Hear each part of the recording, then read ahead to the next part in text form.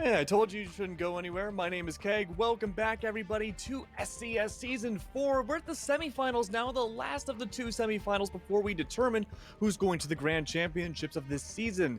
We have two other amazing casters here tonight to help us figure out what's going to happen in this next matchup and who is going to be determined to go on forwards. And of course, they're going to be amazing people, and it's all going to be prepped up together for Season 5 of SCS happening in only a little while. It's going to be a few weeks away. I can't wait to show you guys these casters, though. It's gonna be... Wait a minute. You're not Lynx, but you are Chief. Hello, Chief. How's it going? Changed his name, I guess, in the past 30 seconds, but, you know, you called us amazing, Cake. You're beautiful and amazing, too. Oh, thank you. Lynx, your background is very pink today. Oh, it's Jasmine. There it is. Oh! Oh, hello. Beautiful. Well, something that is pink and that we know the names of are going to be Down2Earth versus Emergence. If you remember from yesterday, guys, Emergence came by with a very stellar victory and a very stellar interview from Son of Finn. Today, they got to maintain what they did yesterday. They have to keep on moving forwards to see if they can not only get past the quarterfinals, which they did yesterday, they now have to beat the semifinals against Down2Earth. It's going to be a tough matchup between Down2Earth, but Chief, you told me earlier in the pre-show that you have all the tea. I'd really want to know exactly what's going on with Down2Earth and why they have a chance to beat EMG today. So, Down2Earth and the old In Control Nation roster, they've always been a team that likes to hide aces up their sleeves. They cheat the deck and they put, instead of 4 aces, they have 20 aces up their sleeves, and it usually comes down to their map pool. So what they tend to do is they tend to have a 6 map pool, and then that last map is a map they tend to hide until they go to postseason. And I'll be showing those map bans in a little bit, but the map that D2E takes us today is going to be one of those maps that they've been hiding the entire season. And the last time they did something similar to this was when Cafe was just introduced to the competitive pool back in May. It was a gnarly showing. They ended up 7-0ing their opponents. So we're gonna have to see if they can continue that trend today. But Adam, Emergence has been a fan favorite of SCS so far, but both of these teams are fan favorites today. What's going on with what's going on with Emergence specifically going here, especially with Goria having been the huge stranglehold for the team and pushing them to victory? Yeah, there's a lot of talent on both of these rosters that I think have just been exposed to T3. Down2Earth, I can name basically everyone on that roster, but the standout for Emergence is Goria. I mean, the man quite literally disbanded Wichita Wolves, so who knows what's going on that side. It's a bit interesting because this is, I believe, my first time ever casting Emergence, so I'm basically going to be learning along with everyone, but from what I've heard, Goria is the dude, and so is Clouds. They've both been pushing their team to the limit, and here we are at semifinals. Obviously, Down2Earth are no team to shy away from, considering they were in the top 2. They are basically the team to beat in this entire qualifier. Pride made it through, and I don't believe that they were top 2. I think a Team 99 kept their spot because they were ex-Lycus, so they were technically top 2, but obviously we saw Pride upset them. So who knows what can happen here against Down2Earth, who have a very, very strong roster moving into this. One thing I'm noticing right off the bat too is that the attack percentage for Down2Earth is crazy at a 52%, but only 4 points behind. I think that's basic math. Yeah, it is 4 points behind is going to be Emergence with only a 48% attack percentage. Something that is unique to Emergence is they play this hyper level of aggression, and Finn mentioned this in a few interviews. I believe it was back in like week 8 or week 9, where he said, you know, what we've been doing, trying to play this structured game of Siege, just isn't working for us. We're just going to send it. We're going to YOLO every single round. We're going to be flying out windows. We're going to be taking aggro gunfights. But what makes that so interesting is they can bring it back to a normal level. And look at their plants. Their whole objective is to get kills, and then they turn that into playing that objective towards the end, putting that bomb down, because once you have that bomb down, well, you can still click heads, because those defenders are going to have to leave their lockdown bunker positions, and they're going to have to challenge those gunfights. Emergence is a team that has such strong mechanical skill that they're going to eat it up. I mean, there's a lot of mechanical skill in Down2Earth at the same time. I feel like whenever you have like whenever you look at their players, no matter the roles that they play, everyone can frag. But yeah, I do think that whenever you look at this game, it's like Emergence versus Down2Earth. It's Goria. Goria is playing in this game. Goria is the X factor. So You're absolutely right. Emergence have that fragging potential. They have that power on their team. They have the cannon that is Goria, but are they a glass cannon? I mean, we saw Emergence's rating. It's very obvious that Goria sits above the rest of his team in terms of performance based off the numbers. So, will Down2Earth's more balanced out roster work out for them in the end, or is it going to be Emergence who are just going to spearhead through this matchup with Goria? I mean, there's so many questions to be answered. We can only answer them whenever we go in game. And Well, luckily, what's up? my beautiful friend, continue. Sorry. No, that's quite all right. I just want to say, though, that one thing we don't have, and what we do have an answer for, is the maps that we do get to be seen. Now, Chief, you did mention that there was one kind of sleeper map a team had that is being shown now. I'm not sure which map you're referring to, so please enlighten us. It's the first one. It's Coastline. And that makes Oh. it so interesting. Emergence best map is Coastline, but Down2Earth has been saving this map, which means there is no Vons available. Emergence wasn't able to counter-strat it. They're going to have to bring in their own strategy, their old strategies that they've been using for the entire past 11 weeks. And if you know anything about Dash, the coach of Down2Earth, he loves to VOD review. I swear that's all he does a day. So he'll just turn his computer on and watch every single team, every single video. And by that alone, Coastline should be a win for Down2Earth. And if we move over to Cafe, the map that kind of started this motif, Down2Earth might be a little strong in this series. I don't even care, bro. I'm just so glad I don't have to cast Oregon for the 15th time. That's true. This map is, I just hate it. I hate it so much. In case you're not enlightened, Oregon fucking blows. That's it. That's all you need to know. Cafe is great. Coastline is better. But Oregon just sucks. I Go know on, Jazz, I go know on. that you're like, wow, you just swore in cast. Dude, you were probably thinking the same thing. I am sick of the same thing. Thank you. Thank you. So, Let's Okay. be real. The current don't map worry. pool right now is so stale and boring. We go to Clubhouse, we go to Oregon, and usually Cafe, sometimes the Villa sprinkled in there. We only Yeah. have one of those maps today, and it's Cafe. And Cafe has changed a lot. It's no longer just sit behind deployable shield and pixel, send your Will My Pancakes down range, your ADSs, and just waste time. It is a lot more dynamic for both the defense and attack. And that has turned these games into just a brawl fest, which you're saying both these rosters have great mechanical skill. We saw in the previous series too, where the map was just Nitrocells flying and Crafty flying with bullets behind him. Like, it was a great series, and map 2 is going to probably do the same thing here. So let's take that thought and run with it, though, because we have a new meta. We have two teams with beautiful mechanical skills and no VOD reviewing that's really possible for Coastline. This is what a lot of people consider to be the most attacker-sided map in the competitive pool. Jazz, how is this going to go? Is it going to be like team deathmatch, or are we going to see a much more structured game? whenever I think of Down2Earth, I don't really think about strategy structure in a way. I think about team structure. I think Down2Earth are more one of those teams where it's like, it depends on how they play, it depends on how they push, but they're not an on-paper team. It depends on their mental state. It depends on how your supports are playing. It depends on if your entry's fragging. It's one of those teams that depends on their players, and the players depend on themselves. So whenever you say structured, team-wise, they're definitely structured, but strategy-wise, that's not really them. That's not really the way I think of them.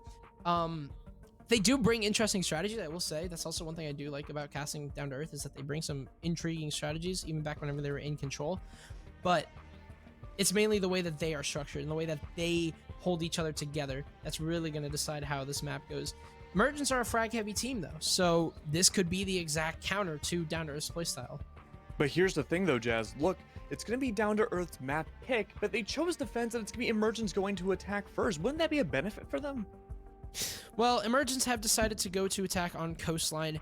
And like you said, it is the most attacker-sided map. It is as simple as that. It is actually, I'm pretty sure, split-wise, it is quite literally in favor of attackers, which is only present on this map in the competitive pool if you probably took a result from other games, right? Like, it is the only map where you have the excuse to go on to attack and win, because there's so little safe places to play around. Anything that you can think of has multiple angles that can be countered from. I think the most safe spot on the map is probably Vase whenever you're holding a Billiards hookah hold. And even then, you can get naded out. You can get pushed from 2 stairwells. If they take into billiards, it's over. Your spot's just nullified. They can hold your cross. I mean, there's so many things that can happen on this site, and there's so many things that can happen on this map that basically just makes it that attacker-sided. It's all about how the team plays, and it's all about if they can hold their crosses. Interesting, very interesting.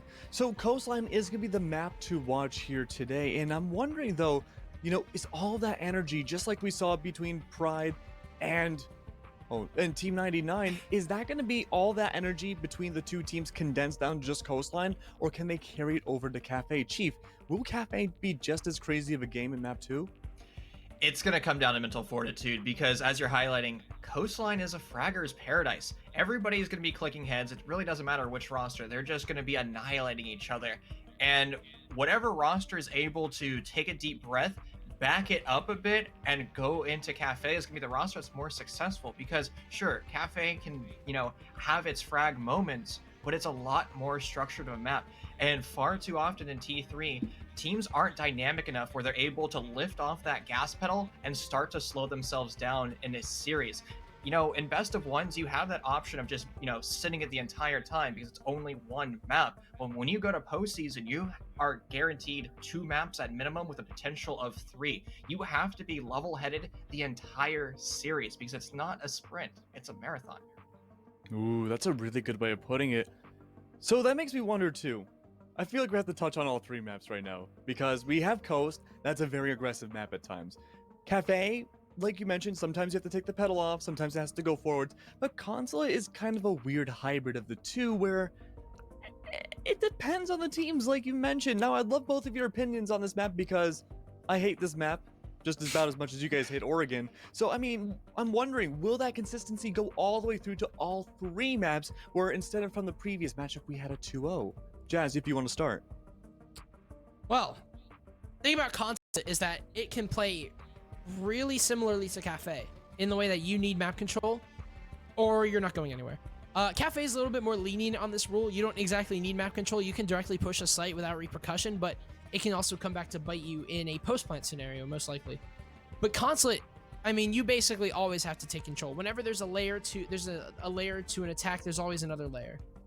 Like for example, I can give you a perfect one. Whenever you're attacking Garage, if you left a Kaid up, if you left a Bandit up, a Mute up, you're going to have to go above or take yellow. Now, taking yellow is obviously just a swing fest. I mean, it could end dramatically for both teams. Who knows who could win the swing fest over a bottom yellow? But if you're taking above, then you're taking extra control, and that's all Consulate is about. Because otherwise, you're just going to be sitting ducks outside of maybe Garage, or if you're going upstairs, in that case, you're going to be sitting ducks outside of windows. It's one of those maps where it's like you have to have discipline. Absolutely must have discipline. And I don't really know who that favors at this point, because Emergence, we highlighted them as a very aggressive team, so this could haunt them but also come back to bite them if they're not too worried about control all over the maps.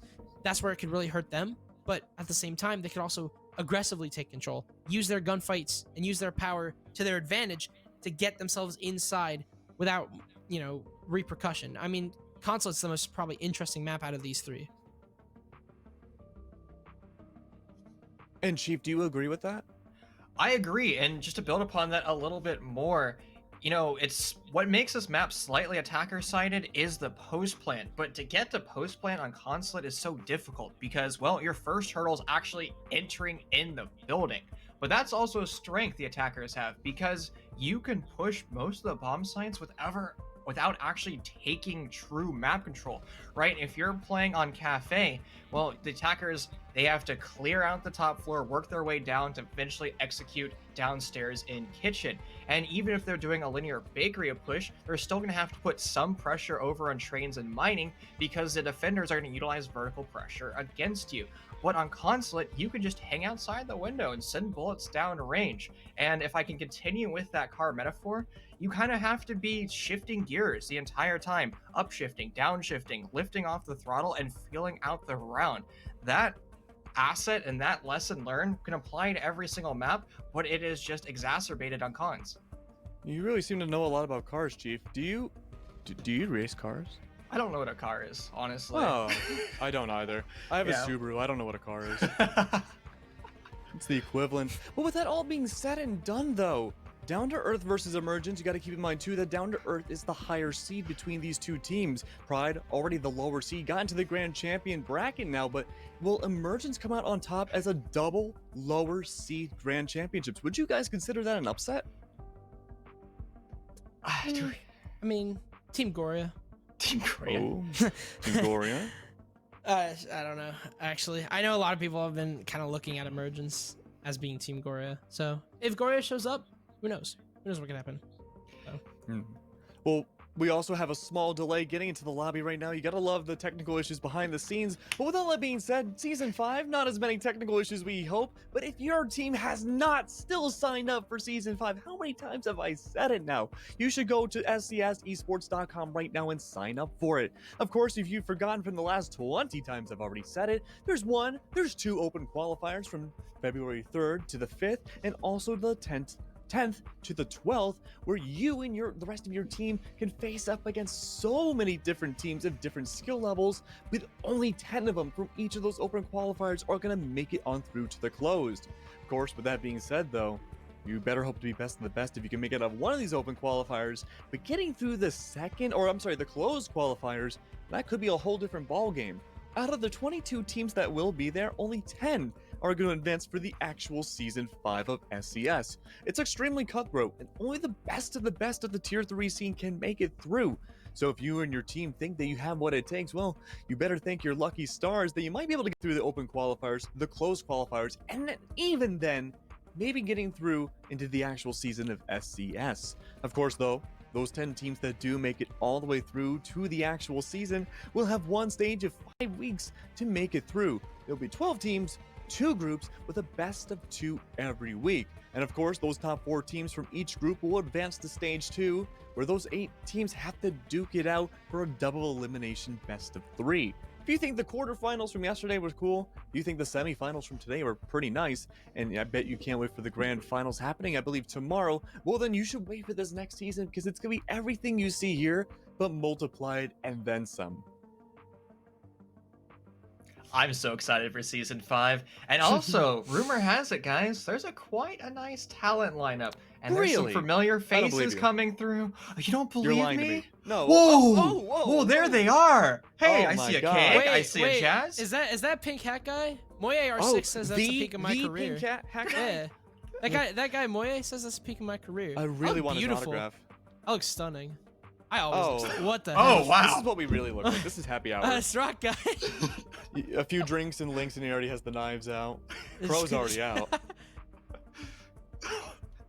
Crow got Chief. slumped. Wow. Chief got. Now we gotta talk about Chief's picture though. What's going The on? Chief Bog? Chief Bog? Can we Oh get an my example? goodness. Can we Let's see actually Chief get a Pog. That is not Chief Pog. That is the wrong.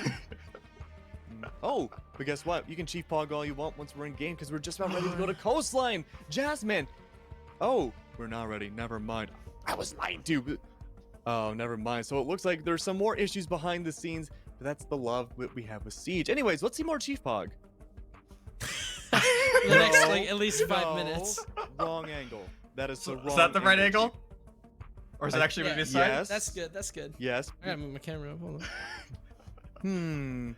All right, I'll give that like a B minus. A B minus? Honestly, Go. it's hard to top the original one because it was such a candid moment, and it was synthetic that captured that moment. So just hyping up things, and just like the From gaping what I- goldfish. From what I know, it's an emote in the SCS chat, so if you haven't already subscribed, you can use the Chief Pog all you want, pretty much anywhere. Whether There's it be also Happy one- Chief. Happy Chief. What's the Happy Chief? I don't know that one. Very nice. Yes, you look very happy right now. I hope This you is can how raise casters kill time. By the way. Yes, it is. But now we did see before, way back, we had like a 17 round game. I'm wondering if you can have that same expression going out of possibly a map 3. Oh my. Yeah. What, I mean, happened, I- what That's happened a new like, one. That's a new what one. happened last one? What happened like it was like 10 to 8? Yes. something? Yeah, it was nutty. And there was like, I think it was early in season 4 we had a 26 round game. On I Villa. casted that. Oh yes, I remember. I was show hosting that. I wanted to go to bed. I had school the next day. Yeah, I drank too much water. I'll leave it at that. I don't even know what you're trying to imply. I don't think I want it. No, are you okay? Oh, I'm just stating a fact from that series. You know, that's what I remember from the 26th round. Not the pure agony from the voice, but just drinking water. Y'all hearing this guy? No. No, I Oh, don't. I I think see. the producers have cut the mic. They're like, oh, we're done. Yeah. What is going on? So dude? we have an open talent position now for SES Season 5. Chief Pog no longer going to be in it. His bladder exploded. Sorry, I had to hear it this way. He's going to go race away. Oh. So we're just about ready to get into the next matchup. One thing that we kind of glossed over in the pre-show here, though, was our predictions, though. If we can bring that up really quick, I do want to talk about that when we can, because the predictions were a little lopsided, to say the very least. Spoiler alert, it was only me that said Emergence would come out on top. I believe it was like 72% in the community in the favor of Down2Earth over Emergence. Which is kind of odd because we saw Emergence go through so heavily yesterday, but suddenly now everyone's saying Down2Earth is going to be on top here. Adam, what's going on with that?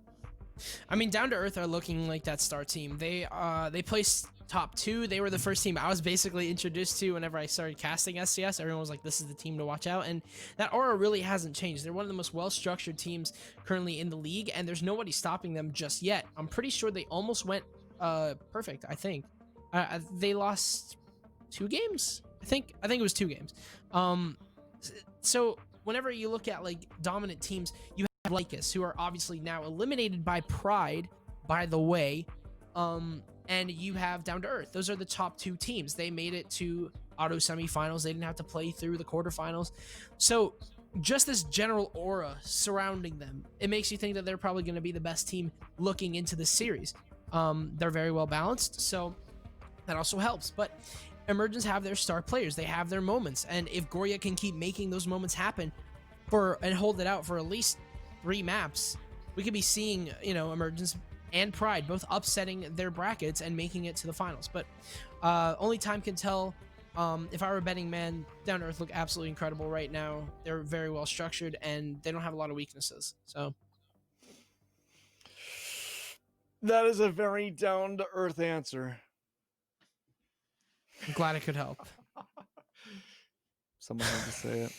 But Chief, Emergence on the other side, though, it has been a fierce competitor as well. We've heard Down2Earth before, but what about Emergence, the lower seed team? They're kind of the underdog here. Oh, 100% they're the underdog. And the thing is, everyone's like, oh, it's Team Goria. But when Emergence performs, it isn't because of Goria. He's great. But it's the entire roster showing up because they do play pretty well off each other. You have Clouds and Moved and Ben who are going to be those flashy players. After all, they're a reason why they're, you know, champ 100s and ranked, because they just win their ones. And Finn is going to be that backbone. If you keep that roster synergized and together and not fighting, and sadly that is one of their weaknesses. If we go back into about week 6, they were actually looking at making some roster changes because of that inner turmoil, but things have been adjusted. So just to finish that out, they have to stay level-headed on that same page, because if Down2Earth comes through, did my volume? Guys, we have breaking news. So, Emergence disbanded Wichita Wolves. Pride just made Braxton go LFT. Oh. Well, we're making history here today. T3, boys. Welcome to T3. You'll love to Today, see it. even outside SCS, today has been a very great day. But now we see another team disband out of things. So even then, that means that Season 5 will be even more interesting. Bunch of brand new teams potentially coming out of all of these different disbands. Who knows what we can see going up into the next season next. But it looks like one player is just unable to connect into the lobby. So it's going to be a 4v5 going into the first game here on Coastline. Moved. Wasn't able to connect here. That might be a bit of a... Nothing has been able to work. We're getting word right now that multiple different accounts are not working. He's tried every single stop. It's going to be a 4v5 into Coastline here. So, Chief, you have the T. How is this going to affect everybody? Oh, this is going to be the biggest wrench that was thrown out of the car. This is something that they're going to need to start to tighten down all their wheels, because you know, a car has to be every component working together. The moment one of those Oh. components stops working, well, you're gonna be throwing something through the side of the block. And moved is one of those linchpin components. So losing moved, it's not going to be a great position to be in, Jazz. Does that change your predictions at all? I don't know, man. I don't like casting 4v5s, so this is gonna get interesting. Emergence, they need everything they got. I won't lie. Down to Earth are like really good. So, oh, he's back. He's in. It's a 5v5. There it is. Chief Pog. All right. Predictions are out the window. I don't know what's gonna happen. Okay. It's a 5v5. That's all I care about. I'm Well, so with all happy that now. being said and done, good luck, guys. Oh, we're See you, here! The game We're has in? started! It's coastline! Whew, wipe that sweat off my brow. Here we go. Now, the ban phase, it's been a while since we've seen coastline and T3. Everybody likes to remove Thatcher, but we might see some different operators flying on through. We've seen some Capitals, we've seen some Aces, but Blackbeard is going to start us off. Blackbeard is an interesting operator because he is strong in some ways, but if you're able to just hold a crossfire, he's basically irrelevant. He's more present on Windows, as Lion is also going to be next. Lion can also be very powerful on coastline, but you're leaving Ace and Habana up on the board. That is like the main thing. Hard breach hasn't been as prevalent in coastline as it has nowadays with Ace and Habana, two of the most probably flexible hard breachers that are in the game right now. And both of them are going to be allowed for emergence on attack. The thing about that is it makes basically what we talked about, how coastline is super unsafe, and that's kind of why it's attacker sided. This basically just makes it even better. It basically just sets us up for an extremely attacker sided coastline. The Blackbeard ban I don't think is going to dent really much of anything. The mirror ban is probably your most prevalent, but this is going to hurt for Down to Earth. They're going to have a lot of hard breaching around them if Emergence uses it, and if Emergence uses it properly.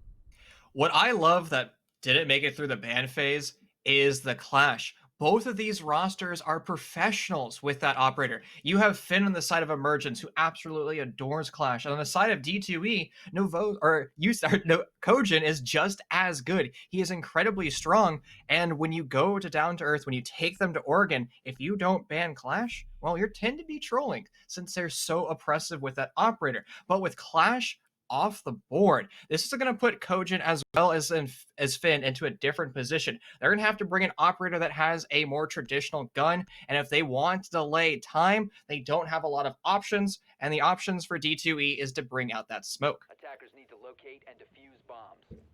Pretty typical stuff here for Down to Earth. I mean, they're bringing a lot of operators. Like, while we say that like Ace and Habana are being left up, basically Echo and Malusi are kind of like your Aces and Habanas of this map. They're very meta. They're very versatile. And I still find it ridiculous that Yusuke is allowed to use 3 of them. 3 wubs is a little bit too much, especially on coastline, which is where a lot of tight gunfights happen. We could be seeing a lot of Malusi slowdowns, and obviously nobody really casts a Malusi. Malusi's just kind of like in the background, but she does so much work. Even just seeing a Malusi Banshee means you can't really push that hallway without repercussions. So, this is pretty typical, though, from Down to Earth. They're going to be doing a theater extension by the looks of it, or at least a theater roam.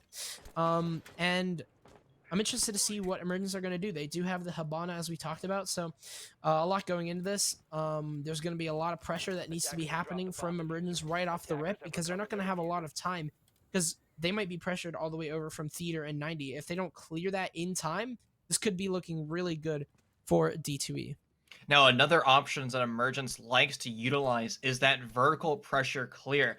And some rosters are bringing in Buck to deal with that smoke spot where Kojin is playing over by that bomb chassis. If you start to send your utility vertical, well, Kojin is going to be forced to rotate into a completely different position. And why you see smokes there is because he's able to send those smoke grenades and basically clip them through the wall. So they basically go past all of reality and physics and just start to choke the attackers as they start to put the bomb down. That's an incredibly powerful position defenders have, and that's why the attackers are down here in blue bar, trying to take that control. What the man that's struggling to find the lobby is going to find trouble in round 1 as he loses his life to his teammate.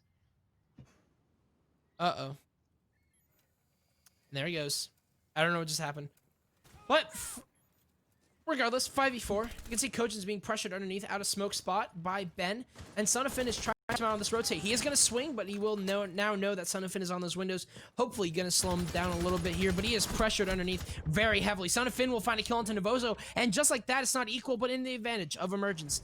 All the way over from the windows, and from underneath, it's a 2 versus 4 as Yusuke loses his life all the way on the back room. All of a sudden, D2E are basically in a position where they must retake the site, as Bone is going to have to rotate back through.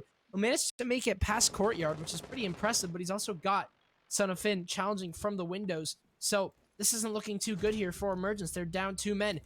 You can hear the shots ring out there. That was sounded like a really beautiful shot there from Bone. He'll take Son off the windows, putting us at a 2 versus 3. He's got a very strong position with ADSs, but Ben is still underneath, and he's holding firm. He'll nade Bone out just a little bit, but he's still going to be alive. As Evil Clouds and Goria begin to push on in, you can hear Goria shooting all the way over from Aqua, taking down just a little bit of HP, but not much. As 38 seconds remain, you're going to see Ben is going to start to rotate up as the push is going to happen.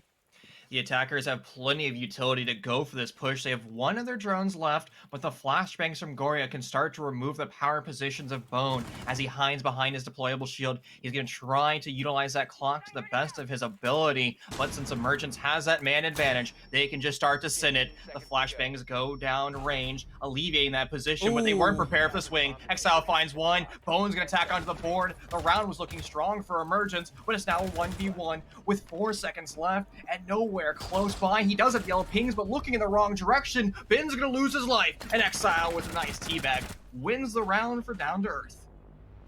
Literally the easiest kill of his life in his teabagging. You're a horrible player, Michael. BM. But anyway, Down2Earth really did not look like they had the round there at all. That was a beautiful start from Emergence. They managed to get a few picks, not even from the windows. They were literally just chilling. They were just chilling. They didn't even push anything yet, and they managed to get 2 free picks. But we're going to have a pause time here, as obviously you can see Moved is gone. So I'm not sure what's really going to happen with this, but regardless, this has been quite an intriguing game so far. Again, I was gonna say Down2Earth just should not have won that in any universe. 2 versus 4. I think they wasted a little bit too much time getting their pushes going, but other than that, it looks pretty good for Emergence. But good stuff Down2Earth. I don't think they called the execute, and that's going to be on Son of Finn. You could see them positioned over by Big Window, as well as Cool Vibes, and in Aqua. And we saw the attack push at different rates and at different intervals. When you're the IGL, you say 3, 2, 1, execute, and you push together as a team. But if you push together as a solo person, you're going to get slaughtered. And a roster like D2E is going to laugh to the bank every single time you do something like that, because like you were saying in the pregame, both these rosters are incredibly mechanical, and if you're going to win this series, it isn't going to be off your mechanical skill. It's going to be off your macro and your micro strategy in the heat of the moment. I mean, I absolutely agree with that. I think Coastline probably is I think Coastline is probably going to be one of those maps where it's like it kind of contradicts what you say, but even then it's exactly the same way. If you don't have structure to your team, if you don't have strategy, micro macro adjustments, your fragging isn't going to matter. And as a matter of fact, we saw it happen literally round 1.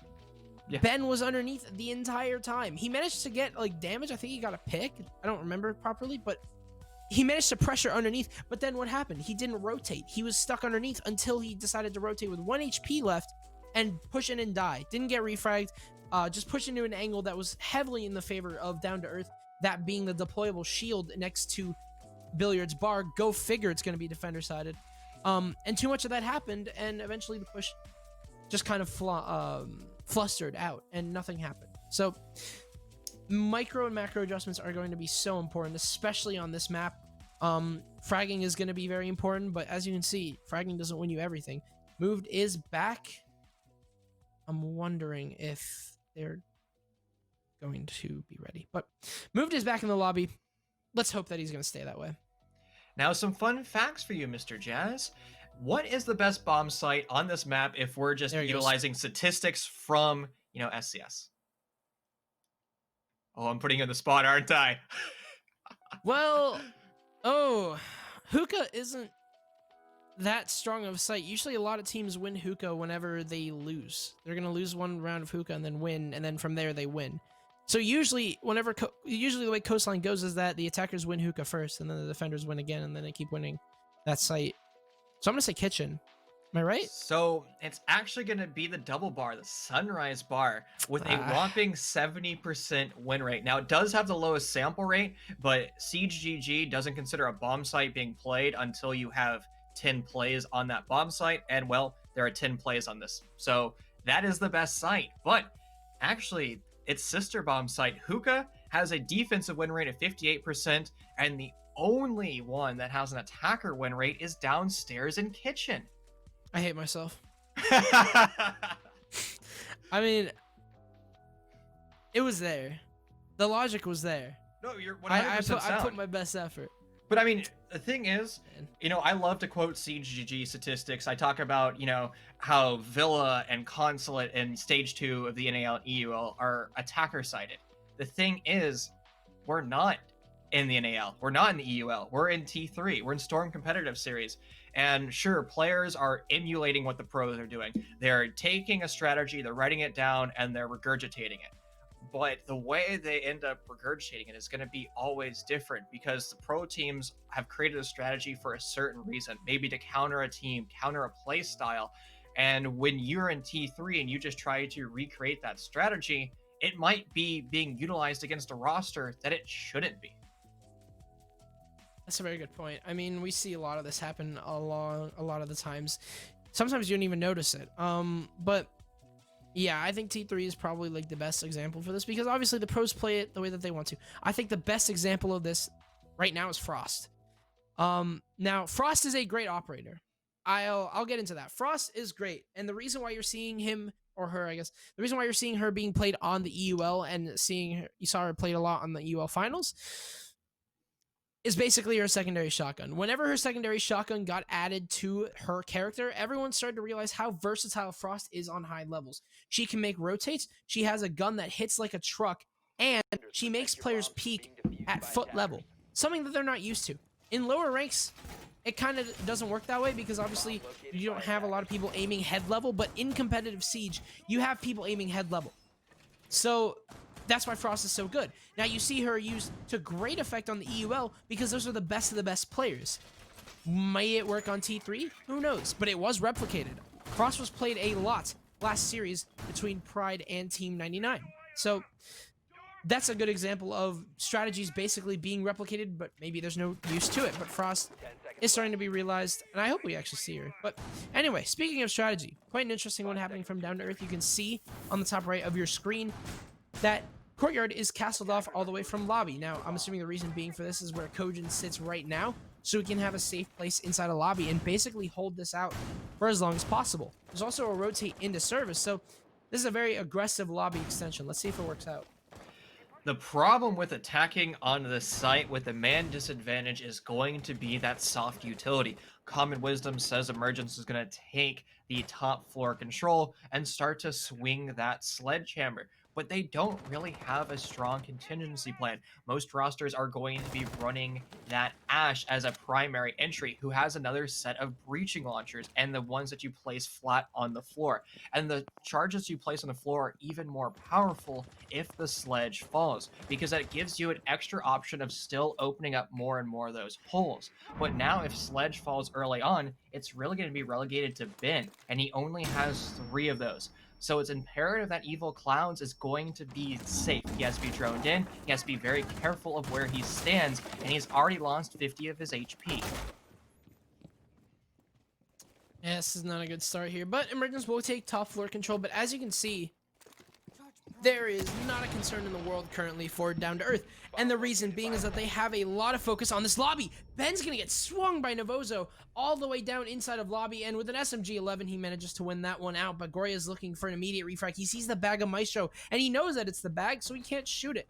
Does he want to get over aggressive and try is the question, but he knows it's there. It's a common problem with Maestro is that he has a bag that you can see, and Goria knows this so well, but he has the diffuser, so any risky plays may be punished severely.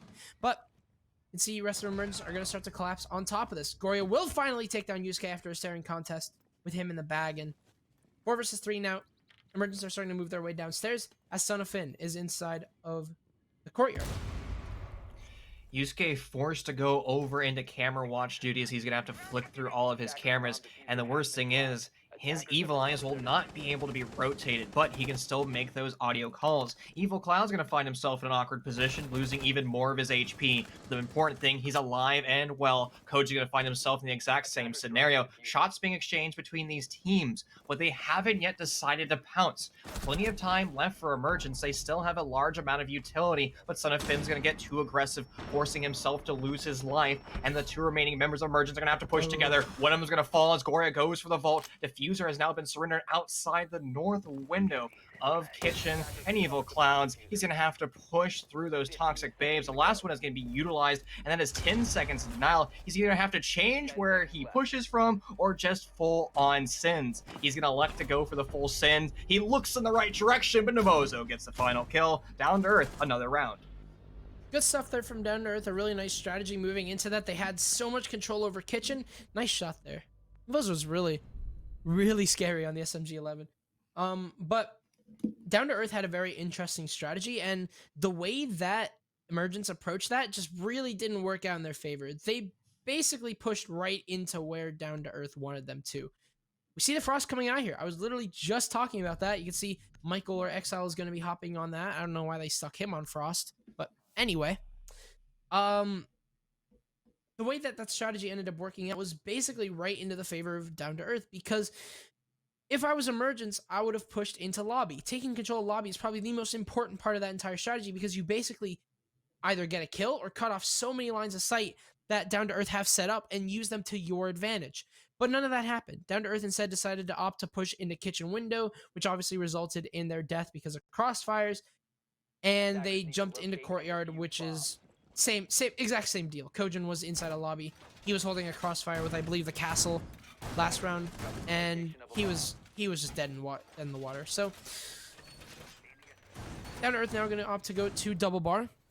Let's see how they decide to hold this. Is obviously they're a big fan of their site extensions, and I don't think that's changing. As you can see, the setups happening inside of kitchen. They might be going for that extend. The problem with this bomb site, it's very difficult to hold vertically. It's not like Reading Room on Cafe, where you hold that top floor and waste as much time as possible. Moon is going to make a return. I love how he still has one death when Koya shot him in the back of the head. But as you're highlighting, the best way of holding this map is through that extension. You have to hold as much real estate as possible, and even if the attackers take control, they start to swing that sledgehammer and remove the stealing away from Down to Earth, the attackers don't have as much control as they would like, because the defenders can basically toss utility either in from jungle or from square, and that's going to force Emergence into a predicament where they either have to take more map control and actively push those areas that Down to Earth has extended into, or try to fatal funnel their way into mud over by Navozo. You can see Navozo is going to be holding a very aggressive angle, and what he plans to do, I assume, is basically use all of his gas babes until he dies. Now, obviously, Smoke is a very important operator, so you don't want him to die, but just in the position he's in, he's covering the default post plant.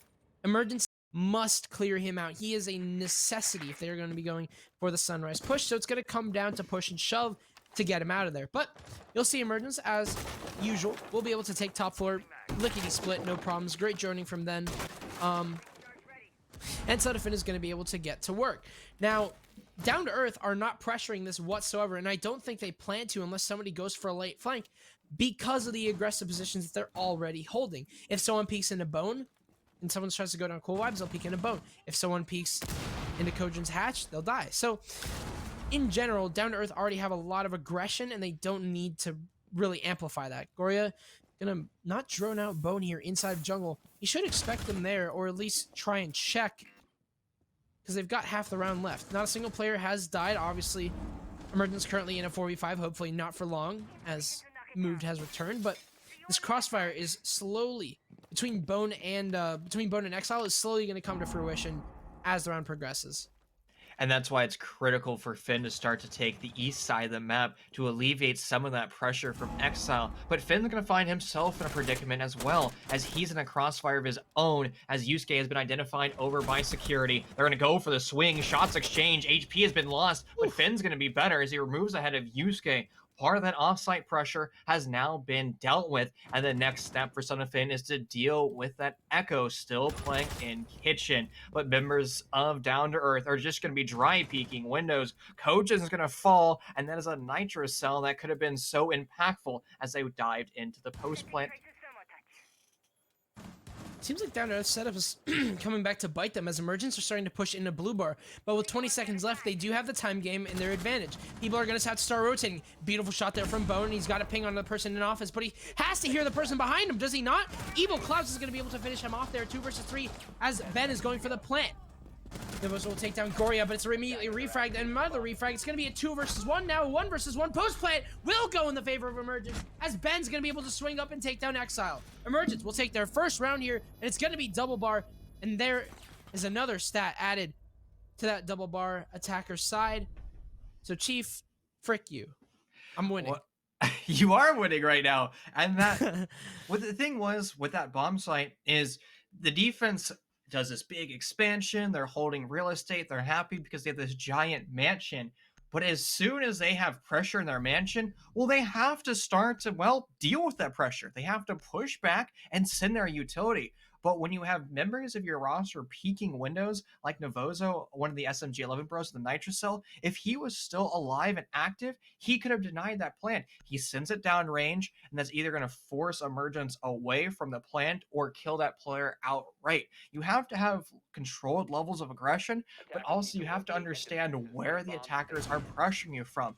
That southmost windows of Pink Bar is such a common place to be sitting because that attacker can be challenging the east blue bar window as well as that southmost pink window. And if you don't prepare yourself for that early levels of aggression, well, you're going to lose valuable utility. I'm down to see how Emergence are going to play with Move now, as they're going to be able to bring extra utility, and hopefully the utility that they need, considering they've been playing a 4v5 quite a bit, but let's see.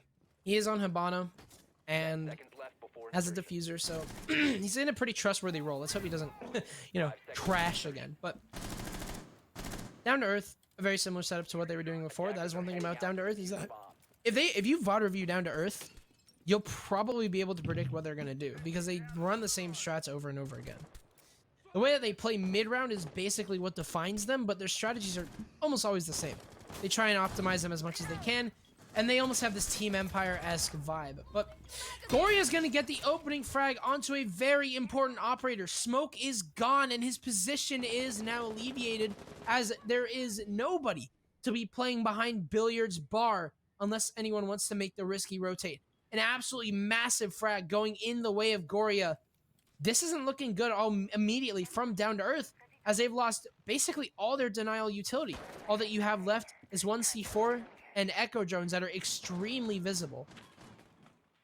And just to remind you, round 3, that denial utility is what cost Down2Earth their round, but Emergence still has a lot to accomplish before they can even get to their planning positions. They're still going to have to deal vertically with some of those power positions, particularly the one between the 2 bomb sites. Common place to find somebody prone there with pre-made bullet holes, but more pre-made bullet holes are towards the south or the east side of the map, over by white. Ben's going to lose his life, and those all-important frag grenades will be locked, which means the one deployable shield that Kojin brought at the start of this round will be a little bit more safe. Bomb located by attackers.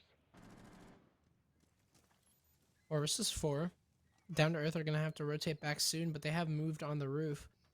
So this isn't going to be too easy here. You can see how split up they are. If Emergence basically drone this out, they'll figure this out. They'll know that site's barren. Yusuke and Bone are off doing their own thing. If they can just squeeze past their angles, it could be all safe to push the site. But at the same time, you can see Bone, I think, is the most important player of this round. He's the X factor. Him or Yusuke. And you can see Yusuke is going to take down Goria over from white windows. A very important frag going in the way of Down2Earth. And now they can start to pressure even more as Yusuke finds another. It's going to be moved going down. And he's going to start to push the rotate back. Bone's going to start to move his way in soon, pretty soon. as Son of Fin and Evil Clouds are now going to have to scramble to recover the diffuser and also find potentially 4 frags. Now we saw Down2Earth throw a 4, or we saw Emergence throw a 4v2. Let's see if they can win one. As Evil Clouds is going to get damaged all the way over from Navozo, who's playing a very aggressive angle, but why not? There's only 2 left alive, and they know where both of them are. Son of Fin rotates in here. He's a dead man. As you can see, Yusuke and Bone have angles locked onto him. I mean, what can the rest of Emergence do at this point? They're so pressured by all the angles. Evil Clouds is going to be able to get himself into Aqua and begin a possible plant, but Navozo's still alive. He can still deny the plant, but he doesn't need the drones, as he'll just shoot the legs of Evil Clouds. It's a 4 versus 1, and Son of Fin has surrendered his position. He is basically done for this round. It's all about who gets the frag. Is it going to be Navozo, Yusuke, Bone, or Exile? Probably not Exile, because he just is not good at the game. And Down2Earth are going to take round number 4. A 3-1 scoreline so far on defense is not a good look here for Emergence. Add that one to the bully count for May, because I just bullied Exile. Wait, can you hear me? He's on the call. You have to whisper to him. You have to whisper to him if you. How do I do that? I hate TeamSpeak. I do too. I'm too dumb to understand it. But what is awkward about bully counter right now? I bullied Exile. Can we get some new production graphics and assets made on the fly? Thanks, May. We appreciate you for being a Photoshop. On the fly? On the fly? It's right there. Look at it. Oh, my brain cells don't work. I don't know how to read very well sometimes, Jazz. That's 2. That's 2 now. Oh no. I really hope Down2Earth don't VOD review this. Oh. They will be. Boy. Dash, that's all Dash does is VOD review, like we said in the pregame. So they're going to be watching this as soon as the series ends. And it's going to be entertaining, to say the least, what they're going to spout off on Twitter. Is this even going to be a Jasmine Bullies a player account? This is just Jasmine Bullies Exile. I mean, that's all it is. I was just bullying the hell out of Michael. Jazz 2, Michael 0. That's how we're rolling today. Now, you can't even fight back. Now, if I have a chance to bully some players in this lobby, I have to bully the 3 members of Emergence that just said, you know what? I'm going to hang out over by Aqua side, where my teammate was already gunned down by a really cheeky peek. I'm going to hang here, and bullets whizzing over their head, they didn't quite adjust to it. And the problem was the diffuser was surrendered there early on. They picked the diffuser up, and they decided to stay and drone and try to take traditional map control. But they never actually dealt with the pressure coming from those white stairs. And it's a simple drone. They had players on the roof. You drop the drone down from that one little ventilation unit, and they would have had the information. Oh, Jazz, is this going to be a rush? Uh-oh, Jazz, hold me. We're about to rush. I mean, we do have a Monty. This could be a quick plant. I think that's what it's looking like. And this isn't really reading well into the strats of Down2Earth, who are basically a very who are doing a very service-heavy strategy right now. So I'm not sure how this one's gonna go. They obviously have the smokes, they have the Monties, but remember, Monty's been nerfed. He's really easy to counter now. So this could be pretty dangerous stuff here. And you can see it's pretty well read by Down2Earth. They realize that literally no other angle is currently being pressured. Mood is gonna clear out any utility that once was on that door, but so far it's looking very quiet, but it could all explode in literally a few seconds. But let's see what happens. Down2Earth running a very similar strategy, and it could potentially counter this push that's going to happen from Emergence. This is a very common push as well, so it's not like Down2Earth don't know what's happening. They can hear the smokes going off, and immediately they're going to realize it is going to be a rush strategy. And Yusuke is going to fall, however, to Son of Fin. It's going to be 2 frags going in the favor of Emergence. And all of a sudden, this is turned around. Bone will take down Son of Fin, however, he is over in Courtyard, so he's not really attributing to this push just yet. Smoke Grenade is going to dissipate now, so no push has happened just yet. But 2 frags going in the way of Emergence is really good stuff if they're going to be looking for this push. The Finn special is what he calls that when he's streaming, where he just ends up dropping on that slam. Gory is going to lose his life, and Emergence was primed to go quickly for this execute, but they've started to stall out. The problem with going for a rush is if you apply the brakes relatively quickly, all of that momentum you worked so hard to achieve has been lost. A push in from Moved. No. He's going to lose his life. The SMG-11's better. Ben's going to have a lot of HP sucked away, and things are looking very poorly for Emergence as it's just 1 left. It's the Monty, but he isn't even a factor, as immediately the SMG-11 bros goes off. Down2Earth, looking strong and reading into strategies perfectly. Okay, so they just decided to push Navozo, who is currently on a heater. Okay, so as I said, the best way to counter Down2Earth is literally to VOD review. They run very similar strategies 24/7. And while this is a new map for both of these teams, obviously, because Down2Earth have been saving this map, you should know that if they run a strategy once, they're gonna do it again. Down2Earth just bottleneck themselves into service, and they're continuing to do it. It really seems like Emergence are just lost. They just don't know what they're pushing. They're bottlenecking severely. They're pushing into stuff that is literally Down2Earth territory and hoping for the best. They're taking way too many 1v1 gunfights, and no trade has come out of it. You can see whenever Emergence are outside of the map, they're doing pretty good stuff because they're catching out Down2Earth in positions that they didn't expect themselves to die in. But whenever it comes to taking those ones, they're losing them every single time. Novozo literally won 2 1v1s that were super crucial and left it down to Amonte. He also claimed that frag to get a 3K, and the round was over. Down2Earth are up 4-1 on defense, and a defensive coastline is just something that you have never heard of in your entire life. But here we are, 4-1 for them. And last round of the half before they go onto the more favorable bomb site. But if I'm Down2Earth, I'm currently celebrating because I've just won the half on a side that's not favorable to myself. So Jazz, you know I love words, and the way I call that is micro-positioning, and both those rosters, as you're saying, have great micro-positioning in certain scenarios. So that's going to be our dictionary buzzword for the day. Now Emergence, they're going to have to attack one more time here on Coastline, assuming that we don't go into overtime. They're going to have to push together, synergize, and decide exactly what map real estate they want to take away from Down2Earth, and how to remove the Down2Earth utility. They're starting off by opening a few windows over towards the west, and then they're going to start to send their drones in, confirming the locations of those 3 Down2Earth members over by the pink bar, and then the vertical pressure is going to come through. There will be no denial, at least through gunfire, from Down2Earth, but they have an option of sending the Valkyrie Nitrocell above, as well as their bullets, as soon as that sledgehammer starts to remove the ceiling. The trend that Emergence have been doing is that they've been able to take top floor control. I'm not sure about that one, Finn, unless you get a kill off of that. Okay. Anyway, there goes Yusuke, dying to the exact angle that I said just wouldn't work for them, but regardless, it does, and Down2Earth are now starting off on the back foot. But this isn't the first time. We've seen them start off on the back foot quite a bit. Emergence really have to test their steel whenever they start to move into the bomb site. That is when we see Down2Earth really shine. That's when we see Emergence start to collapse. C4 is going to rip here, but Kojin won't find anyone. As Emergence, per usual, will be able to take top floor pretty easily. But question is can they rotate down in time? It doesn't even matter if they can take the actual underneath or they can take top floor. What Down2Earth or what Emergence have been having a hard time with is actually rotating themselves down. Kojin's gonna die on Pebble here, or Pebbles. You know what, man? This call is so disputed. People call it Jungle, which is just wrong. But Jungle's right. Kojin is gonna fall. No, it's not. Jungle is underneath the stairs. That's T-Hunt, dude. That's T-Hunt or Harry Potter. Are super fans. I'm sorry, man. That's just not true.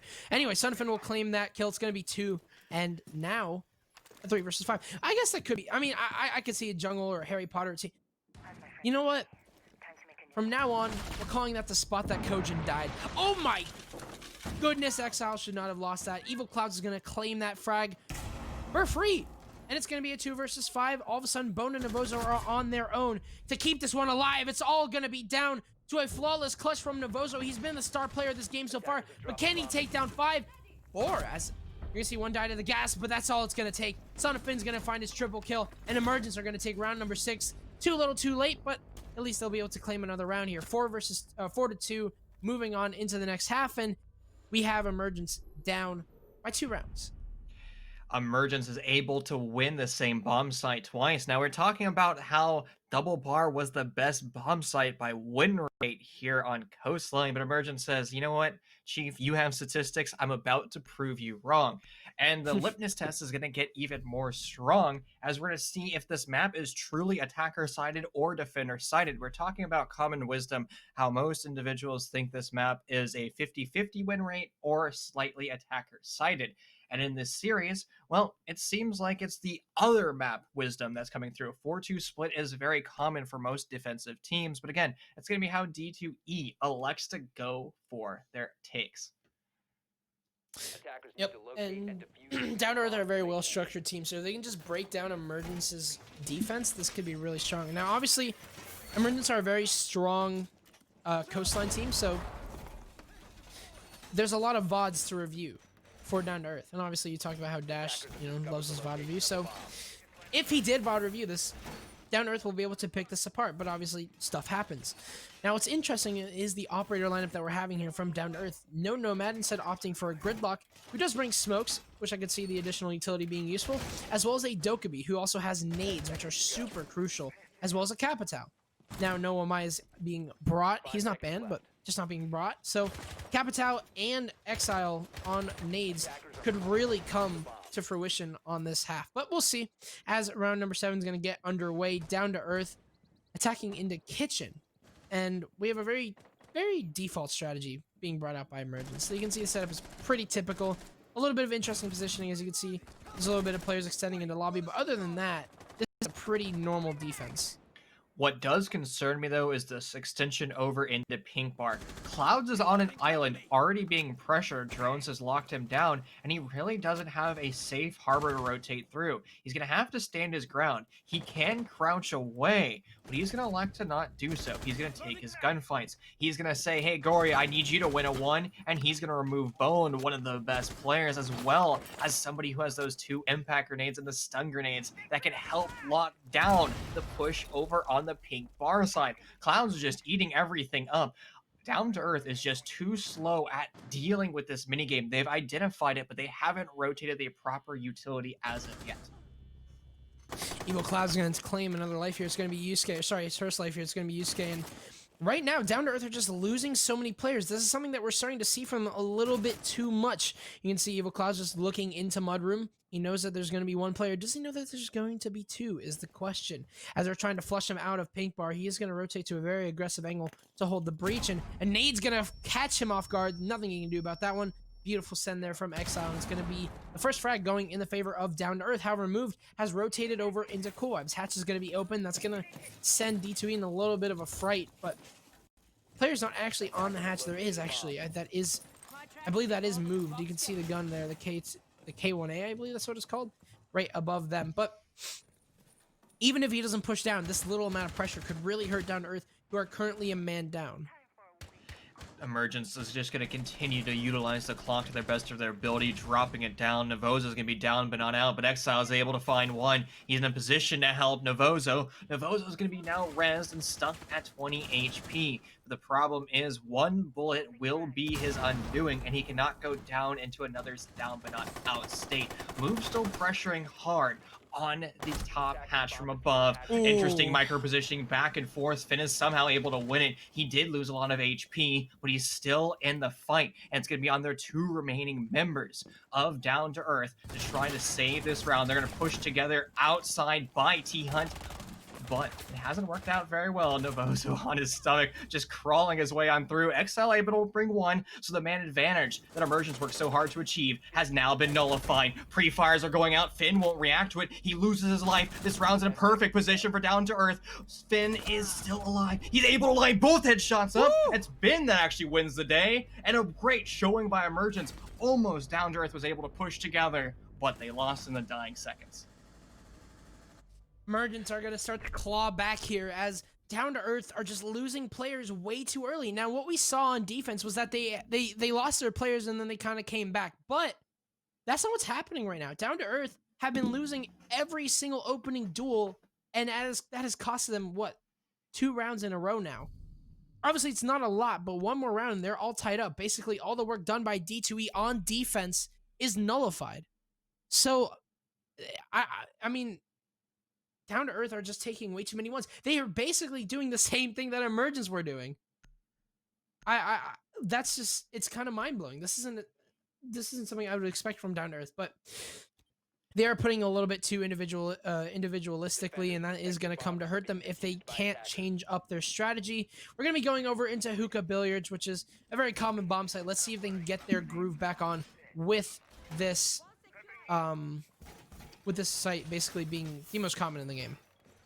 The thing is, far too many individuals say, coastline's a map where we're just going to have our guns go burr. We don't need a strategy. But the problem is, Rainbow Six Siege is kind of an FPS MOBA, and you can try to escape strategy all you want, but the moment that you try to go full mechanical skill, you tend to lose rounds. And that's going to be on your IGL from Down2Earth. They're going to have to say, you know what? We need to deal with mini games. And in the previous round, that mini game was Evil Cloud's extending over into Pink Bar. He was on an island. He was free real estate, and he should have been gunned down quickly. Down2Earth drones it out. They bring in their necessary utility, and they deal with that in a faster manner. They might lose the opening duel, but they still guarantee their refrag. But if you're just face checking Mudroom, going for 1v1s, it's a 50-50 gunfight. And if you're a Rainbow Six Siege player, you should always be going for 80-20 gunfights, which means you have an 80% chance of winning that exchange. Son of Finn is in a very interesting position here. He's got the E-Girl operator, but he's going to be droned out here. He's got a person on his VIP window, that's Navozo, so they might be able to flush him out, but no, they won't be able to get him at the last second. Unlucky, but still will be able to take VIP control, and Goria is going to take control of the round as Bone is going to fall, and once again, a life lost to what? And no refrag has come out just yet, so it's basically a free frag here for Emergence.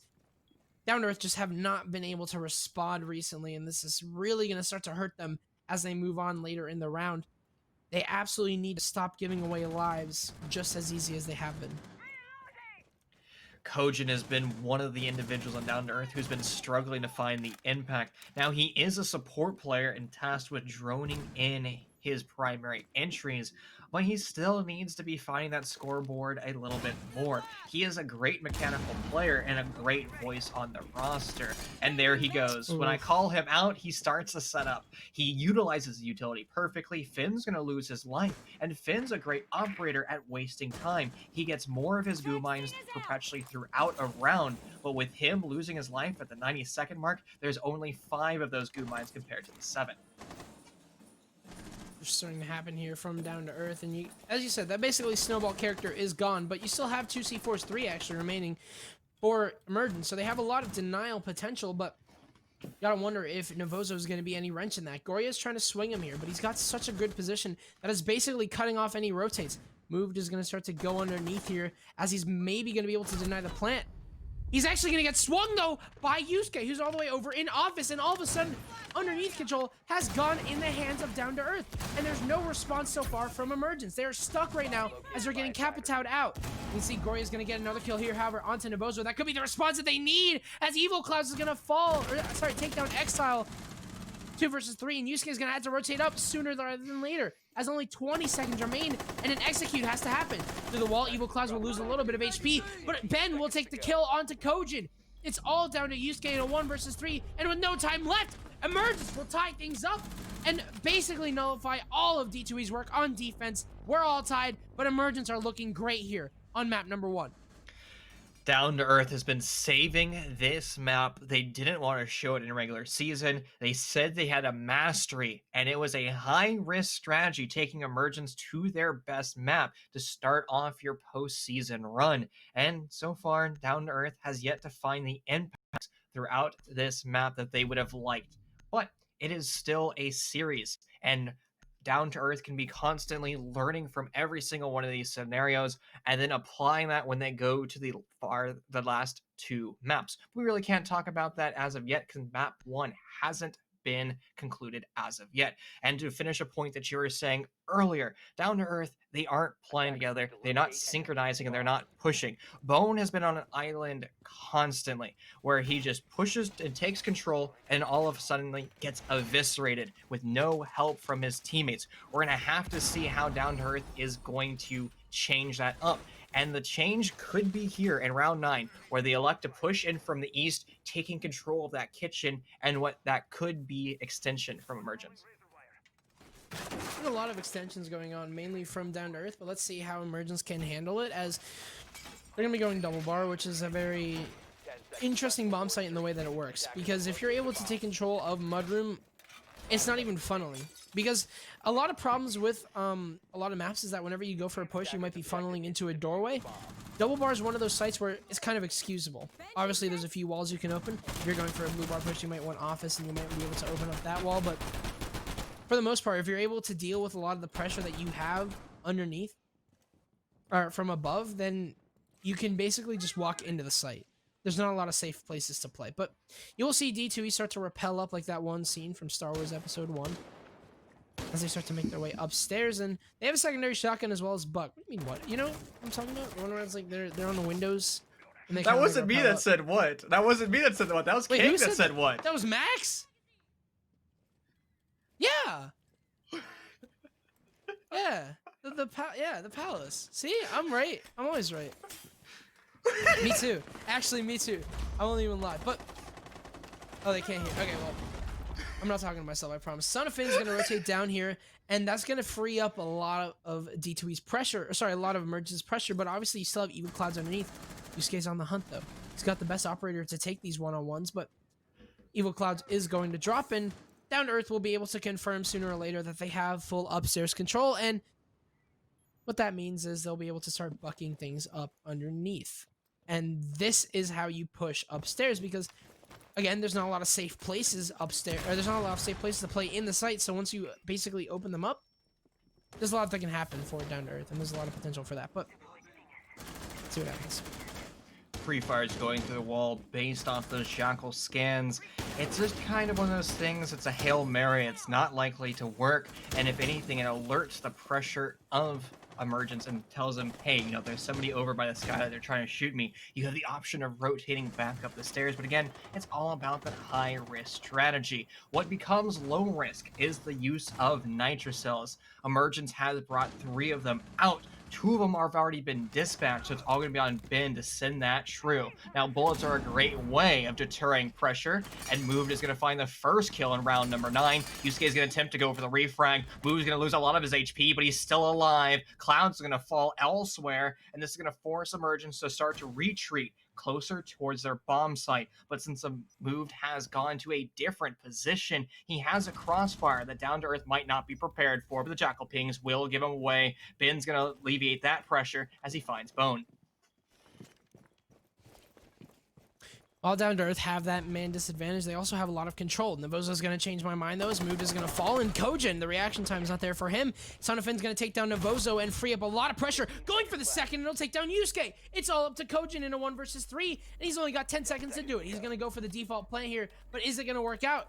He's not being covered by anybody because everyone's dead. Son of Finn's going to move his way in, and it seems like he's forfeited the round. As Emergence will also take the lead here, 5-4, and they have just swung back in amazing fashion. 3 rounds for them.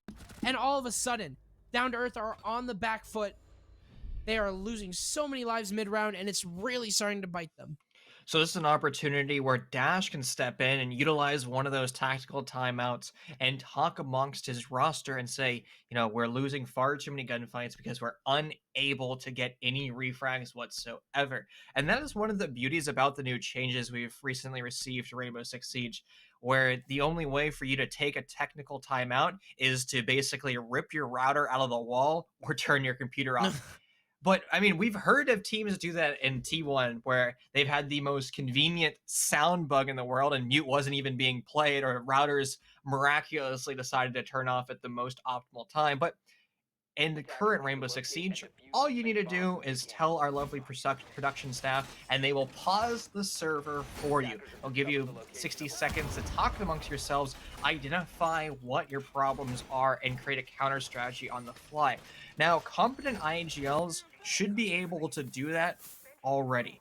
Whether or not they're dead or they're still alive, they should be always learning from their mistakes and adapting those lessons into their active play.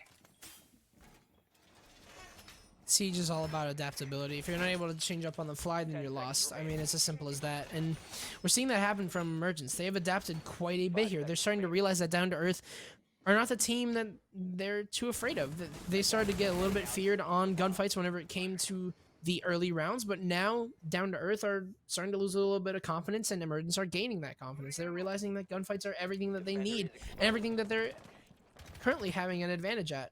You can see Moved trying to go for that Kanto spawn peak, but won't be able to find anything of that. And Down to Earth so far are intact, which is a world record at this point because they have been dying out quite a bit pretty early on. Let's see if that changes though. Son of Finn is also holding a very aggressive angle into white. This was a quadruple spawn peek from Emergence, and it's miraculous that D2E wasn't caught off guard, whether or not it was drones or they just decided to walk in the optimal position. But nonetheless, the aggression that Emergence hasn't paid off. They're going to force to relocate to their true positions, move over Guitar. He's taking a lot of damage, bullets whizzing all over him. He's going to lose his life. Moved has been a player in this lobby, has also been struggling to find the scoreboard. He has been the primary roamer and put on these islands. He loses his life once again. This is going to force Finn to rotate up 90 and try to hold the top floor solo for as long as possible. But it's very ill-advised, and he's going to start to go back towards his white staircase. Moved is so far the only death in this lobby, and half the round remains. So if Down2Earth have changed their ways, you have to wonder if they can change their results. Obviously, they aren't the first to be dead, and all 5 players are alive. This could be looking really good for them. Pressure above is starting to be put onto Emergence by Exile mainly, and Down2Earth so far are playing this safe, but with a minute starting to dawn upon us, with a minute remaining starting to dawn upon us, you're going to start to see all the players rotate down. As SEMIFINAL is also going to be staying inside of lobby. This could prove to be a very aggressive position that works out. Exile will take down Ben Howard for his second kill. Exile's been having a pretty good game for himself. C4's going to rip though, and he'll die to Goria, who's also been having quite a good game, currently sitting on double digits, the only double digits player on his team. But it's getting a pretty aggressive angle going on at the same time. Let's see if that really does help or if it hurts. It's been a while since we've seen Down2Earth in control of a round, but monkey see, monkey do. Goria will find you and kill you as he lines up a quick headshot. Diffuser has been surrendered outside the grapes on a unique attempt at finding that long angle deep into the bomb site, and now it's going to come down to Father Time's hour, where Down2Earth just has to push straight on through. They have to check for micro positioning, attempt to utilize their drones, but they're just going to send it. The barbed wire being meleeed will confirm to Goria that there are members right in front of his door. An equal trade back and forth. Goria finds one, but it's another trade. Now a 1v1 with 6 seconds. Smoke is going to be covering him as they utilize that utility perfectly, but Finn just goes for a swing. He's successful and finds a headshot. Emergence finds themselves a match point. Wow, I'm in shock that Down2Earth are just losing this bad. They're really starting to lose control of themselves. I don't know if the emotions are getting to them, but they are just pushing into things, losing a lot of 1v1 gunfights that, by the way, they shouldn't be taking at all in general, but they're losing so many 1v1 gunfights unnecessarily. They had the advantage moving into that round. They had so many advantages. They had control above. They had player advantages. But all of a sudden, they just lost it. They lost it completely. And now, Down2Earth have yet to respond on attack. Looks like this is a very defensive-sided map so far, but even that shouldn't really be an excuse. Down2Earth, their mistakes are pretty obvious. They're just blatantly walking into crossfires that are just not working out for them. So, possibly the last round coming up here. Let's see if Down2Earth can respond, because this has just not been looking like the team that we saw take top 2 in the regular season. What's unique about these two rosters is Emergence was electing to bring Sledge on attack, and on the side of Down2Earth, they're electing to bring out a Buck. Now, Buck used to be probably the best soft destructor, as he had a set of frag grenades and a shotgun that destroyed things at a range. But he has lost his frag grenades not too long ago, and that has forced teams in this awkward predicament. Do we bring the Sledge, since he has a set of frag grenades and he can participate in utility clearing, or do we bring a Buck, which is a better soft destructor and has a set of flashbangs? Now, in Utility Consumption Simulator, our penultimate meta, that flashbangs could have been extremely useful. He could have been the operator tasked with destroying those ADSs and my pancakes, but since we're no longer really in utility burn meta, we're more of an aggressive version of that, you have a lot more freedom to decide if nades are going to be beneficial or if those flashbangs will be. And so far, Exile and Down2Earth decides they like the Buck, and I can't be too critical since he has been fragging out with it.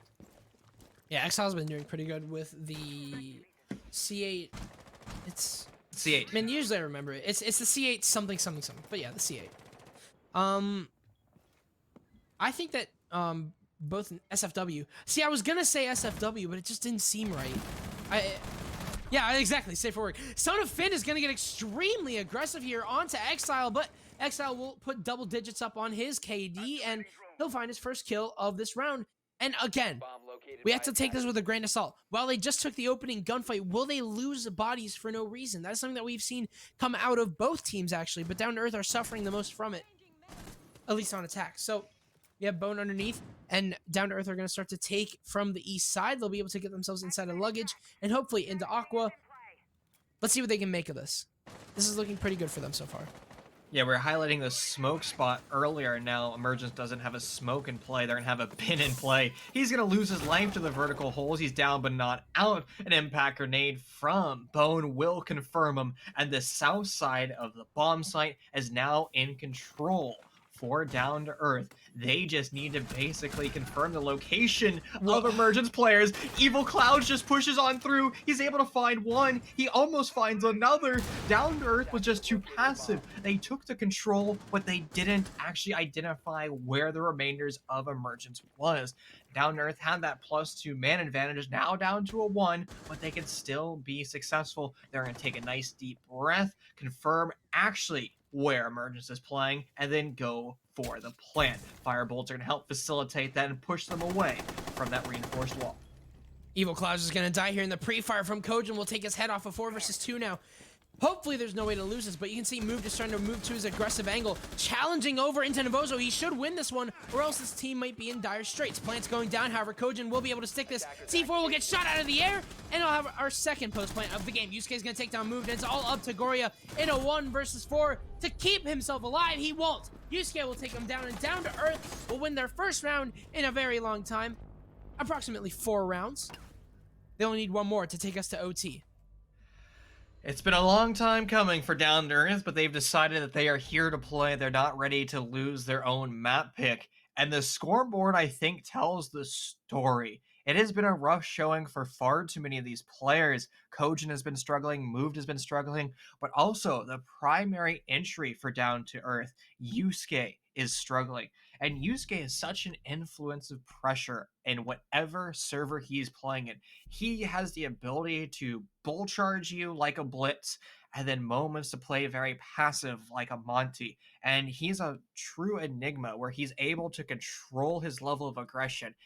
And far too many individuals in T3 thinks that the primary job of an entry is just to slaughter everything. No, the primary job of an entry is to take map control. Usually that means killing some people along the way, but that's kind of a moot point at that.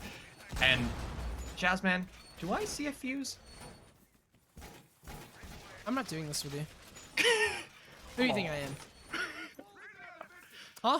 I don't live under a rock. I can hurt my feeling. I like rocks. Do you play Sea of Thieves? What are you, Twitter? Like, oh, are you T3 Twitter? Come on now. I wish I gotta know who wanted to pay you to say that. I gotta know. Give me names. Well, you could pay me first, and then I'll tell you who paid me. 5 seconds. Oh my Say goodness, that. man. I hate I gotta make a buck out of this somehow, man. Or I guess $2. Attack's objective is to locate a bomb. Confirmed we are doing slave labor for SCS. We're actually not getting paid. Please help. That is true. You know, you think I would get a degree in finance and be, you know, find myself in casting positions where they pay me. I don't even Hashtag know how I pay got cheap here. and cares. I- Sam. One day I just arrived. I don't know. It was all a blur. One day in season 3, it's like, May, do you want to cast? I'm like, okay, I'll cast. Say Livy. And here we are. Yeah. A beautiful story with a traumatic ending. Well, traumatic for one of these rosters, that's for sure, because they're going home after this. That was a good segue. That was a really good segue. Yep. Good. So good it made me choke. But anyway, Down2Earth have got themselves in quite the position. We're at the fated round 12, where everything can be decided here and now. Will we go into OT, or will it be Emergence to send us off? So far, nothing has happened. The battlefield is silent. Just a few shots at drones, and that's about it. The rest of Down2Earth are starting to make their way downstairs. You can see Bone is very commonly found in this position. However, you have to wonder if anyone's going to challenge this. Yusuke has also made his way over to Theater, so there's a little bit of control here for Down2Earth, but the rest of The rest of Emergence are just kind of waiting here, sitting and waiting for them to, waiting for Down2Earth to peek their angles. However, there is somebody underneath, I believe, inside of Office. I can't see exactly who that is. I'm going to son of Finn. C4's going to rip here. Exile will live through it, though, as he's on Fuse. I thought he was on Ace, just seeing the AK-12, but no, he isn't. Coach is going to take down one with the LMG. He's had a lot of success with that. It's going to be Evil Clouds to fall for seemingly no reason whatsoever. Maybe just a little bit too much of an aggressive swing there, but nonetheless, it's an opening frag here. Goria's gonna be forced out of lamps here. Maybe Ben as well, as the fire's starting to make its way towards him. Goria is still barely holding on to his life here. He's getting impacted. Literally everything's happening to him, but he's still alive. Ben will fall to Yusuke, however, is looking pretty good for Down2Earth, but Goria will take down Novozo. Aqua Control is now gone for Down2Earth, however, it will be retaken probably very shortly. Bone is still underneath, but Son of Finn is challenging here. You can see Moved is also on Cool Vibes, just waiting, but another firebolt will ring out here. 45 seconds remaining, and Down2Earth are going to have to make a play happen as they are, as Bone is stuck underneath. The rest of Down2Earth, they have diffuser control, but are they going to push right into the waiting hands of Bone? Here comes Yusuke, however. He'll take move first. Triple kill as Goria falls as well. It's all down to one. That's Son of Finn. Impact from underneath won't deny the plant as Kojin will move away very smartly. It's all down to him, however. In a 3 versus 1, it's going to be a 4K for Yusuke as he shuts down the round. It's going to be attackers winning round 12, and you know what that means? It means we're going to overtime, and you know what that means? It's infinite, baby. Oh no, not again. The last time I cast an Emergence team, they went to the second longest game ever played in competitive Rainbow Six Siege. Now that was on Villa, which Down2Earth instantaneously banned as our first map ban. So we don't have to deal with that, but we will have to deal with a team that wins 2 rounds in a row. So how overtime works is you have to win your attack as well as your defense. Traditional overtime, you just have 3 rounds, and if you get to round 15, it doesn't matter if you're an attack defense, whoever wins round 15, that is how it goes. But Down2Earth has been changing up how they've been playing. They've been starting to play more as a roster, and more importantly, they're swinging together as a team. And when they swing together, they win together. And here we go. They're going to be on defense first, which seems to be the power side for these rosters, as it's been a 4-2 split by both of these teams. But again, with their overtime format, it really doesn't matter which side is better. You have to turn that into a win on attack and defense. This has been a pretty defender-sided game, but seeing the display that Down2Earth had on the final 2 rounds that were oh so crucial for them, who knows what could happen. A very similar strategy coming out from Down2Earth as they've been running basically the exact same hold every single time. Let's see if Emergence have finally read into this and will be able to counter it, because it's a very aggressive hold. There's a lot of aggressive angles being open. Notably, you can see on the quad wall looking into Billiards, it is open. The panel all the way, I guess, to, you can say to the right, if you will. The panel closest to that deployable shield, the panel closest to the doorway, is open, and that's to hold off anyone that might be holding the window or pushing deep into Billiards. It's a 2-way angle, however. You can't play that shield safely if somebody is on the roof. Just to show how aggressive Down2Earth strategy is, that's a pretty good example. So, let's see what happens as round overtime, I guess is round 15. Or sorry, 13 is 13, because I can't actually count that well. But Infinite OT. Who knows what could happen in Infinite OT? Words are hard and numbers are even harder, and that's why the scoreboard is always never lying to you. It just tells you exactly where we are. Vertical pressure is going to start to mount for the attacking roster of Emergence. They have their grenades prepared. They have the nice new yellow pings, but there's nobody on the receiving end from Down2Earth. They've changed up how they're electing to play this smoke. Now, Move is also going to be flirting with death as he's attempting to challenge a pre-made hole by Down2Earth. But as plenty of competent casters and lovely casters have said, holes work both ways. Finn is going to lose his life, your primary flank watch unable to participate, and Down2Earth, they've been snowballing round after round. They seem to get better and better. They're aging like wine, and they're in the +1 advantage here in round 13. Down2Earth have been able to find the opening frags quite a bit in their latest rounds, and you could see that it has ended in a victory for them. The trend is going to stay a little bit. Novozo is going to lose a lot of his HP to a nade there. Goria is also underneath with a very aggressive position. looking into the bottom cool vibes, and he might make something happen if Exile isn't on the wiser. However, it seems like he has a certain idea of that.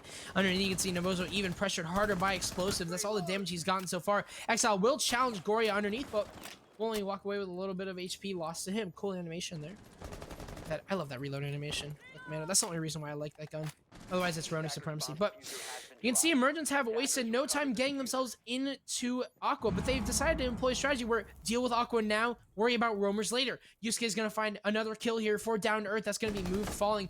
And Evil Clouds has the intel. Nice pre-fire there, and getting the refrag onto Yusuke. It's going to be a 4 versus 3, however. Advantage is still in the hands of Down2Earth. Bone is right around the corner, though.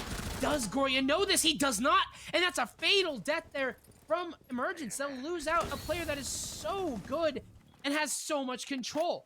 Now it's going to come down to 20 seconds left and a post plant. Exile will take down another kill here. It's all up to Evil Clouds in a 1 versus 4. And it seems like by all the utility flying right out of space and the bullets, it's going to be around here going to Down2Earth in about maybe, give it 3 seconds. I'll say 3 seconds to live. 1, 2, 3. He outlived my expectations. I'll give him that one. But the round's over. There he He goes. was still alive for a little bit there. He did kind of waste 9.5 seconds, but as soon as a half second landed, he did lose his life, and he landed himself in a nice 6-foot grave. Down2Earth is in control of this map. They are 1 round away from delivering us into Cafe, our second battleground of the evening. Now, it seems like both of these teams are struggling in the exact same theme. They try to sing this song, and it's just pushing aggressively as single individuals on attack, and it just doesn't work out well. Emergence needs to be more adaptive and actually learn why they were so successful on defense. It was because they're able to isolate members of Down2Earth and just obliterate them, wipe them off the face of the earth. But when Emergence goes over to attack, they seem to be perplexed by their own strategy that gave them so much success. And I think that's what separates strong rosters, is they're able to learn from every single scenario. We constantly are talking about how teams are learning, because if you're not analyzing how you're playing, you're not playing. It's been all about how you read into the strategies. And that's really interesting because obviously we're on coastline where a lot of it comes down to frags, but this has been a very strat-heavy coastline, which is why you kind of see it being defender-favored. It's a very interesting change to a map that is usually played pretty much the same every single time. Nice variety, but speaking against variety, we're going to be going over into hookah billiards. So, what's new? Nothing. Wait, are we going to hookah billiards? Am I blind? Why are they setting up all the way over there? No, we're in kitchen. Oh, Their kitchen. They're going to be extending a little bit, though, which is something we don't see too typically of Emergence. It's something more so that we see from Down2Earth is an actual strategy revolving around extension, but other than that, Emergence are holding this actually really deep. Son of Finn's all the way over in office. He's basically always here, but you can see that Down2Earth also knows that. He's going to rotate away and shoot a drone while he's at it and get himself into security. So, just in general, Down2Earth are pushing a very extended Emergence. Let's see how they can push this. Well, I said Yusuke was in the struggle bus early on in this series. He's completely changed that up. The past few rounds, he's been the linchpin, the one taking the map control and winning his gunfights. He was sitting at, I believe, like 9-3, and he's now 11-10. So the man has eaten his Cheerios, and he is ready to continue to eat up members of Emergence. Now he's going to have to deal with Moved over here by the white stairs as he tries to retake as much map control. He has to be very careful with the pre-melee window over by the south, because that can work out against him. He tried to spawn peek there earlier, and now those bullets will be raining over his head. He's going to call for an additional reinforcements as Goria is tasked with holding main lobby. He's a very aggressive player, as we can see, 13 kills on the board, and that aggression has really worked out here for Emergence, so you know that he's going to be peeking these angles as he is right now. Currently, Moved is taking a gunfight against Track Stingers, thankfully not against people, because he's lost about 10 of those gunfights and won 2, so good thing that he's just working on those Track Stingers for now. But Down2Earth are starting to open up above, and Emergence obviously are not shy to peeking this. They are very aggressive, as a matter of fact, and following, I guess, Goria's strategy. But 54 seconds remain, and Down to Earth are going to have to start rotating themselves downstairs. And they have yet to clear a single body, and this really could be painful to watch. Evil Clouds is going to be going for a run out here in the mudroom, maybe just baiting it as maybe waiting for intel. This could really work out if he gets the timing properly. You can see Bone is none the wiser to this, but he isn't going to go for it.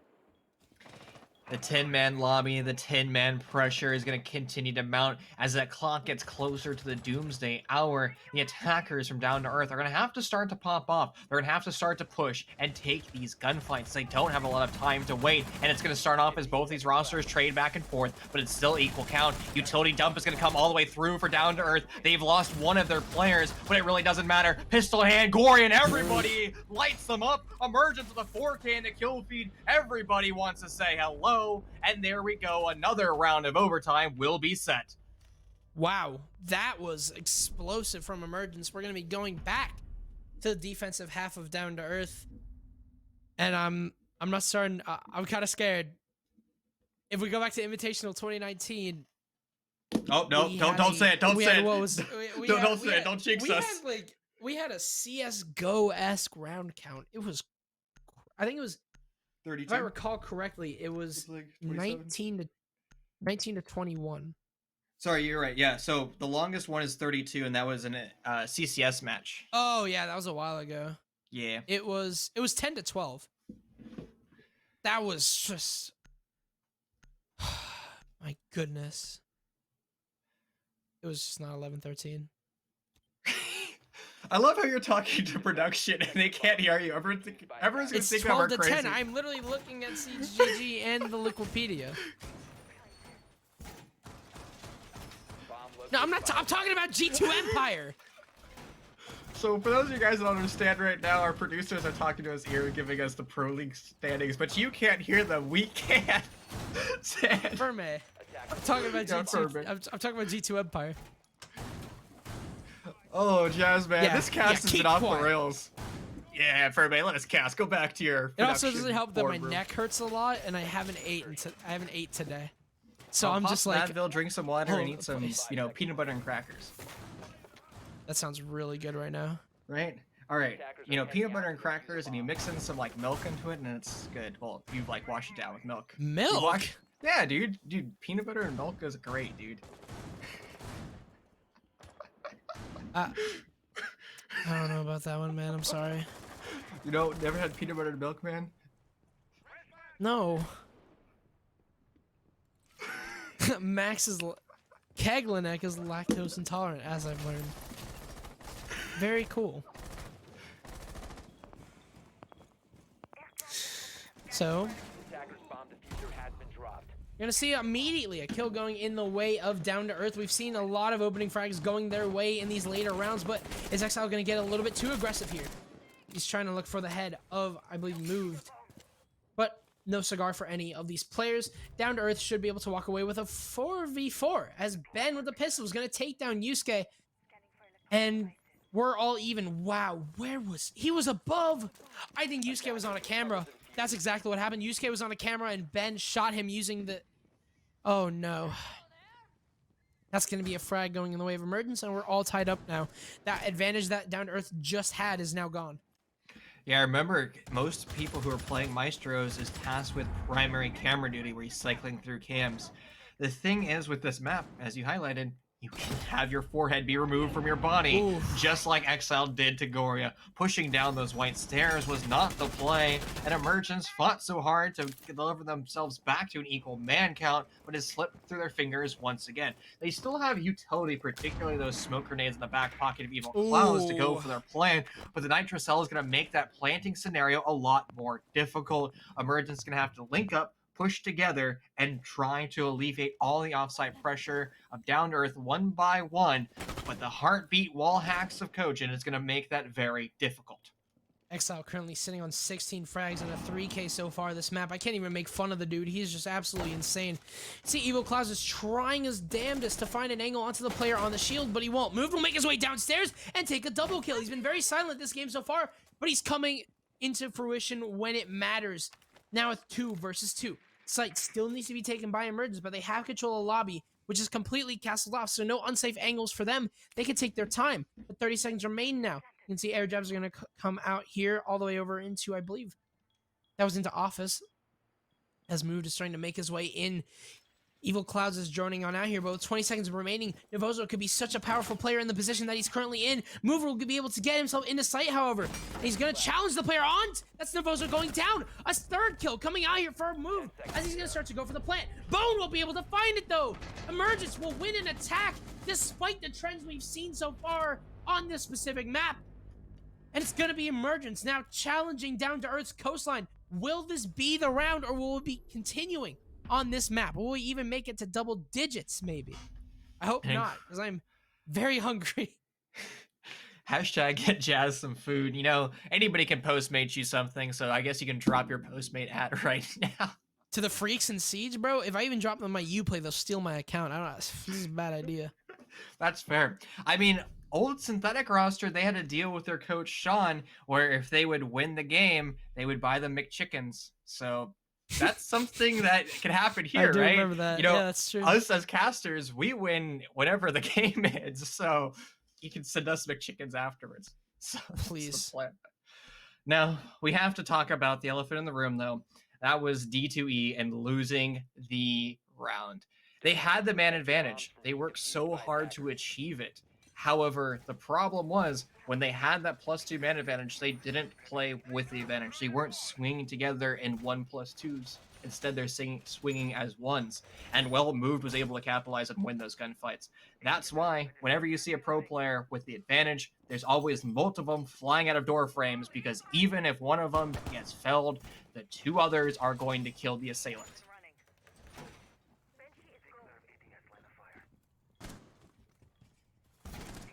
Yep. Double bar is going to be coming out here. This has been a game of trades. It's been a game of who's going to get that opening kill. So, in a sense, while we kind of have come to the agreement that this has been a very strategy-heavy coastline, at the same time, it really has just come down to opening deaths, opening kills. So that fragging aura of Coast is still there, but we'll see what happens. Basically, if you're unfamiliar with the overtime rules, Down to Earth needs to, if they win this round, they go for 2 more rounds. Whoever gets a 2-round advantage is crowned the winner. And that is why Emergence are threatening basically the entire game right now. You can see it says overtime match point. That is because if Emergence win this round, they'll have a 2+ round differential in this game, thus granting them the victory. However, Down to Earth obviously don't want that, and they're on attack, which hasn't been too favorable for them until recently. So this could go either 2 ways. Down to Earth will be able to take control of above, as has been a trend this game so far. Both teams have been able to get themselves above really with no problems, no friction. It all comes down to what happens inside of the site, the rotations that happen. That's when it all really, really starts to matter. 2 track stingers being utilized on that white stairwell, as well as a claymore. That's a lot of emphasis being made by Down to Earth. They definitely don't want any members of Emergence to rotate on up, but it actually might cost them, because, well, the Cool Vibe stairs is still being held actively by Emergence, and if they put somebody over bottom T-Hunt, it's going to look out very poorly. What Emergence is doing that was very similar to Down to Earth is they've done the expansion over in the kitchen. A Nitrocell is going to go vertical, almost finding impact on Exile, but it gets grabbed away by the boxes, and that is a wasted amount of utility. Now, Emergence has been running multiple Nitrocells, 3 of them in previous rounds, but they've been relegated down to 2 in what could be the final round of Coastline.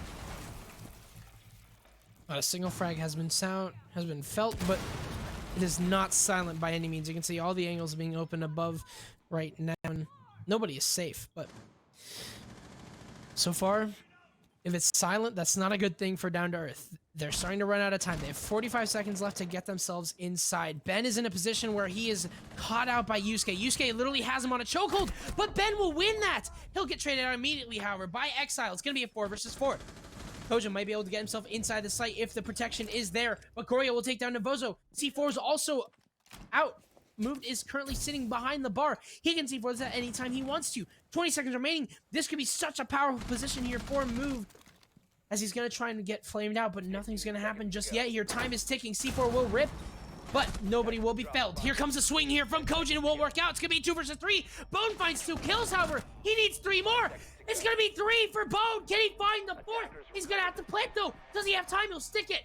Exile has to protect here, or it's going to be the round here for Emergence, but it won't happen. Down to Earth will take it instead, and it's going to be another 2 rounds coming up here for this game. Down to Earth, stay alive. We're going even further. The second round in a row where the attackers were at a 2-man disadvantage, and they were just able to win their ones. They're able to win their gunfights, and the defense wasn't prepared. And we're talking about rosters utilizing tactical time outs, and it's now Down to Earth's turn to play in that card. They have 60 seconds to talk amongst themselves and start to break down what their macro strategy will be as we move into what could be 2 additional rounds, or will it be even longer? Emergence has a history of going the distance in unlimited overtime. That motif is here to stay. It's here to play. This has been one heck of a game here, one heck of a coastline, and I mean, I didn't expect it to go this way. Emergence really seemed like they had the upper hand, but at this point, no one does. Literally no one does. It doesn't come down to sides. It doesn't come down to this or that. It literally just comes down to who is getting their opening frags. It has just been a game that has transformed from being defender-sided, being D2E's game to take all of a sudden to it's anyone's guess. Literally anyone's guess. Who knows what can happen within these next 2 rounds. We have guaranteed the fact that one of these teams is going to win off double digits. So, wow. Get your frags up right now. These stats are going to be looking really good for you. Now, if I remember correctly, Goria has the most kills ever achieved in a competitive match ever played. That is across T1 through T3. And that was on that massive haul of a map. I think he said it at like 36 kills in a series. That or a map. That is mind-blowing. And to put it in perspective, in a best of 3 series, most teams aren't, or at least a person isn't achieving more than 30 kills across 3 maps. So imagine getting 36 kills in a map. Whew. Yeah. I mean, God knows what's going to happen. This game is just, I'm pretty sure, if we could pull up the scoreboard, I'm pretty sure that 8 players currently sit at double digits.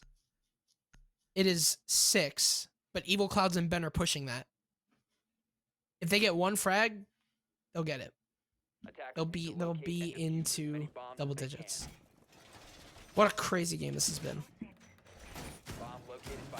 And Down to Earth has been the favorites, not only in this semifinals, but throughout the 11 play weeks. They've been a roster that has looked unstoppable, unbeatable, and Emergence is constantly the underdog. Everybody says Emergence won't be able to achieve greatness. Nobody thought they would be able to find themselves in postseason, but they found themselves in postseason. They're able to win last night, and they're, well, in a strong position to win at least map number 1 against, again, the roster that everybody thinks will be winning the entire championship.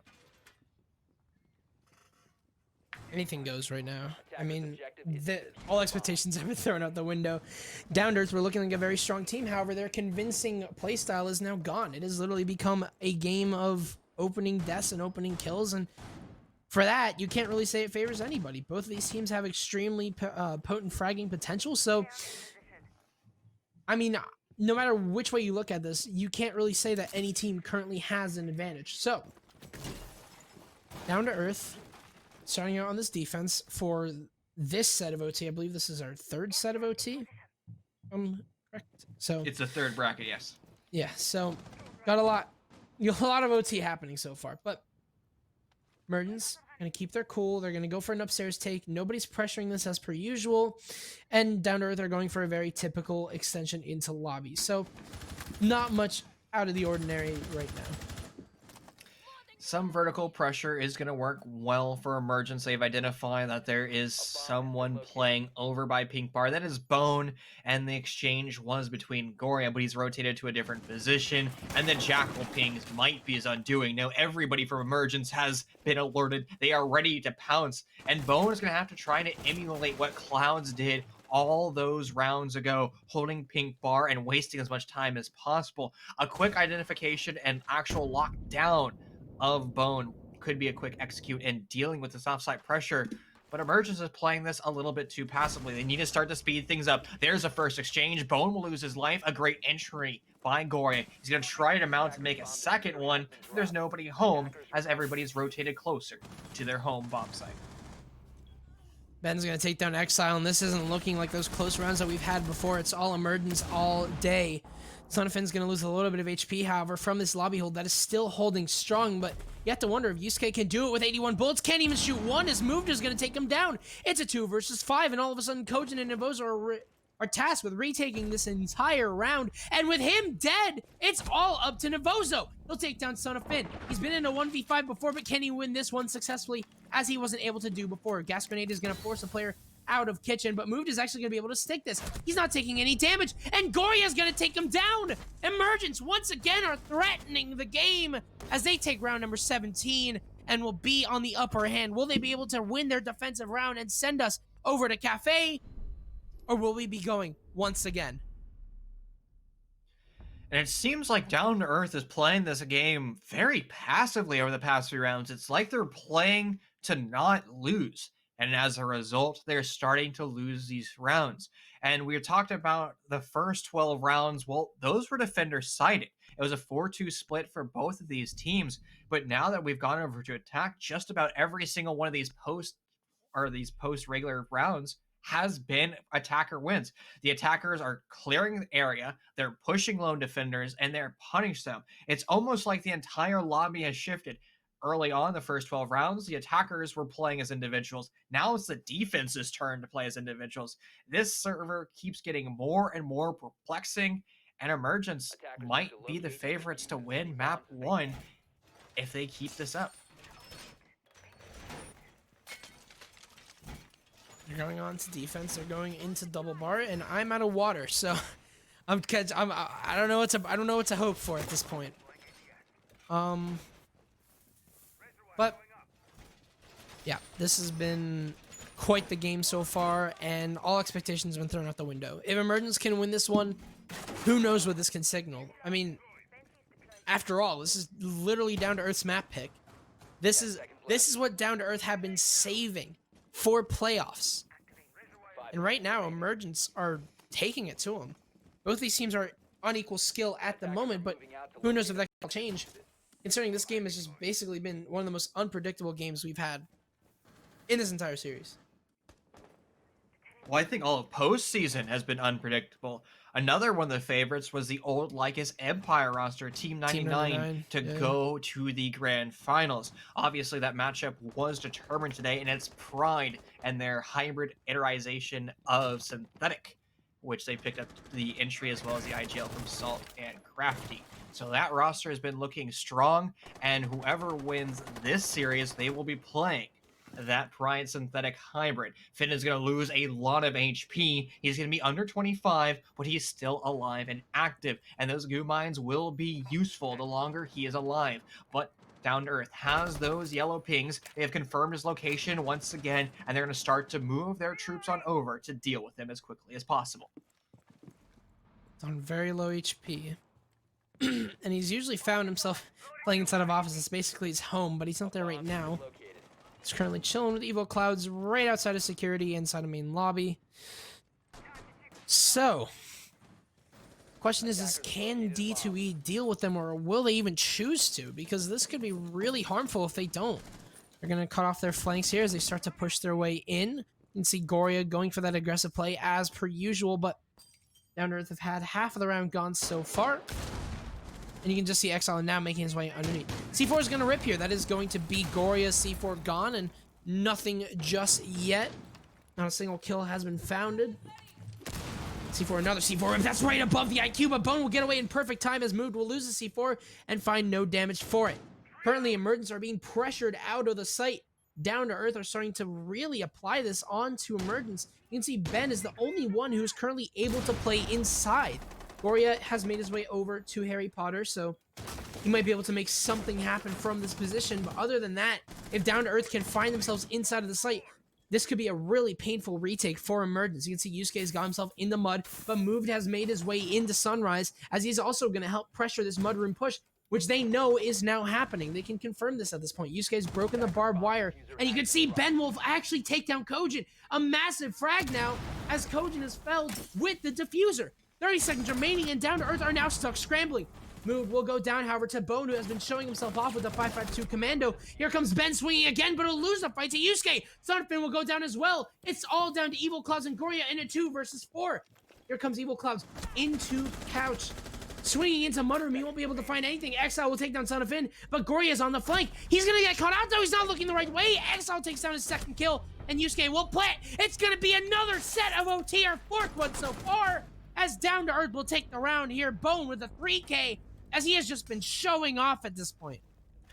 How on earth is Down to Earth just able to just send it into the bomb site? Emergence is caught with the deer eye look. Their eyes get wide and they just freeze. They freeze, they die, and D2E wins the round. These brackets of overtime just keep going back and forth, back and forth. There's been no answer for these attacking oppression that constantly both these rosters are able to bring out. And this is going to pressure both these teams on defense. They obviously need to change something up. And the structured setup that they're running in the first 12 rounds has not worked out since we've entered into round 13. And maybe it's time for Down to Earth to do a strategy very similar to what Emergence did in the first part of overtime. That's where they decided, you know what, we're going to go for a quadruple spawn peak. We're going to spawn peak one to the north, one to the south, one to the east, one to the west, and there's going to be somebody on the attacking team, most likely in our reticle. If we are able to kill them, that will change the entire course of the round, and it could change the momentum, because you need to create a roadblock quickly. Control has been the name of the game in Coastline, as predicted, but it literally, the rounds have been decided on what you are holding and what you're not. Anything goes at this point. Anything goes for both of these teams. Strategies have been brought out same old, time and time again, and they've been adapted in multiple ways than one.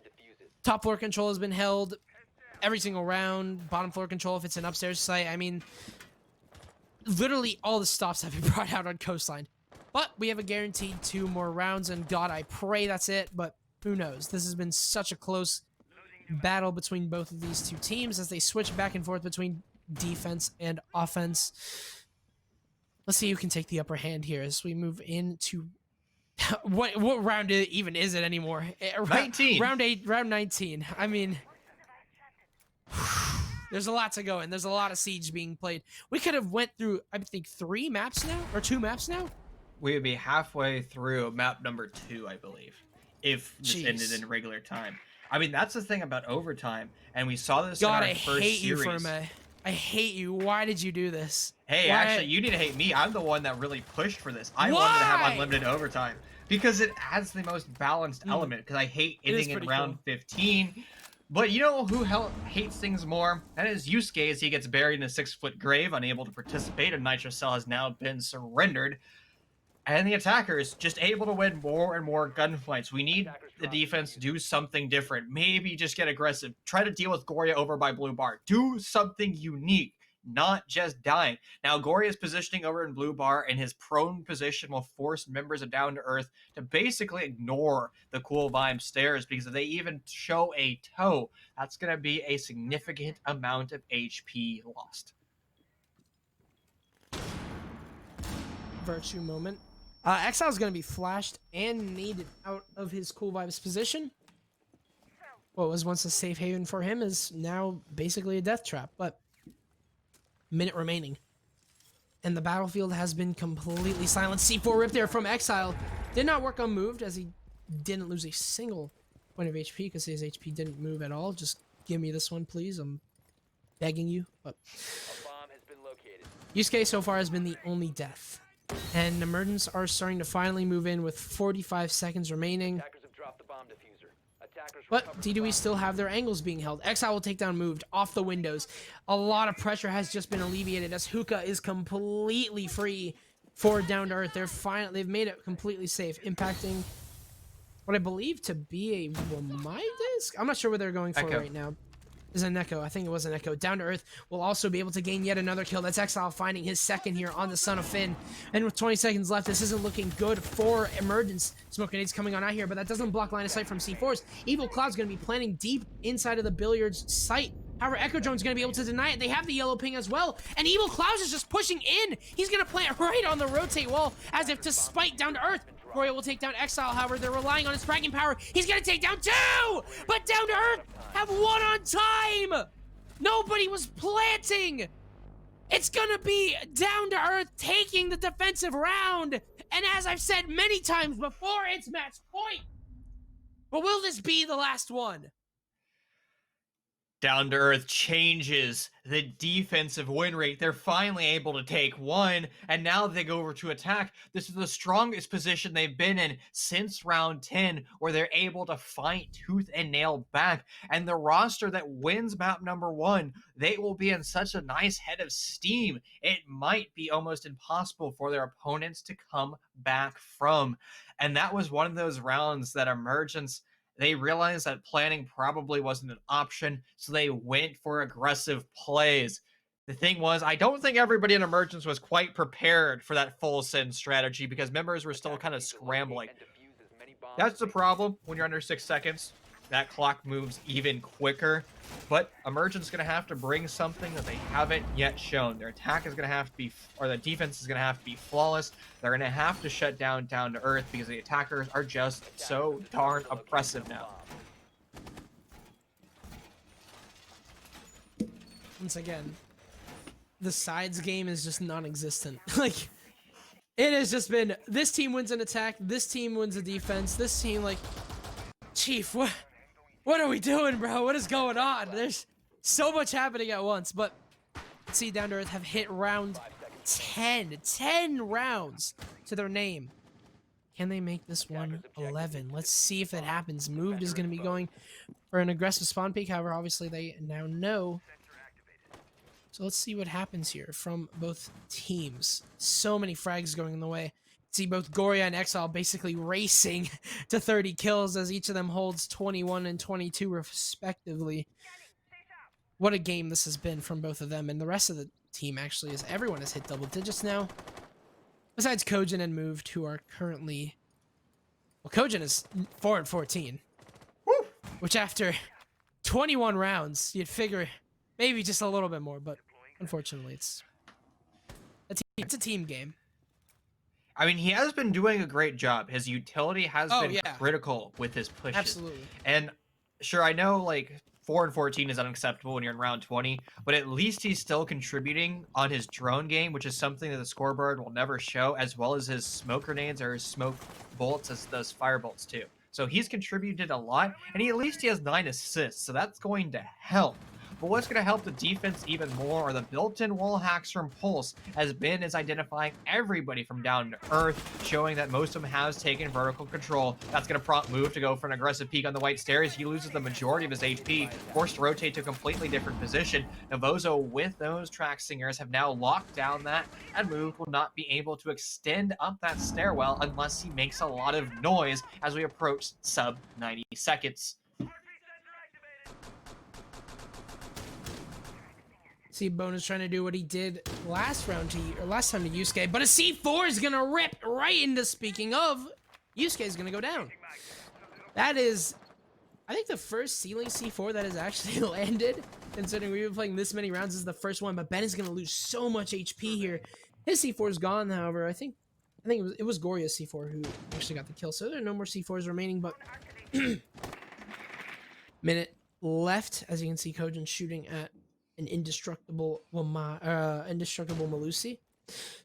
It happens, I guess, but you can see Emergence are starting to rotate themselves back into the site. They know the execute's going to be happening pretty soon, but see, Navozo's going to take down Goria. It's gonna be at least one frag going their way. So my clean feed is freaking out. I don't know about yours, but I just as bad. okay. I think we're good now. There, you can see Exile's gonna take down Moved at the same time. It's going to be a 25-second execute for Down to Earth. Can they end it here, or will it be Emergence to storm back? Kojan's gonna go down with a diffuser and a lot of utility. Evil Clouds has found himself upstairs as well. Son of Finn's gonna be flanking all the way over into the hallway. He'll take down Navozo, and all of a sudden, Bone is stuck in a 1 versus 2. Evil Clouds is outside. The plant will not stick here. Kojan will go down. It's all up to Bone. He's got one outside. All of a sudden, Bone is left with a time game. We will keep going as round 20 is won by Emergence. Both teams will take 10 rounds each. Oh Hold no. me, Chief. This has been quite the series. Oh no, Jackson. We're going the distance. And it seems like we are. Emergence was like, you know what? We have the second longest game of competitive Rainbow Six Siege, but we want to break our own record. We want to go for the longest game of Rainbow Six Siege. I mean, it seems like everybody in production doesn't want that to happen, but the problem is the players are the ones that dictate the course of a game, not us. Ferme would be so happy to keep us going on Coastline. Dude, he would just love hear to it in his torture us. voice. I mean, the thing is, the Russians have great torture devices, and this is, I guess, his version of the gulag called the... I mean, he's the one who wrote the studio. scripts. I don't know You're why right. he's complaining.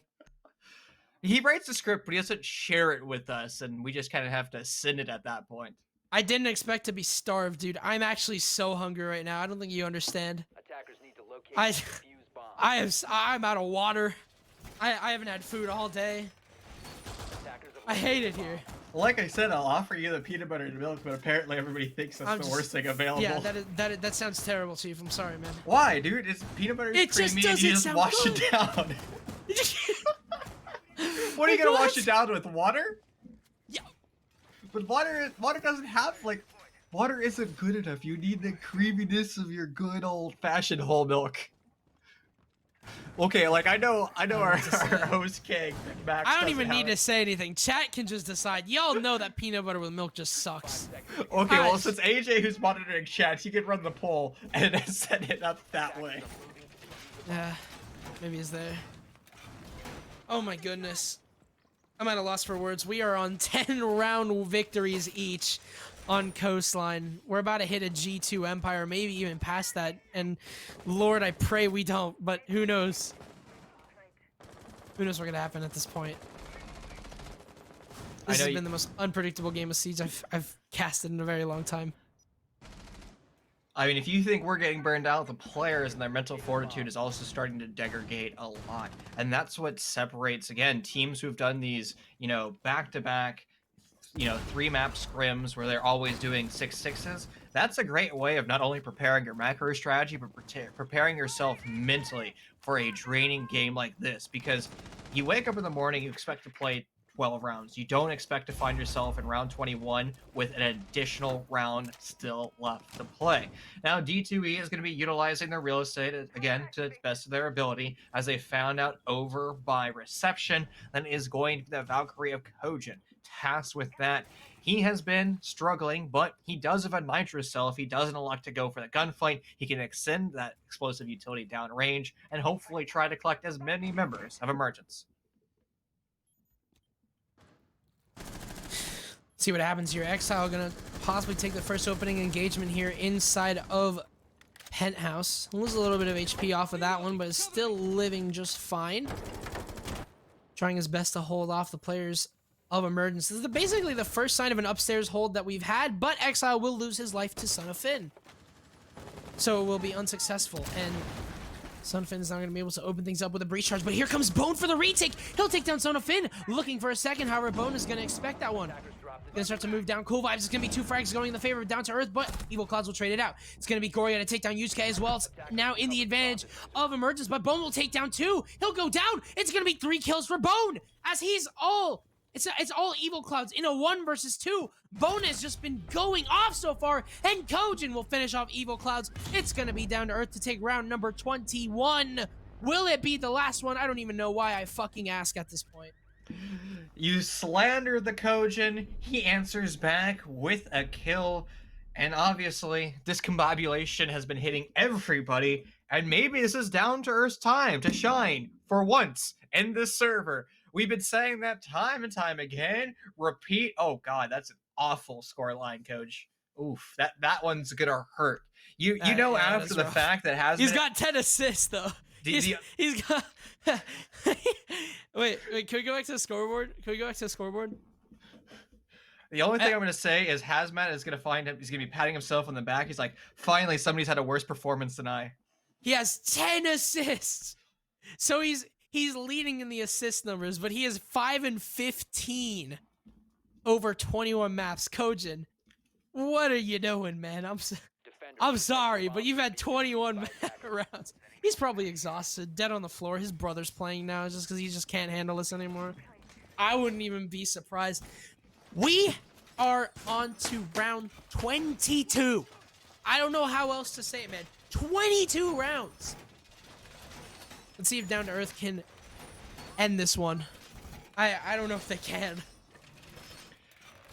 Well, it's eventually going to end with either the players passing out, us passing out, or our server. And given the fact that it's Ubisoft, giving out is probably the most likely, just like Move's Internet did back in the start of this series, which postponed us so long ago. This could have been so much better if it was just a 4v5 the entire time. Down to Earth just sweeps them, but now we're on to round 22. Well, I mean, Move just kind of put himself in a 4v5 light as he's 8 and 15. The only player in his roster that hasn't found double digits as of yet as we're in round 22.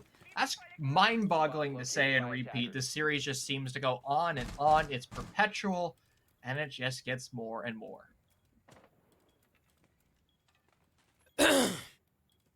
See if Emergence can take this one. They have two interesting picks that we haven't seen so far this game, that of being the Warden of Ben, who... Warden's not a very strong operator, has a lot of time where he's standing still in order to use his gadget, not really the best thing, but... You also have Rook, who has the 2x. And the reason why you see a lot more Rook instead of Doc is simply the fact that there's a magnified 2x sight on Rook, while Doc has a 1.5x, which isn't as magnified. So that's why you see Rook a little bit more often. But Bone is positioned underneath currently. He's trying to look for somebody. Now, there has been a lot of IQ. There's been, I think, so far one IQ kill using the gadget. And I mean, it could happen again. I don't think Ben is going to be hopping on a cam anytime soon. The one person who should be on cams right now is Evil Clouds, and he's currently positioned underneath concrete inside of Vase. But Down to Earth are going to start to make their way down VIP hallway. A very typical take from them, as they've cleared the east side pretty much every single round and had the Gridlock Track Stingers positioned on the white. Nothing too out of the ordinary here. Goria's going to take a little bit of HP down. It's literally Exile versus Goria. A clash of the Titans currently. Both players sitting at double digits. And Bone could be soon joining that club. Sonofin's got a bullet hole, though. Looking deep into 90. This could be really bad for Navozo if he isn't aware of it. As a minute 10 remains, pressure is starting to build. Players are starting to get tense. And Down to Earth are starting to push. Navozo is on flank watch, so he doesn't need to get too aggressive. This is an incredibly common angle to play, and Navozo will lose HP, but he has been alerted that Emergence and Finn was playing that super aggressive. Exile can actually rotate on over with his skeleton key shotgun and alleviate that power position. But with bullets raining around, Finn's gonna find the first casualty of this round. Kojin's gonna fall, and Yusuke might be joining him 6 feet under as Finn finds himself in a double kill. 30 seconds left in this round. It's gonna be another bracket reset for Emergence if they continue this through, but Bone's gonna find one with the pre-made holes that was worked so hard to achieve by Exile, as it's now 20 seconds on the clock. It's gonna be the suicide push up the Cool Vibe stairs, but the blue team will be giving away. Bone is just better. A quick flick with a headshot, and now Down to Earth is gonna storm the bomb site as they all start to fall. It's a double kill for Navozo. That's a 1v3, and it doesn't matter as Navozo saves the day. Round 22. It ends for Down to Earth. This was their map pick, and they were able to win it after this incredible series went all the way. Wow. I feel like I'm in a dream. People are saying good half. That was only half! Like... Okay, well...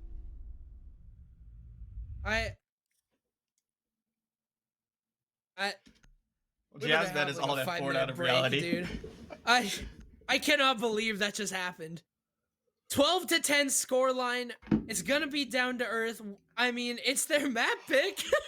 So Oh. what the hell Max. just happened? Save me. I'm gonna ask very basic questions. I'll make this super simple for you guys. We'll be lax about this one. What is that You- scoreline? You still Look might at have 2 more that. maps to go, so I mean, look, why was it overtime? I think that's the most basic question. How come it became 12-10?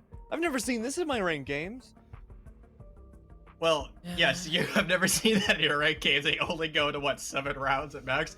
But hold up, you have 6 rounds of regular play, and then you have an additional 3 rounds of overtime, right? So I it's don't know, 9 man. max, and competitive play regular time is 12, and you just go unlimited.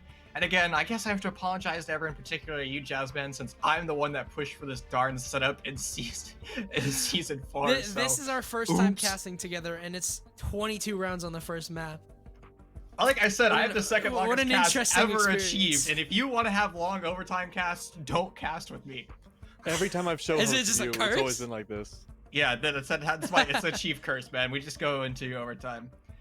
So remember how before the pregame you had the Chief Happy emote or whatever it was called? How you feeling now? Yeah. What is that? Chief Sad? This is Chief, chief. defeated. Yeah, this defeated. This is chief defeated. I feel that. I mean, look, you know, 22 rounds isn't something we see every day. How come both of these teams just could not win one particular side or the other? Adam, especially you were super vocal about what was going on between these guys. Feel free to answer as little of it as possible. Save your energy. But like, what happened? Yeah, to summarize it pretty well, this is basically vent all rules of Siege. There is no, we basically, at least in my mind, I forfeited the idea of defender sided or attacker sided. Fair. That was long gone by the time like round 16 hit. At that point it was just like it's traditionalism is all gone. This is no longer Siege. This is whatever you make of it. It's who gets exhausted first. And well, Emergence were the one to break that rule. They'll be the ones to lose out a 22 round map. That must be heartbreaking for them. Let's see if they can keep themselves alive moving into Cafe Dostoevsky, which is their map pick, and by the way is only the second map. It has been an hour. It's been more than that. It's been an hour 45 minutes since we Actually, last. not as much as I thought it was. I think so. An hour 45 minutes for map 1. Now, Yeah, Kay, can I just for steal map 1. your role as desk host for 1 second? I know that you decided that you wanted to pick Emergence to win this series. Why was that? Well, I mean, I'll be honest with you. You know, the stats and everything, I definitely do know, and I can see the stats of this game on screen. But it was Son of Finn in his interview that we had with him yesterday. It was just so, it was powerful to me. You know, it really spoke to me. It was a lot different from most of the interviews we've seen, and there was a lot backing up from it. There was a lot of emotion behind it. And I think that 10 to 12 scoreline really shows that they want to try. They want to prove that they're not so much the underdog that a lot of, not only the production, not only the casters, but even a lot of the community portrays them as. And look, even if they lost map 1, they still lost 12 to 10. That's one hell of a fight, Chief. That is more than fair. You know what the hell of a fight was? That 22 rounder. That was a hell of a fight. Me keeping myself alive was a fight. Holy. Jasmine's starving to death. I've run out of water. It is something that is... It's going to be an enigma, that's for sure, of a series, I guess. But map number 2 is going to be on its way relatively soon.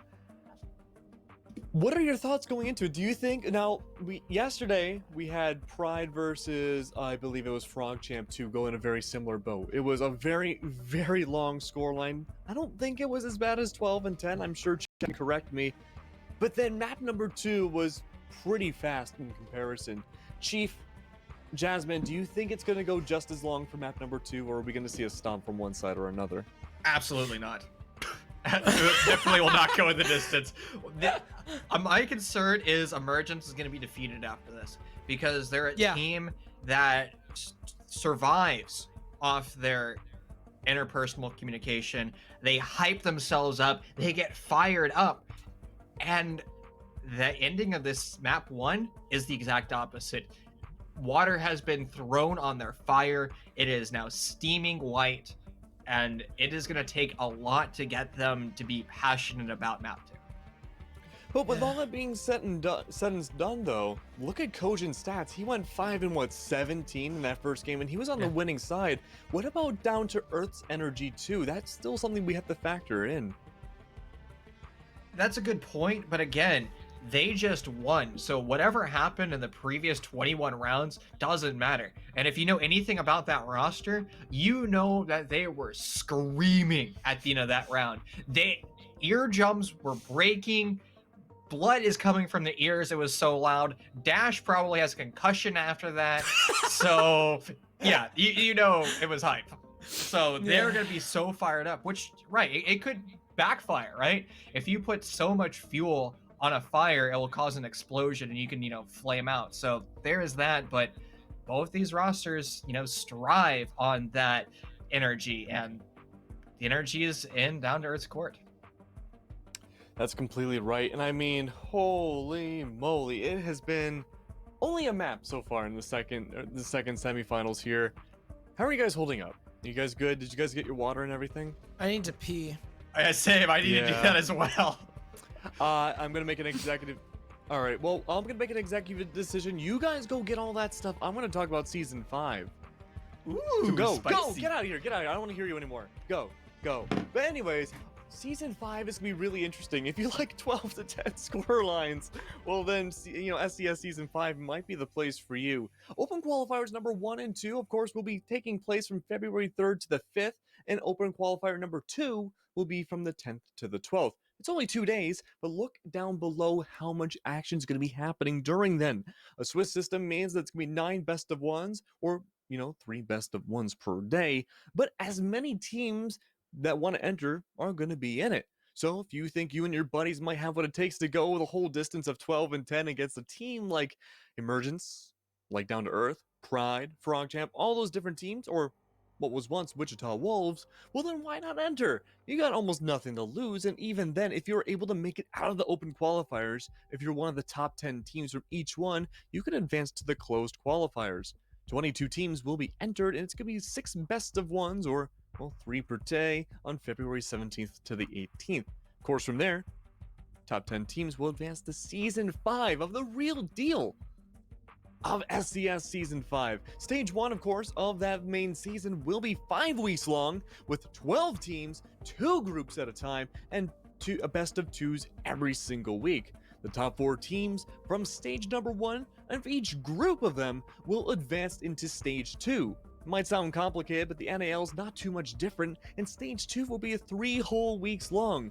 8 teams, double elimination, a best of 3 to boot, and then we get to find out who our grand champion is, just like what we're going to see tomorrow, who the grand champion of season 4 is. So you don't want to miss it. And if you and your buddies, or even a professional, semi-professional, or wannabe professional team wants to enter, you should be able to do so without any problems. Go for it. We want to see your teams play. We want to see new faces. We want to see people enter one of the most accessible T3 tournaments in all of Rainbow Six Siege, pretty much ever to exist. So what are you waiting for? Go to scsesports.com and go for it. These wonderful 10 people will be casting you, or in my case, casting and maybe show hosting. So why not go for it? Figure out who it's going to be. Have us cast your games. Of course, we have a lovely production behind the scenes as well. Amazing observers, amazing producers and directors. Go for it. This is your time to shine. And for a lot of the pro players, this is where it all starts. And of course, this is what we look like always. And when we get to the other version of ourselves, that's what happy hour looks like once you're done with the 12 and 10 scoreline kind of game. There it is. Me, right there, Keglinick, that's how I feel right now. Rock Guy, I think it's even worse than that. And, well, Chief in the pregame was Chief Pog, but I think we've crossed that boundary now. I don't think he's so much there anymore. But Chief, do you still feel like Chief Pog? No, Chief Pog has Alt F4 and is in a completely different dimension. System 32 is gone. Yes, no. We have Alt F4 like driver uninstalled, ripped out of the hardware, graphics cards being thrown, that time of shenanigans. Oh, but then how are you gonna get past maps 2 and maybe even 3? Well, if I dare to pull a Lynx, I have tools to help me get through. Sharp objects, just like Lynx. So. Nail clippers? Oh my, that is one very small blade. It is, isn't it? Oh, it's me now. Hello, my hair is. I need a haircut, man. I do too. My hair's way too long. Like, yeah, the sides are too long. Like, I normally go with like a 1.5, 2 on the sides, but I'm kind of rocking this like weird Harry Potter dad vibe, and I'm not sure how I feel about it. Those numbers mean nothing to me. You know what's funny? Now, while we're waiting for Jasmine, so I go to a salon because I'm bougie, I guess. But the salonist I go to, she actually worked on the 2016 Ghostbusters movie as a hairstylist, which I thought was really cool. Interesting. Now, Now she cut Chris Hemsworth's hair. I like that. Having gone to a few salons myself, I always felt like traditional barbers just do a better job cutting at least my hair, because I go to like these super hipster guys where they have like the beard and they all have like the bikes and the tats, and like they all have like the haircuts from like Fury, the Tank World War II Tank movie, and all those guys. So that's who I go to. When I first moved to where I am now in Rhode Island, I was like, I need a place to get my hair cut because I'm very particular about my hair. I mean, I guess not so much right now, but well, COVID when does I moved, that to us. That's God, very true.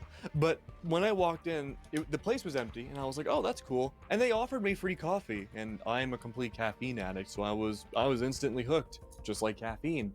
And just like caffeine today, I'm still hooked to going to that place, except they made it very hard because of COVID. Oh, yeah? Are you... I don't even know what you're trying to threaten right now. That is a small blade. It's a pocket knife, dude. You expect it to be longer than the actual thing, and he also got some pliers on the front of it. I don't know, like, Chief. I was expecting it to be a little bigger. That's what everybody says, man. Oh, I know. Well, $20 and you can find out. Oh my.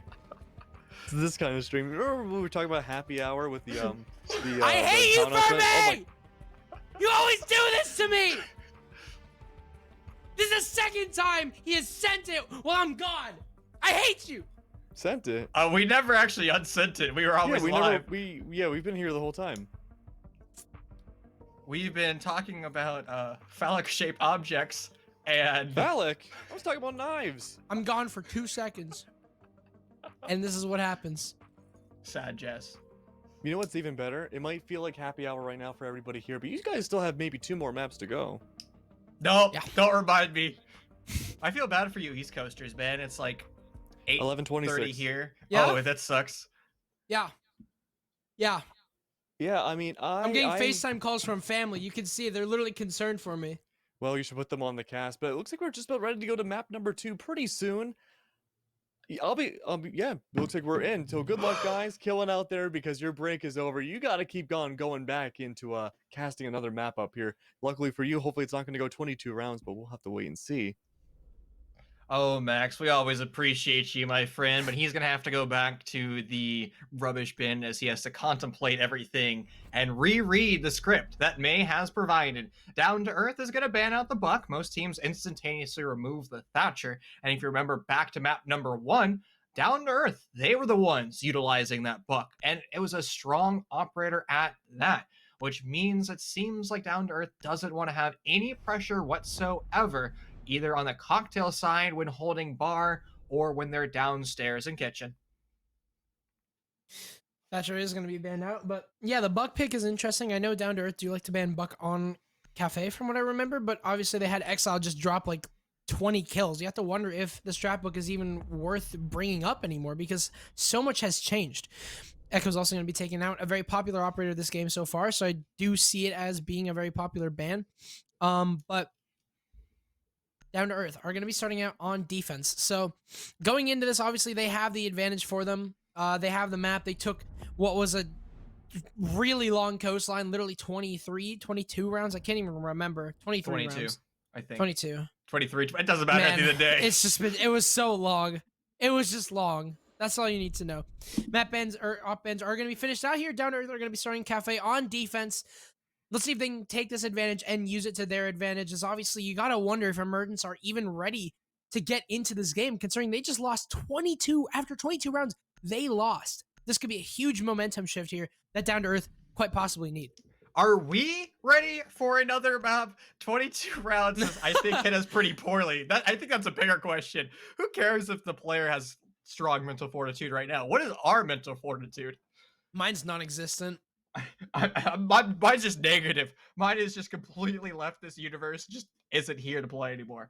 But just like Mute, as he gets 6-picked into the Kaid, we've seen a lot of Kaid be utilized on this map, whether or not it's downstairs in kitchen or it's upstairs in bar. You can bury those Kaid charges over by the red stairs underneath to prevent the attackers from opening up that wall, or you can also electrify the entire bar back wall where Yusuke is currently reinforcing. And that is going to be on Down to Earth and their understanding of how Emergence is going to like to push this map. Seems like we're going to be doing a pixel extension here, but the bathroom has actually been reinforced. Something that you see very typically is that if you want to hold piano aggressively, you actually open it up bathroom. But it does look like it is going to just be a pixel hold. So, the thing about pixel holds, obviously, is that they don't work as effectively as they used to anymore. ADS is only burn one nade every 10 seconds, so it really just... A lot can change. A lot of strategies have changed, so... Let's see if that comes into fruition here. Obviously, there's no Wamai, so all you have is 2 burns every 10 seconds, apparently. I mean, I guess theoretically, you have 2 seconds per 10, or 2 burns per 10 seconds. Let's see how that pixel hold is going to work out here. So we move on to round number 1. Now, Emergence has done the unique and fast executes through the skylight. That is something that they've brought out more than once. It requires a lot of utility, particularly smoke grenades, which they will have since SEMIFINAL is electing to bring out that ace. And with drones being set up actually on the skylight itself, they could go for this execute. What makes it powerful is when you couple that with an extension over to these eastmost windows, and Goria is on that upside down rappel. He is going to get off that rappel, and it looks like it's going to be a more traditional style of execute for Emergence as they try to take piano as quickly as possible. So I had one on white windows, but it seems like he's hopped off here. As you can see, Moved has gotten himself into red. ADS is going to burn out the Ash Charge, but Goria is just going to ignore all this, and, well, does explode in his face from Ben, but regardless, the shield is gone and piano control is taken. But obviously, Kojin, in the position that he's in, is probably going to be holding out very close to bathroom door with a shotgun. So, can't push this just yet if you are Emergence. However, Down to Earth are going to lose one player, that being Exile. Ben is going to be the one to take that kill off the board, and our first opening frag on Cafe has happened, and it's going to be in the favor of Emergence. Let's see if they can keep this going, as they need to retake, or they need to start taking control pretty quickly, because a minute remains.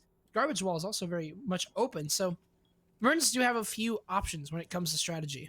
You know, I've never heard it called garbage wall, but that's such a great way of calling it. Evil Clowns are going to find one with a frag grenade, and then as more members of Down to Earth starting to fall, Kojin would be so important since he has those toxic babes. But Yusuke getting a nice refrag perfectly within the windows, a headshot, but Goria gets the answer back.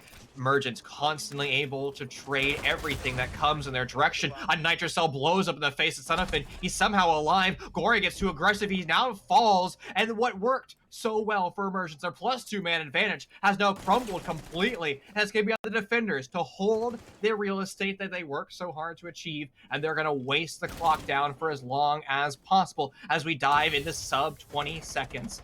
Emergence still has some utility. One of those smoke grenades deny access from the attackers, but Evil Clown's flirting with death over in Barback, forced to go to his secondary, SMG-11 in hand. He doesn't know that there's one in Freezer. He's gonna hear the audio cue, able to find the kill, and now it's a 1v1 with 2 seconds left, lined up with the SMG-11, and Evil Clown's able to win it out. Wow, nice SMG skills there from Evil Clouds, winning at the split second there. Yusuke was able to take one frag off that, but with the position that he was in, he was pretty predictable. He was in a position where he was easily traded out, and that's exactly what happened. Good stuff there, a very close round, and I think this is basically what's going to be exactly what happens this game. I think this entire round that just happened is a great example. It literally came down to a 1 versus 1. This might be extremely close. Might be one of the closest maps that we've had. But with Consulate or with Coastline just now gone, maybe the second most. I don't think anything's ever going to top that. That was one of the closest series I've ever had, or maps I've ever casted. Jazz, don't call this close, please. I don't need to go to another 22 rounder in overtime. I don't think my brain is going to be able to comprehend what is happening. Now, unique that Down2Earth is going to bring out their tertiary bomb site, the breeding and feeding bomb site, and this could work out relatively well. They found a small amount of success on bar as they did waste a ton of time. It came down to 2 seconds left on the clock. And reading room is very similar to bar. It allows you to waste time on that top floor and then have the attackers basically repeat that exact same steps on the second floor. If you've done it right, you should basically put the attacking team of Emergence with sub 60 seconds left on the clock, and they're just going to have to send it through one of the door frames, and it's just a fatal funnel at that point. A lot of funnel strategies have been brought out on Coastline, maybe. We saw a lot of that happening over in Service. We saw one strategy quite literally revolving around it with a Monty, but so far, Cafe is not one of those maps where that happens way too much. Well, it definitely can. It actually depends exactly on how you take it. You can easily squeeze your way into Cigar Shop and just die. So if you don't have any extra control, maybe into Piano, as you can see, what is currently Emergence Gaming's objective, then you won't funnel. But the way that Down2Earth are holding this is very aggressive. They want to try and remove this bottlenecking procedure by basically opening everything. You can see that literally every wall is open. Every wall has a head-high hole, that being bathroom, garbage walls, you name it. Utility dump is going to be phenomenal for Emergence. They send everything in the kitchen sink down to range. Novozo was at the brunt in that he lost the majority of his HP. Koji will be the first one to fall. Novozo eventually gets felled, and a swift execute by Emergence has given them the majority of the top floor, at least the westmost part. There are still members of Emergence on the east side, and they're going to be holding this for as long as possible. They have a plethora of utility here. Those Maestro Evil Eyes, those default cameras that the defense recently picked up will be providing so much information. Emergence is going to have to deal with that utility. They have plenty of explosives still left, whether or not it is the single frag grenade from Clowns or the final breaching launcher bullet of Goria. Exile does find one. That's been now removed as we find ourselves equal man count with 60 seconds left. 3 versus 3, and Evil Clouds is now just going to be able to start pressuring above with his sledgehammer.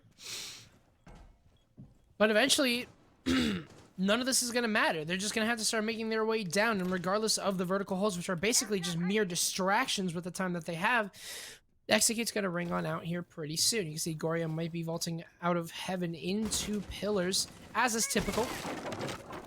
But the round is starting to tick away. Only 25 seconds remain. It is prime Execute time here, and currently the Fuser is stuck on white stairs. You can see that Exile has actually managed almost to rotate away, but Goria will catch him out. It's going to be a 3 versus 2.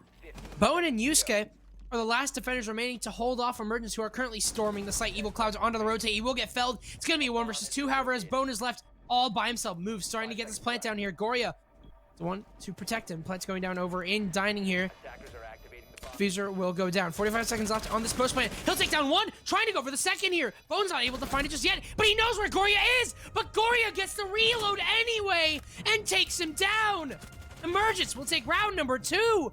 And so far, Down2Earth have not been looking like the team that we've been seeing so far on their defensive rounds last map. Overtime for map 1 is coming back. When is Cafe ever attacker sighted?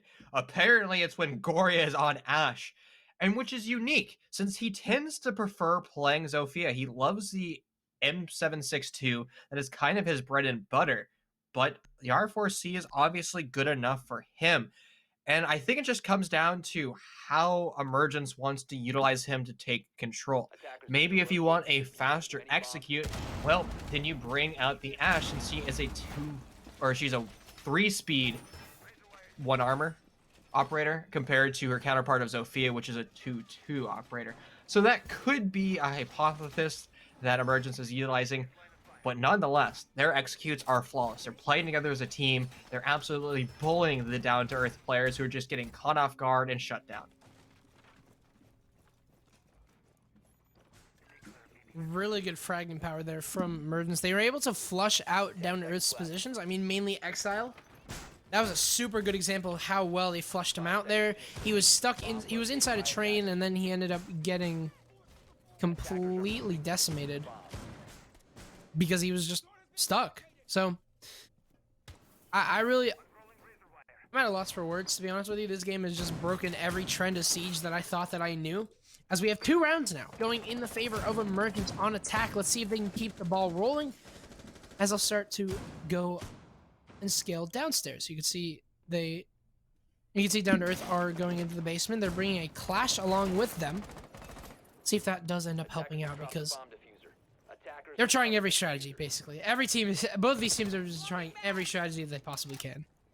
And I will say, Coach is a master on Clash. He is so darn oppressive on that operator. He doesn't play it like a traditional Clash where he's pretends to be on an island. Most Clashes tend to have somebody right behind his shield and they just swing off that. But the way Kojin plays it, he basically lulls the members of the attack into this false sense of security. They say, oh, look at Kojin. He's all by himself. We just do a quick execute and boom, the Clash falls. But as soon as that execute comes out, members of the D2E, the old In Control Nation roster, immediately pounce. The pounce will be shut down slightly, though, as Exile loses his life. Now, that isn't a lot of utility that is sacrificed, since it's just the castle. You put everything throughout the map, but I guess that pocket shotgun could be at some influence level throughout the round. Yeah, you don't lose a lot there. You lose a little bit of magnification on the worst gun ever, so can't say you lost too much, but this has become a game where if you get opening picked here, your round isn't looking very good. So honestly, even though it isn't the best operator ever, it's still a player being lost, and that is something that is super important for Down2Earth. If they lose one player, or even just both teams, if they lose a player, if they lose the opening kill or the opening frag, the round is immediately just looking horrible for them. It's basically the effect that's magnified, especially against these two teams. Last minute gonna come out here all the way over into coat check, but nobody's actually there, so they're basically clearing out nobody. But 40 seconds left, they just gotta cover all their corners, make sure everything's clear. And Moved is gonna take down Bone. It's gonna be a second kill here for him. This bakery wall is starting to get opened up here for Emergence. Down2Earth starting to feel the pressure quite a bit here. As you can hear, all 3 Selmas popping. Bone is going to get spotted out here. Sorry, Moved is, but it's not going to matter. As they'll find his 3rd kill, Nembozo will take him down, but the damage has already been done. 18 seconds remaining. The post plant's going to happen, and Nembozo's the only one who can cover. But Goria takes down 2, and Emergence will take their 3rd round. That is 3 rounds on attack, on Cafe, going in their favor. I mean, what else can be said but that? The mechanical skill on Goria is just impressive. Every single flick he does, his entire mouse movement just is jaw-dropping. You never wanted to be on the receiving end of Goria, and sadly, Down2Earth seems to be on the receiving end every single round. Common wisdom says this map is not as defender side as it used to be. It started to go a little bit closer to 50-50. I think 3-3 splits are a little bit more normal since we're no longer in utility consumption simulator. But nonetheless, the attack that Emergence has put on is a true masterclass. And if they're able to snowball this, maybe Consulate Map 3 will be a surefire thing. But again, still a little bit too early to tell. Now, some of these bomb sites do swing a little bit towards the attacker side, not as much as you would think. So the Cafe win rate on Bar is about a 54%. Reading Room is a 58%. Mining and Dining is actually 57% and 61% for Kitchen. So the best bomb site that D2E had would have been downstairs, and they just lost that pretty handily. Yeah, this hasn't been looking good for them. On what is, what is to be expected, even if this is Emergence's map pick, you expect Down2Earth just by default be in the advantage just simply for the fact that they have defense, but that just isn't the case at the moment. Right now, this has been all Emergence all day. They have been looking absolutely unstoppable in their attacks, but Down2Earth will choose to go downstairs or upstairs once again. A little bit of the same old pixel shield being put up as usual. So nothing too out of the ordinary from them, but you have to wonder if that's going to be enough. They need something different at this point. This has been looking dire for them. 3 rounds on attack so far. Who knows what can happen for Emergence, but getting set up here as per their default strategies, getting themselves into piano, getting themselves into cigar shop, as just simple stuff so far. The attacker's going to have to deal with the west side of the map relatively quickly, and that can be difficult. A lot of rosters are trying to utilize pseudo mirror windows to double shield over by barback and or by pallets. Instead, Down2Earth has gone for the original way of holding this bomb site, and you just reinforce all of barback, and you just try to deny utility in any way possible. That way will be through the pixel shield, but since we're no longer in utility consumption simulator, the shield has been dealt with relatively quickly. And it actually wasn't manned for a long time because of the pressure that Evil Clouds has put over here in the white corridor connector. And Kojin has to be careful with his positioning. A second frag grenade could go down his way and kill him. He's one of the most influential operators at wasting time, but fortunately for him, he can wipe the sweat off his brow because Evil Clouds has utilized all of his explosive ability. Kojin's going to lose a lot of HP inside of bathroom due to the white window pressure, and that's going to come back to bite Down2Earth pretty soon, as the execute's going to happen. If Kojin can't live through this, that's a lot of denial gone. But you still have Exile underneath with his C4. He'll lose a little bit of HP. He's actually stuck on white, trying to crawl his way past Sonafin's line of sight. He'll be safe for now, but 50 seconds coming down here. Diffuser's still dropped here. Emergence are going to need to pick that one up and start to make their way downstairs. All the windows are starting to fall around Down2Earth. Not a single player has fell until just now. Goryo trying to find a second, but he won't be able to, as it's going to be instead. It's going to be a trade, actually. Nibozo takes down 2. Takes down 1, sorry. He'll take down 2 now as he takes down Ben. C4 is going to be ripped, but nothing comes of it. It's going to be Evil Clouds to take down Exile. Currently a 3 versus 3. 25 seconds remaining. Something has to give for both these teams. Moved is making himself very known up way as he takes down the Wub, but it's not enough. Bone will get him down now. It's up to a 3 versus 2, and he's got one pushing his white hull. All he has to do is wait by pallets. Vos is going to lose a little bit of HP, but that doesn't matter as Bone takes down his second kill here. It's going to be all Yusuke and Bone as they manage to close this one out. Down2Earth will take round number 4 and take their first round of this map. It's a bit dire right now because honestly, Down2Earth are up against the back wall, but it's better than nothing. That was a good showing by Down2Earth, but that was truly Emergence round to lose. They understood exactly how Down2Earth was playing. They went for their initial execute, which was Goria getting aggressive over at washrooms. He was felled early on, and you can see that Emergence was like scrambling to find a contingency plan. You can see the gears almost moving in their head, and it just took them an additional 90 seconds to determine, hey, what we're going to do. And what they elected to do was just a full sin strategy where everyone was just pushing up stairwells. They weren't communicating. And that's how you start to lose rounds, when individuals start to panic and they don't have contingency plans. And imagine if Move and the sledge of Evil Clouds pushing through White Quarter pushed at the same time. Bone the Jaeger playing on pallets would have been stuck in a very awkward predicament. He would have had to challenge one of those 2 angles, and if Emergence pushed together, whatever angle he challenged would have been the wrong one, because he would have lost his life no matter what in that scenario. And then the remaining attacker would have control of pallets. That would have put a lot of pressure on the remaining members of Down2Earth over on the east side of the map, and it would have gone completely different. But Emergence never made that identification, and as a result, it cost them round 4.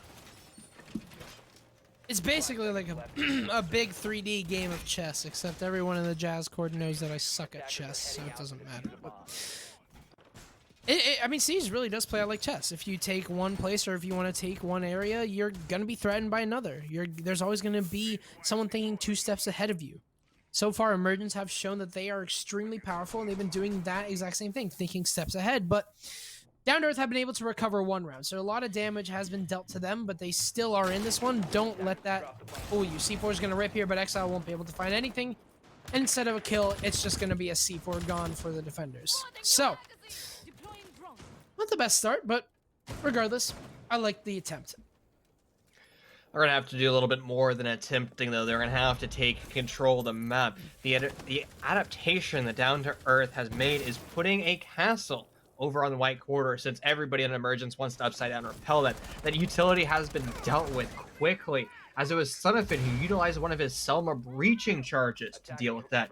It would have been better to rotate over to Sledge. It would have been less costly of utility, but obviously SEMIFINAL, the IGL Emergence, determined that the opportunity cost of his Selma charge being put on the wall wouldn't hurt him too much. And that is a fair assumption to make, since they are going downstairs to a reading room. The first casualty will be from a frag grenade. Evil Clowns will collect that kill. Navozo, who made the rotation successfully earlier, will now lose his life to a Kobe bouncing off the pallet's wall. Attackers have located a bomb. Well, Goria is going to find yet another kill, and Down to Earth are basically just handing out kills, as Moved is also going to find one. 2 versus 5 now. Kojin and Bone all by themselves, and Kojin's not in a very safe spot at all, as obviously he's being pressured not only from above, but from white window as someone is repelled. That is Son of Finn, but he's hopped off instead. This has just become a frag fest for Emergence. This has literally become T-Hunt, just shooting whatever you can, because Down to Earth have basically just gifted Emergence so many kills. This has happened way too much. It's a trend that should not be showing.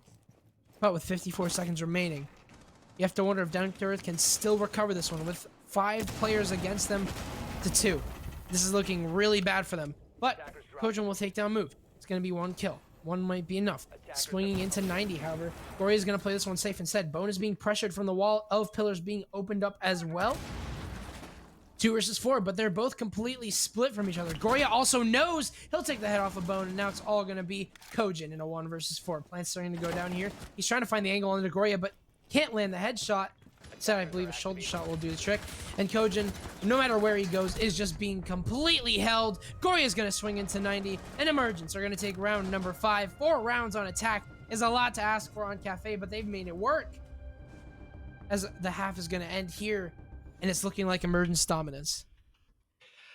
Man, Goria on these entries, coupled that with Ben on the entries, is just this unstoppable force.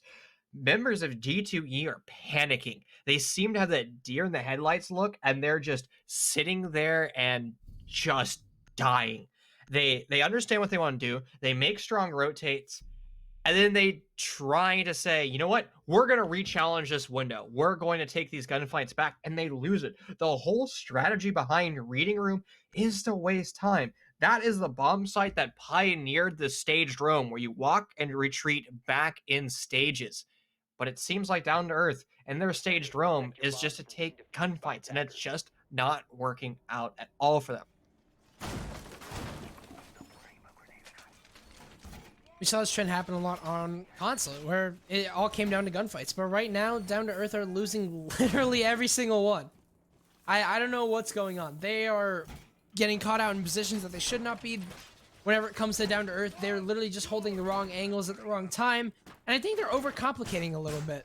Emergence are pushing pretty standard stuff. They're just doing whatever it takes to take the round. And Down to Earth are kind of overthinking it. They're wondering if they can hold this crossfire better. They should be holding this or that, swinging. What should I swing? What shouldn't I? All the while, Emergence are just picking them apart 1 by 1. So even if they think about this stuff, it doesn't matter because their teammates are dead. So I don't know what's going on.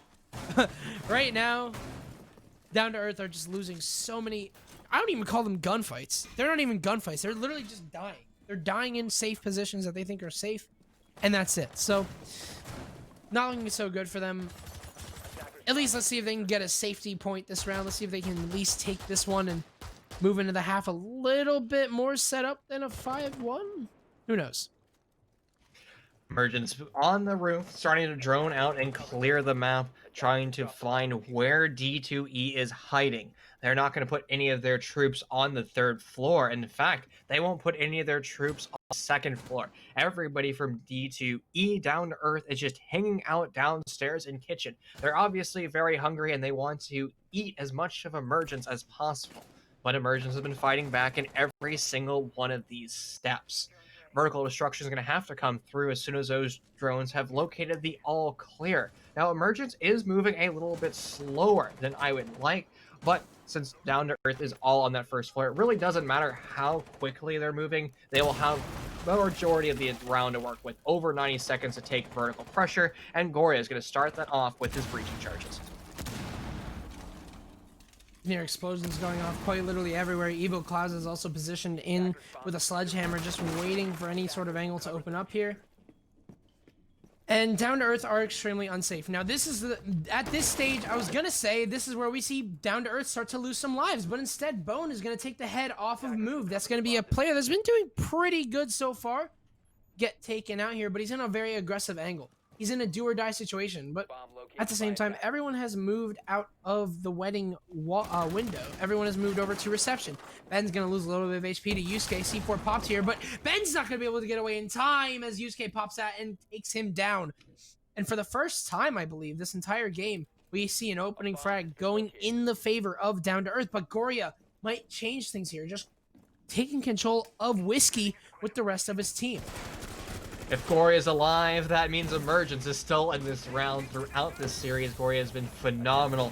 Now, shots have been exchanged. Yusuke is going to lose a little bit of HP, but he's still alive. He has spent his Nitro Cell, and everybody on Down to Earth has spent all of their Nitro Cells, so they're going to have to go with pure denial, either from the clock or from their bullets themselves. Fraganator is going to go down range, trying to push away members of Down to Earth. It is going to be purely in vain, as it didn't find its target, but Son of Finn will, as he collects one. Immediately retracked away is going to be Goria, as a 4-2 split with 10 seconds left on the clock. Everybody from Emergence is going to have to swing on through. Finn's going to do a great job of that, collecting Kojin, but immediately losing his life. It's now pretty much gone. Diffuser surrendered to the bomb site. It won't really matter. And indeed, to the clock it goes for Down to Earth in round 6. Down to Earth are up 4-2. So, me having a timeout. Is Rigel? Yeah, me too, man. I feel that. So, this has been quite the intriguing game. It feels like the same aura of Coastline is kind of ringing its head, where whoever gets their frags, whoever gets their refrags, that's basically what's going to be what decides the round. Down to Earth obviously got the first opening pick for the first time, I think, ever this map. And they won the round. It's as simple as that. So what Down to Earth need to do is just stop giving away free gunfights. Obviously it's a little bit too late to do that on defense. They're gonna have to fix it up on attack, but it's very obvious that the trend is present. It was present on Coastline. It was basically what was Coastline. It was what was extremely important on Coastline. And in terms of Emergence's game, it's the same way.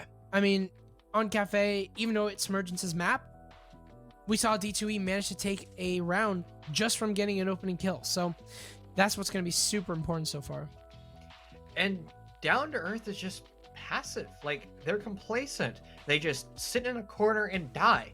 And sure, in round 6, sitting in a corner and not dying helped them great, because Emergence was just too slow on their clear. And that's the thing. Cafe compounds. You have to have boots on the ground on the in-game clock in 2 minutes and 25 seconds. That means you've dropped the red hatch or you've dropped the new hatch, which means you have about 15 seconds to work your way down the white stairs or in to train. But if you start to lose 5 seconds here, 5 seconds there, that starts to compound into 20 seconds down the road when you go for your execute. And people love to point fingers and say, 20-second meta sucks. And sure, it does, but you have to think about you as an IGL. Are you really participating enough in mini games? And could you make up time elsewhere? It's, you know, we're joking about like racing cars earlier, but when you're actually in the car, you have to constantly be thinking, what can I do better to improve my overall lap time? The Girthang has spoken. Exactly. His racing experience. Yeah. I've actually been watching F1 recently. That's like the racing that I've been getting into. You know, hot take, I like IndyCar more than F1 because I mean F1 just isn't as competitive as IndyCar because it comes down to the manufacturers. Now, if you like engineering puzzles and challenges, F1 is the thing. They're cool, like they're the coolest thing with engineering puzzles. But pure racecraft wise, I think IndyCar is better. I'm sure I'm gonna get flamed on Twitter for that one. I mean, F1 does have like Lewis Hamilton just basically dominating everything. Anyway, Exactly. siege related things. Right now, it's been the Goria show, the Goria Nervosa show so far this map. But Goria has been a very star player, basically into what has been giving Emergence those attacking rounds that they were able to take. Will that change now is the question, because we saw a very balanced out Coastline. Coastline had like 8 players drop double digits, so that was kind of different from what we see now, which is just the Goria show. So I'm not really sure what is going to happen this round. I think that we can basically determine who's going to win this game just by seeing how Down2Earth attack, because Down2Earth are on the weaker side. Admittedly, they are on the weaker side of Cafe, at least historically. So they're going to have to play a very perfect attack if they want to take this one back. But we've seen it happen before. We saw it happen literally a map ago. But let's see if Down2Earth can make this happen. So to solidify your point, when you actually go to the tertiary bomb site first on Cafe, it's a great litmus test for feeling out how an attacking roster is going to execute. Because Reading Room is a great in-between between the two bomb sites, where Bar, it forces the attackers to do a linear push from the west, but also when you're downstairs in Kitchen, it forces the attackers to also roam clear. So this whole bomb site will get you a great feel of what's to be. Now, Ben will lose his life. He's been struggling in map 2, and he's going to continue on that struggle bus. With that opening kill rolling through for Emergence, it's starting to look like maybe this series is just an enigma, and it's going to be attacker-sided. Something that we really haven't seen on Cafe, but hey, this day has been absolutely gnarly, so who knows what's going to happen. Yusuke is going to start to push himself up pallets, which is obviously completely safe, but that is... What? You can pick those back up, Kojin. I don't know if you were aware. I think it's on a soft floor it activates, though. If it can activate, it'll activate. I think it was activating and popping open. Well, just let it go, then. That's what I'm saying. What's the difference? Anyway, you can hear a nade popping right underneath the Goria, and he'll take down Exile, but Yusuke will take down Evil Clouds in response. He's got himself into pillars, and it's a man advantage here for Emergence, but how quickly that can change really depends on how it... Oh my goodness, Yusuke! The micro adjustment will take down Goria, but you can see Moved is making his way into pillars, but he's gonna get spotted out by Yusuke. A triple kill, but Soda Finn, he'll deny the plant! He sees 2 more kills! Oh my god! Soda Finn will find 4! What the hell just happened? 4 headshots, and the round is over, just like that! Oh my god. Jazz! How do you even articulate a sentence after what we just saw? The former In Control Nation roster had round 7-1. They literally worked so hard to achieve it.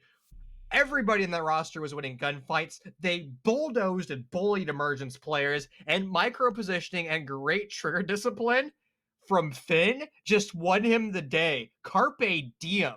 My lord. That was just a phenomenal show of game sense. I mean, mechanical skill too. Great SMG-11 control, but the micro positioning won him that. Truly brilliant. Like, if you're able to use any descriptor, 3,000 IQ play. Bad on Down2Earth for sprinting into a door frame. And, you know, that's one of those instances, even though there's hardly any time left in the clock, get a keycap puller and rip the shift key out of your keyboard because it lost you a round. I don't know what to say. 5 seconds to insertion. Wow. Attackers objective Emergence is to defuse the bomb. have swung everything into their favor. And this might just solidify it. Moved has the spawn peak. He's gonna try and find one, but he can't finish off the kill! He'll actually die himself! Bone will take down Moved. And Goria is going for the exact same peak. Something that you don't expect is to double peak something, but you won't find anything. Instead, he'll make his way out. But, I mean, what I was going to say is I know Down2Earth, they can be a very emotional team at times. So, if Down2Earth...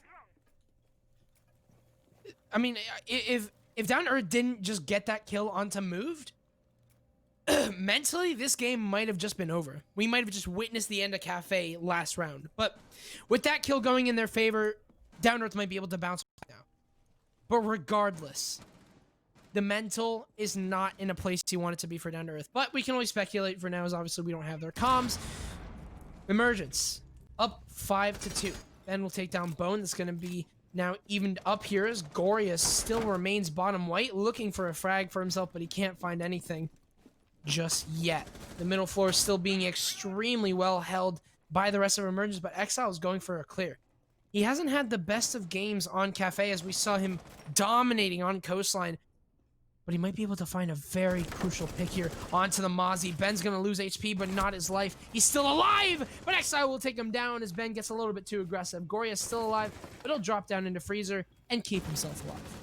That rotation is going to allow the attackers to start to utilize vertical pressure until Evil Clowns basically works his way up the brown stairs. Now he will lose his life, and that's going to force Emergence to be at a -1 man disadvantage. But they still have a decent amount of time wasted, and Goria is going to work his way up the red stairs. This is going to be very awkward for members of Down2Earth, since they have no pre-established flank drones until it catches off Goria. But nobody was on the camera. Goria's allowed to send bullets in the Exile. He's going to lose about 50% of his HP, but he overextends his welcome and has now lost his life. A 1-3, and SEMIFINAL is going to have to find himself another clutch scenario. He was in this exact same position in round 7, and it was actually at worse odds. So this is a round that he could totally clutch out, but he loses his life pretty much instantly, as it's now his turn to sprint challenge his way to death. Good shot there from Kojin, and Exile. I don't know. I said something that woke him up. I don't know what just happened. I said something wrong. I said he wasn't performing that well. But turns out he just kind of heard me and shut me up. 3 kills for him, and he'll secure the round for Down2Earth. Maybe pushing the momentum back into their favor. Who knows? I mean, this game has just become so unpredictable. You try your best to predict it, but it's just not going to work. And Jeez, man. the thing is, both these rosters are just making the same mistakes over and over again, and then they're just like, who needs strategy? Let's just win gunfights. And maybe that's not a bad thing. You know, it's well after midnight if you're on the East Coast, so you're starting to play in gamer hours in the morning, but that does start to get fatigued. And we've also heard about individuals in this league that after a certain amount of time, they have to just server deafen because they can't communicate with their roster anymore. They can't make callouts. So maybe that's something that these players are going to find themselves in. I believe just about everybody in this lobby is U18. I think Exile is 18. He's the only one that's 18. Finn is 18. Moved is, I believe, but everybody else is U18. Did Exile get suspended? What? I can't find his Twitter. Oh, it was Exile. My bad. Michael the Moron is. Actually, doesn't have it in his bio. I don't know how it is. You have to do that quick Google research there, Jazz. As if I cared about him that much. Oh, man, dude. He's a nice guy. I tell this guy one thing, he's like, hell, look at this picture of you from 2018 casting some shit fucking league. Like, come on, man. Is he hating the pink hat? No wonder why he's losing I wasn't the wearing. series. I don't think I was wearing a pink hat, but I don't think pink hat guy existed at that point. well, Alter ego, obviously. if he was hating on that, I would have to, I mean, it would explain why they're down 2 rounds. Verme's so tired he hasn't updated the bully counter again. The Exile bully counter. I mean, he's sick of my shit. He just does not care about that. No, anyway, it was already on 2, man. It has to be on 3. Yeah, Hey, there we there it go. is. Pink hat guy.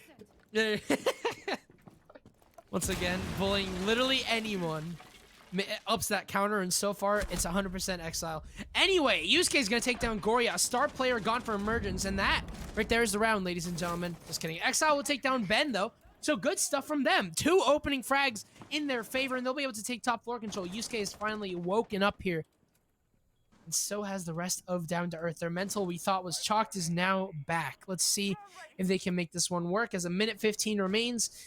With Goria gone, you have to wonder how this round is going to be, because obviously Goria is a star player, but you still have moved inside of Train. But if he dies, the round could be over.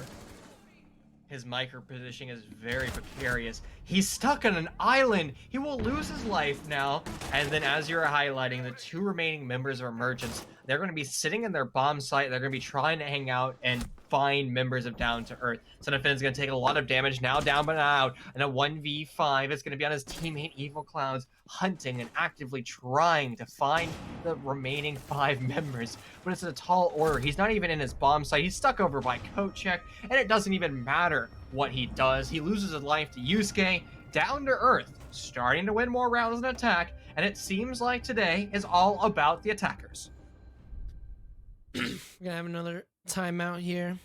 Never unappropriate. I love the timeout. Inappropriate. As you can see, I've literally lost my ability to speak as Words Kojin are hard, also bro. needs water. Kojin also needs water. Dude, we literally need... I need SCS chat. I need y'all to nominate yourself to be SCS Waterboy, because...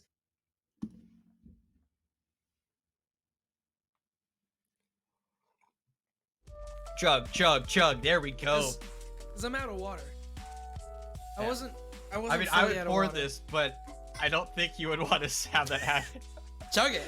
Then you Maybe can at the pour end of the it. cast. No, that's a bad idea. Don't do what I just did. I don't have water for the rest of the cafe. See, the thing is, like, if we were to go into, like, map 3 and another overtime in map 3, like, if somebody wins it, yeah, I mean, I'll pour, sure, you know what? If we go to, like, round 20 in overtime and I still have water, I'll pour it on myself, so... How will you have water? That's gonna be the question. What if I do? I'll go get water and I will pour it on myself. This is 21 ounces, and it's gone Jeez. by round 10. Oh, Lord. Stay hydrated, kids. Water is very important, and you're Please Life. stay hydrated. drinking sodas every day is not hydrating. Drinking G Fuel every day is not hydrating. Drinking Gatorade is not hydrating. Agua is hydrating.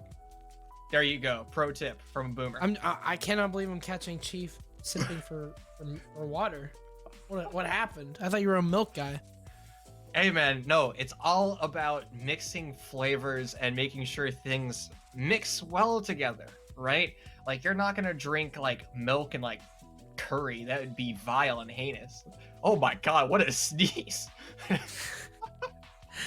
But like, milk and peanut butter is good because it's 2 creamy things. It's a great way of washing down the peanut butter because, again, peanut butter kind of gets stuck in your mouth, it gets stuck in your throat, and just water doesn't do it, man. Water doesn't do it. Even chat was saying that it's a normal thing. No, So- no, Chow is not saying it's a normal thing.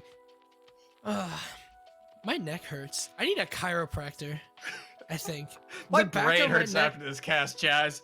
Like, the amount of pauses and timeouts and things we've had to deal with is just something I know- else.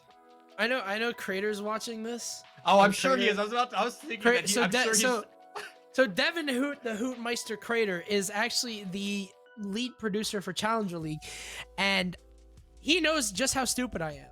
And so does actually, I think, I gotta check who's in the cord right now. It's, well, Crow's there, and he knows how much I suck at chess. So I mean, if your brain is just now frying, God knows where mine is. My brain fried it like somewhere in map 1. Oh I don't know how we're here. I don't know where I am. I don't know who I am at this point. And all I know is apparently there's 5 players and a server in front of me, and we're going to reading and feeding in round 10. Well, there is 10 players. Thank you. I mean, I'm glad my degree in finance has paid off. That I can count 1 through 10. That makes me feel good. Thanks, Jess. I'm sorry, man. I had my bad math moment. Now it's your turn. My entire life is bad math moments, man. As soon as you graduate college, you go from doing hand calcs to being spoiled by Excel and computer programs and calculators. So like all the things that they made me do in college, I don't do anymore because I just do it on the calculator, and it saves me like 6 hours. Weird tangent. But anyways, we're playing Rainbow Six Siege, not dealing with private wealth management. And, well, Yusuke has been gnarly. Goria has been gnarly. It's kind of the battle of the primary entries right now. It's a tale as old as time. It is the Ashe versus the Jaeger.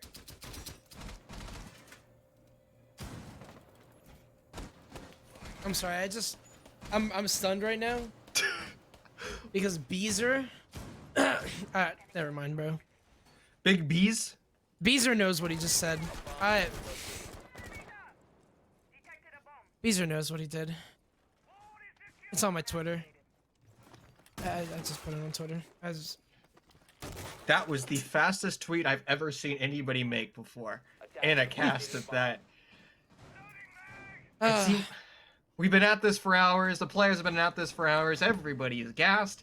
And the attackers are going to be relinquished from their spawn as they start to take control of the roof. They're going to find pressure over by the west side of the map by Piano, as Evil Cloud's going to relocate himself into Pixel.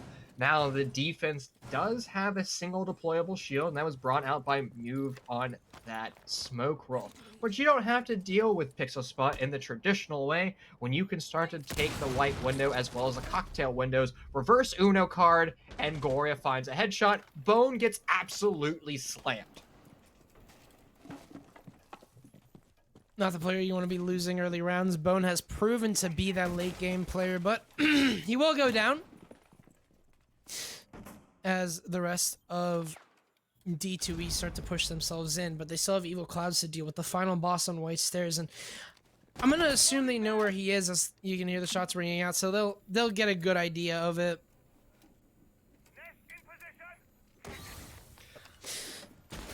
Goria's in a position where he can rotate out if he chooses to, but this is Goria. He'll get naded immediately. C4 will almost take down Navozo, but he's still alive. Sherbula just said something in Twitch chat that I definitely can't repeat on stream. Navoz is going to be down but not out.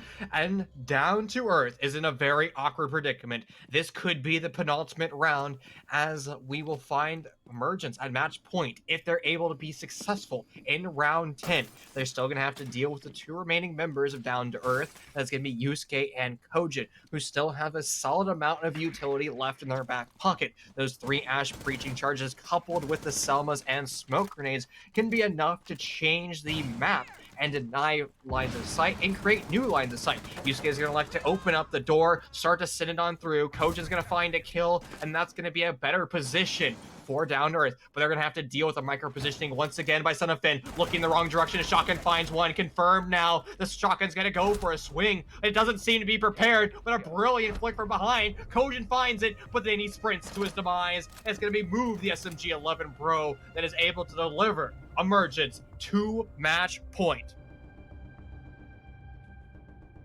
Match point indeed here. Down2Earth need 2 more rounds. They've been in this position before, where they were down this exact same scoreline. Emergence managed to come and get themselves to match point, and Down2Earth retaliated and got into OT. And then that OT lasted 22 rounds. Oh, no. So, if Down2Earth can take 2 more rounds, we might have to go through that cycle again, but we'll have to find out, as they're obviously on attack. The most unfavorable bomb site. We're going into Bar Cocktail. The most favorable bomb site probably in this entire map. Let's see if they can make it work here, ladies and gentlemen. We might be going to map number 3 very shortly. I think map 3 is going to be a strong possibility. We will be having that battleground be established over here on Bar. And the thing is, we were talking about how Dash is such a strong coach and a VOD reviewer. Emergence tends to go to this map more or less often enough to have a ton of information on the interwebs. Dash can just break down these strategies and counter-strat on the fly. But I think we've kind of gone past counter-stratting for Down2Earth. Instead, I think we're kind of in the land of whoever is still mentally with it is going to be the roster that wins. And because we've seen these players kind of have the handshake. They're not as strong with their mechanical skill as they were at the start of Coastline. So it's just a pure battle of who can stay coherent. I see chat. Excuse me, Jesus. I see chat's going off about their tier list. I mean, last time someone made a shit tier list, aka at mistakes on Twitter. I don't know who that guy is. He's like social media manager for ESA. That guy's horrible takes. But anyway, So that guy made a tier list about the top 10 teams. I Well, want if to you say wanna how know bad tier this tier list- list is, though, because they say Alright, well, it's- Team 99 Braction, and he left the roster today. Yeah, the great disbanding. Y'all are just not on top They're of all- your yeah, shit, they're T3. I'm sorry, you're behind. just not. We've Yeah, been locked in our casting basement for God knows how many hours, and somehow we're up to date on who's on what Right? rosters. That's the weirdest thing. Like, we're literally stuck in this cast. And they don't even have we don't have Twitter available to us, but apparently they're wrong. So change your copy pasta. You guys are in a T3 moment. I don't even know. Mistakes is... I said Jasmine Bully's a player. Mistakes is just an unfunny Twitter Is user. his mistakes a player? He's No, a he's a- staffer. he's a- He- Do you know what he is? He's a social media manager for a league. Like Lamau? I'm just kidding. I don't know who that guy is, so I'm not actually the roasting him. Jazz ego. That's right. Hashtag I cancel got an Jazz. ego. What about it? Anyway, Down to Earth C4 rips here by moved. It's shot right out of the window frame. However, so moved is now left without a C4. Nade's gonna land right onto Son of Finn as another one is gonna be sent out. Top White's gonna take down Moved and also down Evil Clouds. Exile has just been absolutely on top of his nade so far this game.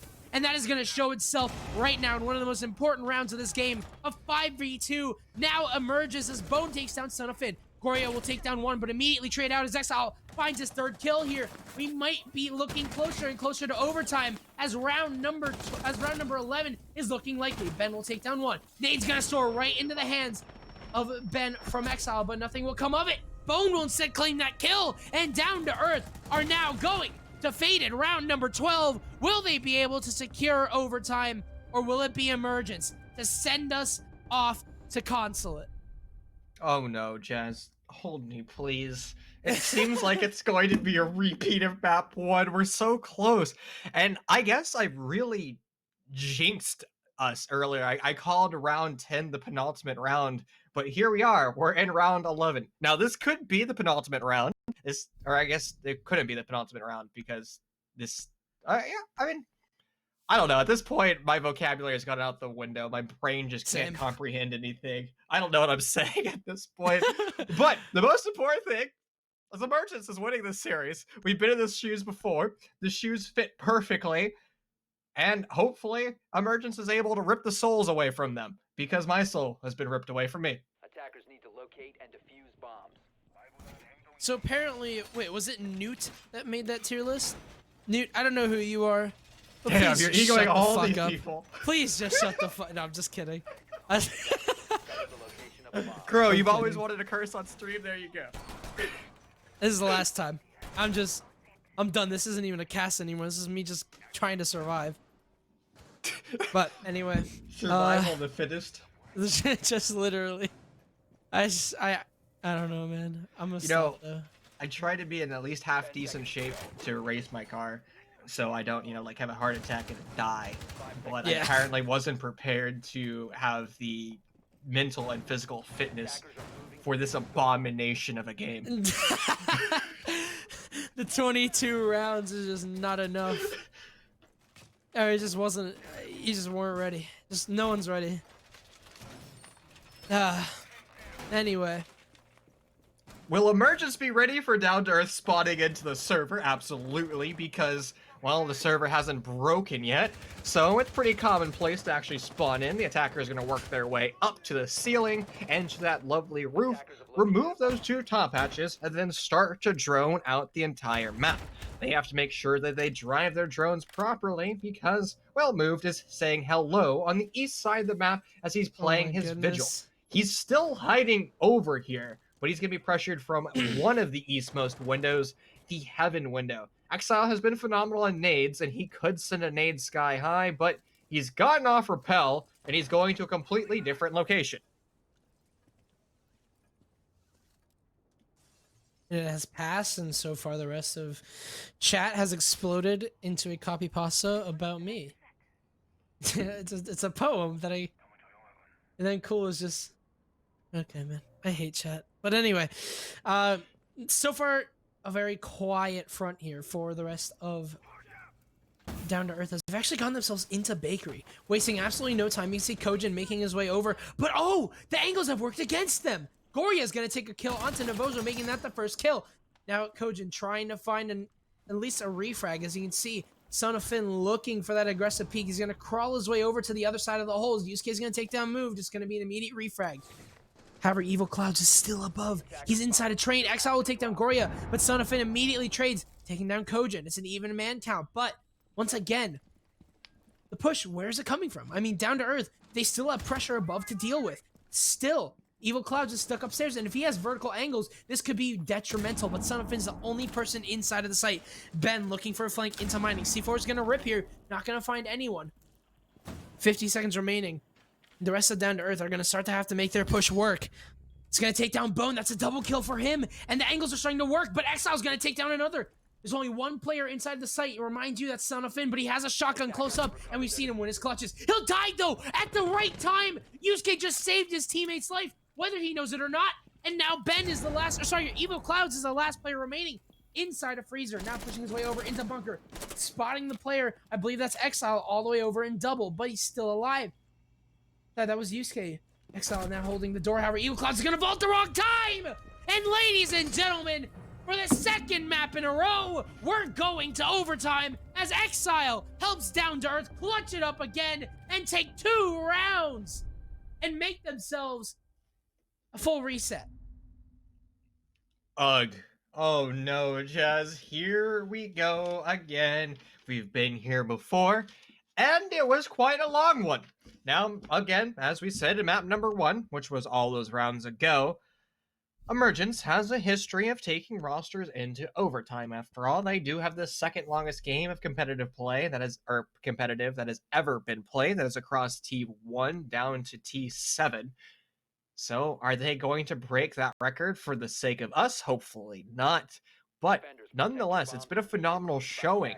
And it's been this crazy back and forth between these teams. And it seems like this map is just, well, slightly attacker-sided. This is a 4-2 split for the attackers on the Emergence side, and it's going to be a 4-2 split for the Down to Earth side. We basically saw something similar to that on Coastline. So who knows what's going to happen with Emergence starting on defense. They're going to elect to bring out their downstairs bomb site, forcing Down to Earth to basically clear out the entire pressure. The problem with Emergence on Kitchen, though, is they love to play this so darn aggressive. They want to work their way up staircases after they've lost control. Sometimes it works out well for them because Down to Earth hasn't done a good job of establishing flank drones. But also, it's such a high-risk strategy, and going back to what I said earlier, you have to be taking 80-20 gunfights, and the predicaments that Emergence is constantly putting themselves in just isn't what it should be.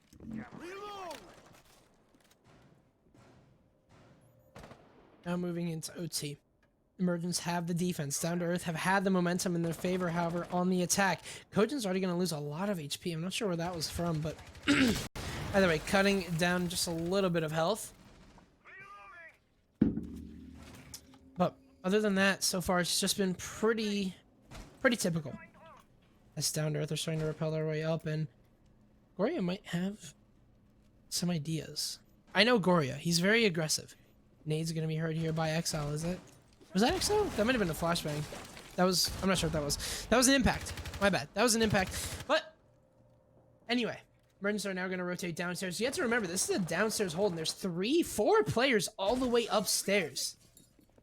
So Evil Clouds is gonna drop, however, making that 3, but regardless, the way that Emergence have been holding this, kind of having themselves positioned all the way upstairs, is just to push Down to Earth all the way out. Because you know Down to Earth is going to push this. I mean, it's not like they can just ignore it. They push this usually all the time. So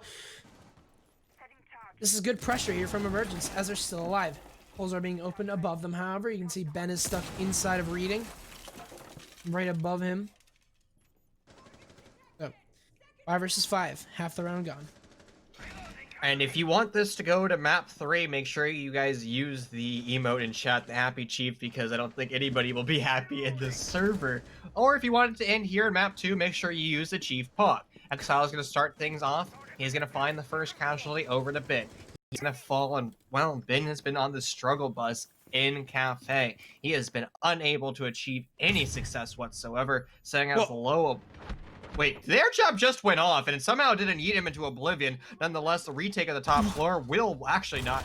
Oh, actually will work out for Emergence. It looked like they were caught out. Moved will get the kill. He's been burying himself over in the train room before, and he's back here in the exact same spot. This is a great position to call Exile over to send in a grenade. Monkey see, monkey do. I repeat it, and there they go. But Goria is just Goria. He finds 2 quick kills, line them up, knock them down, but he then loses his life. With 30 seconds left on the clock, it's going to be on Kojin and Exile to push into the bomb site. Kojin is sitting on below 50 HP. He's going to have to be very careful and choose wisely his gunfights when he pushes in through the double doors. They're in a perfect position to swing on through, but Down2Earth is going to like to go for this challenge. The SMG-11 will confirm the location of Son of Finn, and here comes the push. Shots exchange. Son of Finn's going to win 1 with 4 seconds left. It really doesn't matter, and Emergence will win the round based off time.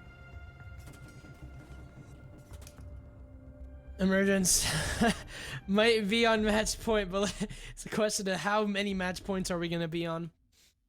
Let's see if this goes the distance here. Emergence will take over round number 13. Can they make this the end? Can they make this map number 3 on the way? Or will we have even more overtime?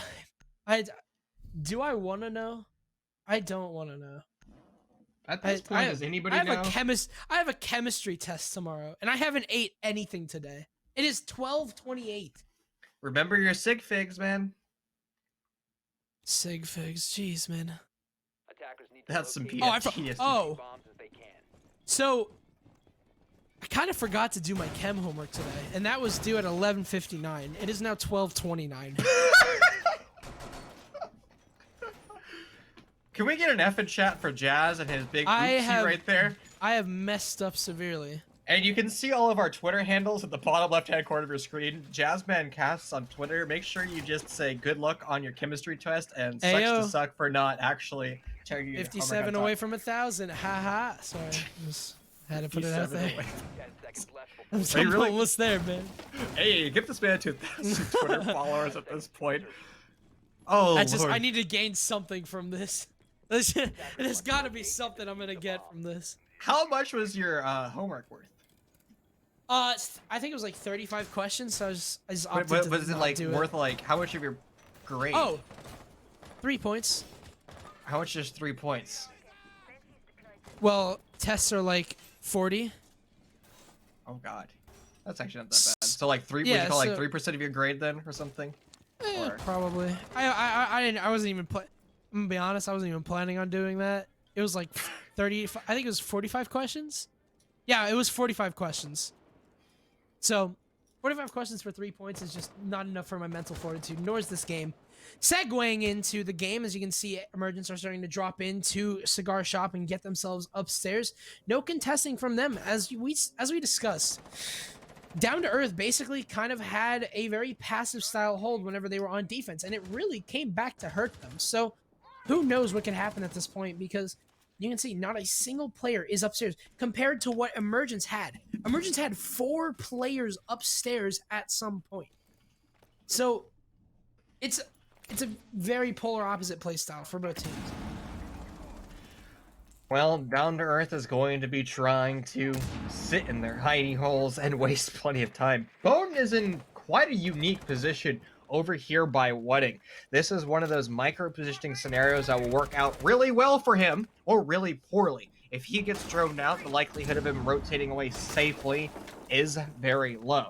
Now, he does have the option of not having his ceiling being removed. A Nitro Cell will find its target, but Evil Clowns will be rezzed up as Ben's going to actually find the first true kill. Novozo is now down, unable to participate, and Down2Earth is going to be at a man disadvantage. And what is such an important round? This round dictates if we move on to map 3 or if we continue in the overtime bracket. A bad rotation by Bone. He's going to lose a lot of his HP, but at least he's still alive. He goes for the quick swing. Nobody's on the receive again, so he likes to work his way up the red stairs. A shots exchange between these teams being traded on through.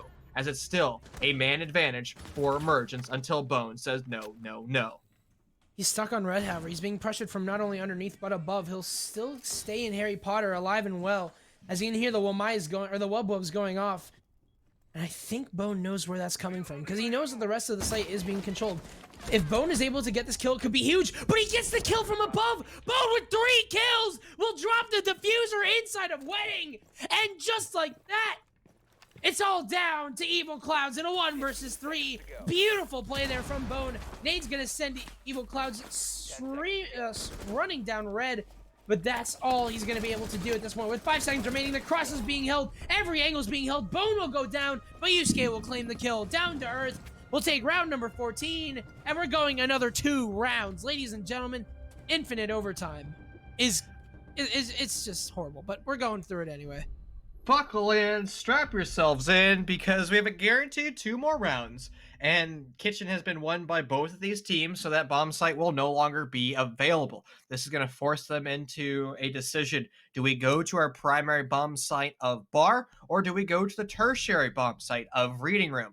Now, the defensive roster of Emergence is going to elect to bring out the tertiary bomb site. They have had some strong success here before, and it's going to be interesting to see if they're going to be able to continue on that success. They've brought out Castle, which has been a great way at denying pressure over in the white corridor, but will it truly be enough? And something that's been interesting is the fact that Emergence has not really wanted to run Wamai, given the fact that Down2Earth has really utilized a lot of their projectiles, particularly those frag grenades from Exile. Exile wins the majority of his gunfights, but if you add his frag grenade total in, he just becomes a terrifying monster that has just fangs everywhere and is biting people to death. I see chat starting to understand that I have no water. Get this man some agua. Hashtag get Jasmine water. Or get Jasmine some water. 10 seconds to go. I'm going through it, man. But 5 seconds remaining. boys and girls, we're back in Infinite Overtime. Locate a bomb and Another Yay. 2 rounds to go. I mean, what even is there to expect? I should have known. I absolutely should have known all along. Now, Jazz, in all honesty, did you expect this series to be so close? Did you expect map No. 1 to go into overtime? No. Did you expect map 2 to be another infinite overtime bracket? I don't think anybody did. People Absolutely expected not. Down2Earth to slaughter Emergence and just walk their way into the grand finals, easy peasy lemon squeezy, with no contest whatsoever. Emergence has put on one of the most impressive contests we've probably seen in a postseason run here in Storm Competitive Series. They're playing phenomenal. They are here, well, to stay. Everybody says Team Goria is the roster, but it's clearly more than him. Everybody in Emergence is performing brilliantly, and if they keep this up, map 3 is guaranteed. And even if Emergence loses this series, I think they've played beyond expectations, and they should be a roster that you should actually consider and fear. You have to wonder if the Team Goria meme is dead at this point, because look at the way that Emergence are playing together. They have been a super strong team. Everyone has proven themselves today in this series. Exile has proven himself with his nades, 18 kills, and well, we haven't even reached past round 15, which is the max without max OT. He's literally 18 kills on what would be, I guess, technically speaking, a normally sized game. That is some impressive stuff. Goria on 16 as well. SEMIFINAL on 12. I mean, everyone is performing right now. It is truly incredible how we've seen both of these teams basically develop over time. But yeah, maybe Team Goria is dead. Maybe the meme is over. Maybe it's, you know, Emergence. Maybe Emergence have finally been able to all prove themselves individually. But for now, Down2Earth, they've gotten themselves upstairs with a minute remaining. Yusuke's going to take down SEMIFINAL. Yusuke's been such an important player here for Down2Earth, finding those entry picks, and this round is no different. But Goria, he's found himself on brown stairs, but somebody's expected that. You can hear the pre-fires coming on out here. They know that Goria is there. He's going to take his bullets and walk away. As 40 seconds remain, Down2Earth. Looking like actually Emergence wants to retake the site by challenging Down2Earth's angles. Let's see if it works out. The 9-man lobby will work in favor of Down to Earth, but since Emergence likes to play aggressive, they can change the tables relatively quickly. They're all in a small sphere of influence, but it's not going to be as strong as they once did. Yusuke goes for the drop. He finds 2 refragged by Goria, but the bomb's going down by Kojin. This is going to force members of Emergence to basically sprint challenge straight into him, but now it's Goria. He's going to have to go for the clutch ace. He has 3 kills in this round, but he's going to have to find the remaining 2. He's going to have to deal with this cover relatively quickly. They're going to trade shots back and forth, but he's on so little HP, it doesn't matter. Down to Earth wins round 15, and they're just 1 more round away from confirming this series and guaranteeing the seat at the big boy round table in the grand finals. It could all be ending here. Performances from every single player and all of it just might shut down here. If you read this as a 2-0, obviously this is talking about future us. Obviously this hasn't happened yet, but if you read this as a 2-0, just know it was a battle of a lifetime. It was not a 2-0 by any means. It was just, oh my God. So far, both of these, we can confirm. Obviously, Coastline was 12-10, so that was won by 2 rounds. This game, this map, is also going to be won simply by just 2 rounds. 2 rounds. That's it. These teams have struggled through at least 20 rounds all the way over on Coastline just to one-up themselves, just to one-up each other. To get more than 2 rounds. That's it. They just need 2 rounds ahead of the other, and they can't even do that. That is how even this game is. Emergence are on the back foot, sure. Map count's not looking good for them, but this is their map. Can they do it? Down to Earth are now on defense. This is their time. Can they end it here, or will they possibly go all the way? It's the world is the, I guess D2E's oyster is going to be this round. They're going to have to find the pearl at the heart of that oyster. Or will Emergence just rip it away from them and sell it on the black market for a value that isn't worth it at all? Just like these evil scalpers and the 30 series GPUs. That was quite an analogy that we went there. That's what happens when we get past my boomer pen time. But nonetheless, Emergence will be relinquished from their spawn, and they're going to have to start this map, execute. This could be the last time they participate in Storm Competitive Series here in Season 4. They're going to have to execute here on the bar bomb site. They have been very successful before, but they're going to be bringing out a different operator altogether. We're going to be seeing the Zero, the newest addition to the competitive Rainbow Six Siege pool, and he's an operator that at one point had frag grenades, but now he's relegated over to Claymore as well as that pocket thermite charge. But he's a strong operator for flank watch, since he can increase your drone economy by 4 additional cameras in fixed positions, and they're great for putting them on staircases here on cafes, simply because they provide so much free info.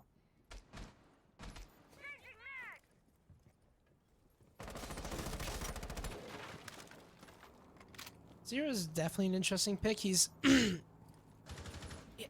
been shown by Ariel Arise to be a pretty good flank operator, mainly from Kool-Aid, who was a very star player on that team, who's no longer on that team because I think he's LFT. I mean, I think I know where he's going, maybe. I can't say that. Leaking things already, Jazz? No, I would never. You know who is a leaker? At Casting Links. Anyway, Down to Earth are starting to move their way inside. Or sorry, Emergence is starting to move their way inside a piano, but actually, I don't think I know where Jameson's going. No, I don't.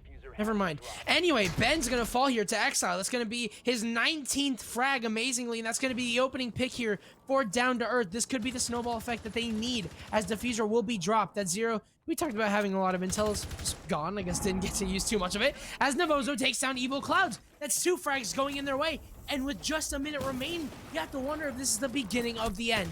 Goria, looking for anything he possibly can at this point. He's been the main player here for Emergence. He's made the meme of being on Team Goria, but he's now dead. Navozo finds his 2nd kill, and it's all up to Son of Finn and Goria in a 2 versus 5.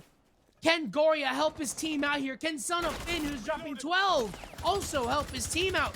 Or will it be all for naught? 36 seconds remain. My heart's racing. Will this be the beginning of the end? We're Down to Earth. No. Sorry, for Emergence, and it won't, as Son of Finn will be able to take down 1, but is immediately traded. It's all up to Son of Finn in a 4 versus 1. Can he do it? He's got the AK-12 in hand, but he won't! Down to Earth advance to the grand finals to face Pride. What an attempt it was, but it's all over after 30 plus rounds of non-stop siege. Down to Earth claim victory. They'll go to the grand finals, and while they aren't the underdogs, they might be the best team in SCS. Emergence lost this series, but they should have their heads held high. They played incredibly strong. They were the underdogs, as you said. Nobody expected them to be able to even come close to their opponents of the former In Control Nation roster. But hearts have been warmed towards Emergence. They played incredibly well. They played strong.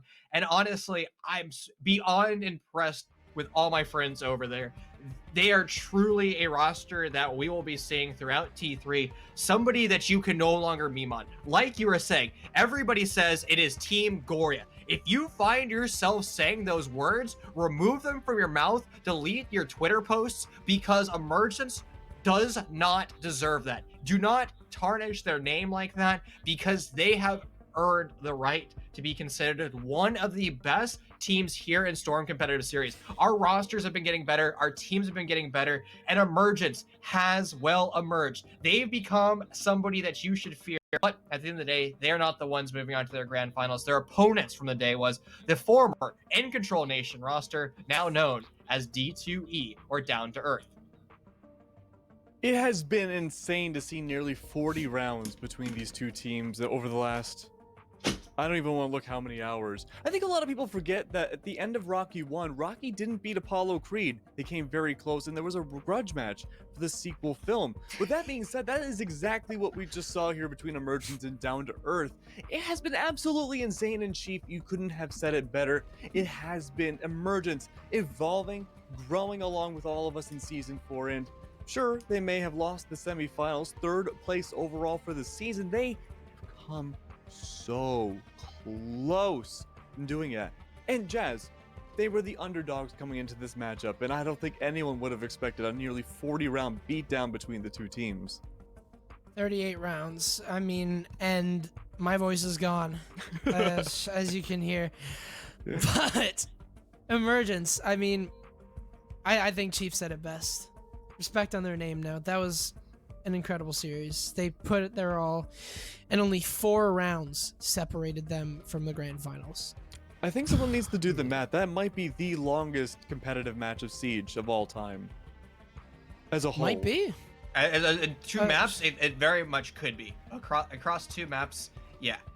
Because, I mean, some best of 3s are running 36 rounds. But I think it would be tied. It would be tied with the Invitational Finals, which was also 38 rounds, like across 3 maps. Oh. Wow. And this was 2. And this was 2 maps. This wasn't even 3. This was 2. Ooh. Well, guys, you two need to rest your voice right now. We have Down to Earth here with the interview. Let's say hello to who we have on the screen. Hello, Exile. What's up, Max? How are you? No, it looks like we appear to don't have any audio at the moment, but that's okay. I know, I feel the same way, man. I'm sorry, Exile. Oh my goodness. Can you hear me? Oh, I can hear you. Hello. Oh, hey, Yeah, Max. How's hi. it going? Not bad, Exile. How you doing, dude? I'm doing pretty swell. Tired? Got a nice. No, No? I have this really cold water. It's been keeping me up. I'm vibing right now. Wow, is that the secret to being able to last almost 40 rounds in Siege? Just cold water? Probably. I mean, some people, they like Adderall, but I don't like that stuff. I like my water. I'm glad you don't. But talk to us about game number 1 specifically right now, because it was Coastline. It was one of those maps we weren't really expecting to see from either Emergence or you guys on Down to Earth, but it was chosen and you guys ran with it. Talk to us about Coastline. So we've as a team, we've never really ever played Coastline, right? But like these past 2 weeks, we've just been playing it. We had some new stuff going for it, because we needed to expand our map pool and everything. And we were feeling really confident with it, scrim wise and in practice. And so we're like, why don't we just take them there? Because the only time they played was I think synthetic and then one other time. Excuse me. And then didn't expect it to be a G2 Empire remake, but that was that. I mean, it was a very fun match. I will say, like I was running around getting my frags up, but yeah, coastline for us, like we just felt confident going into it. They had nothing on us for it.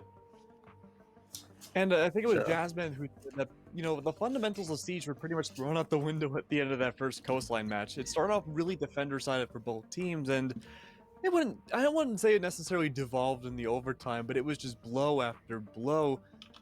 I know you were able to hold on tight and be able to power through it, but what was the rest of your team like? Were they slowly losing their minds?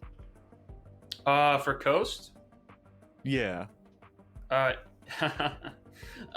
mean, like, I think like the final rounds. So it was we had that tack timeout. I was like, all right, guys, next time we go kitchen, we'll just do like a random default one. Like I'll come with something on the fly, and then I came up with something. Had them do it. I'm like, guys, if we win this round, like the game is ours. Like I'm telling you now. And then they were like, okay, like we'll do that. And then we won the round. And then I was like, okay, like don't even worry about this round. Like we're gonna win it, but don't worry about it. And then we won it. So. And being we were in pretty the semifinals, stoked. that's yeah, you better be. I mean, almost 40 rounds you come out on top. That's beyond impressive to see. But being able to go 40 rounds, especially being, the highly more popular team, deciding to win over the underdog Emergence team, there were some times where it seemed like Emergence was going to take it all. Were you ever worried that might have been the case? I mean, I'm gonna be honest. Like, we didn't really expect Emergence to do their homework on Cafe, especially, and they did. So our defenses basically were just terrible for us, and we had to just do some others. We had to just resort to some, new stuff. Not new stuff. Just I called some things we can do, and then we did them. But I mean, yeah, It was like it was closer than we thought. Like we thought we were gonna smoke them coming in, but they proved us wrong, I guess. Yeah. I think, caster predictions, the community poll, even Twitch chat all expected to see kind of a blowout for you guys beating EMG, but today they really showed up. 40 rounds is hard to argue with. But, assuming next season 5, you go up against Emergence again, what's your plan going into it? Are you gonna, go for another 40 rounds? Well, that's if Emergence makes SCS, because they only have closed, right? Okay. Well, if I know, like, from what I'm hearing about the teams doing quals, I don't know if Emergence has it, but I'm gonna give them the benefit of the doubt because they just played like a really good game against us. So, I mean, we go against them again. I hope it's not what we had to go through today, but if it is, I'm excited for it. So. I mean, I would love to see another grudge match between you guys. But one of my last questions for you, Exile, is other teams out there just watched you guys play a gigantic amount of matches. It was probably the longest, or it's tied with the longest competitive match ever in Rainbow Six Siege. What is your advice for being able to keep a team managed together for 40 rounds in like 3 or 4 hours and not completely lose their minds? What's your secret besides water? I mean, besides water, I was gonna say water too. I mean, but especially for SCS and Infinite Overtime, what I tell my teammates is like what I like do when I play lacrosse or in sports. It's like if once we hit OT, it's 0-0. It's been 0-0 the entire game. You got to treat it like it's the first round every time. But like once we're in OT, it's a reset every single time. And if they get that point over you, like you just got to come back hitting harder. And I think we just did a really strong job with that. We kept our mentals up. Like I don't think there was ever a round we lost where we were just like, oh, okay, this might be it. Like we just come back hitting harder. So. And I mean, it's definitely shown you guys power through everything, quite literally all the trials and tribulations that Rainbow Six Siege could throw at you, and you guys prevailed. But Exile, you have the platform right now. Down2Earth going to the Grand Championships against Pride on Saturday. My question for you is, what do you have to say to your friends, your families, your audience, to EMG, anybody out there watching right now? I just want to really thank D2 as an org for picking us up in the first place and having a lot of faith in us. Really grateful for that, and shout out to my teammates. Obviously, like they helped me win this game, and then shout out to the old HL boys for always being there in the chat, always cheering us on. Sucks I didn't get to play Anarchy or Grant, in the semis. Wichita, we lost. But yeah, I'm just thankful for all the fans and everyone out there. And Emergence, that was a good game. I had fun. But actually, one more thing.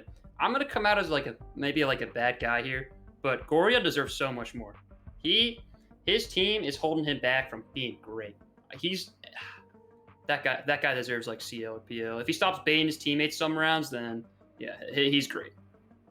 I think Goria's got what it takes. Maybe we'll have to see for season 5, right? Mm-hmm. Very excited for season 5 now. I mean, okay, I'm gonna be honest, Max. I was playing this game for my season 5 spot, and I'm like, oh, now we're in the finals. I guess we'll win, But got my season 5 spot because I just despise squads. We can't wait to cast you guys in season 5. Exile, where can we find you and your team on Twitter or social media? It was Exile on Twitter, so that's mine, and then Nevo's is Nevozo R6. Bones is Bone_R6, I think. Yusuke's just Yusuke R6 with an X for the U in the beginning. And then Kojin's Kojin R6. And Dash is our amazing coach. Dash is, I think, Dash R6S or Dash R6. I think. I don't really know the Twitter handles, but mine's where is it? No, that's right. Right there. There it is. Right there. There's my Twitter. Beautiful. You should go follow me. I'm gonna post some clips on that from the game. Sounds good, man. Well, thank you very much, X-File, for coming on here. I can't wait to see you guys again in the Grand Championships not too far away from now. I hope you kick ass out there and have a great time. But we're gonna be going back to the casters now and see what exactly happened in those last, 38 rounds. That was absolute pandemonium. I hope you guys got that rest during the interview. No, I'm dead. Did I? There was Chief. resting involved. I wasn't aware with this. I was Chief, contemplating you what I look was gonna make for. deceased. I look deceased. That's a nice way of saying you look like crap. Thank you. I appreciate it. Got the bags under my eyes, man. Oh, what I still have to eat. I'm starving. Dude, I want second dinner, man. I had some pasta earlier, but I left some more, so I'm gonna have some second pasta dinner, like a hobbit, man. I don't know what to say. I'm just really happy for the boys on D2E. I love every single one of them. I'm so happy for them. I love you guys so much. I know you're listening. I love you guys so much. But for both of these teams, proving themselves. Now, what Exile said was a little bit controversial, saying that Goria's a good player and his team's holding him back. But, well, I don't agree with the second half. Goria definitely proved himself today. I mean, I know he's memed on a lot. I know that it's oh, it's Goria, Team Goria. Give this man a good team, and he will do what he can. He's an aggressive fragger that somehow makes it work. He could do wonders for you. So I just want to say good job to all 10 players. Every single person on that just showed up. I mean, we saw Exile get 5 grenade kills. Both of these teams are absolutely insane, and I'm ecstatic to watch grand finals. I mean, I'm at a loss for words. I literally can't even speak anymore. My voice doesn't work. What about you, Chief? I will say, Emergence deserves more. They do not deserve to have their name tarnished. They do not deserve to have their name dragged through the mud. Team Goria should not ever be uttered again. All 5 of those players played brilliantly. They played beyond expectations today. Nobody expected them in postseason. Nobody expected them in semifinals, and they're not going to grand finals. But they definitely put on quite a show. Probably the most impressive series we've ever seen in this league. That's across every single season. We're moving into season 5 very soon. We're wrapping up season 4. They deserve all the credit in the world. They deserve the shout outs. And I love all 10 players in the lobby. They're all great people. They're all nice people. They're all good players. But I want to give Emergence a little bit extra love because I think, the spotlight, they don't get the right amount of spotlight. And they definitely deserved it after today. Absolutely. I think every team we've seen so far these last few days deserves so much more love and just how amazing they've been. But of course, we can see some high expectations for the grand finals and some games tomorrow as well. But if you haven't signed up for season 5 yet, you might as well do so because you have seen what craziness we have, the production value for the league, and just how good the teams can be that you could potentially go up against in the future. But with that being said, Jazzman, Chief, It has been a very long but a very rewarding day for all of us, and we cannot wait to continue it all tomorrow. But with that being said, this is going to be it for SCS Season 4 tonight. The semifinals are over, and now we have some amazing more games tomorrow and the grand finals to boot as well. We'll be seeing you guys tomorrow, same time, same place, and hopefully a little bit quicker at the end.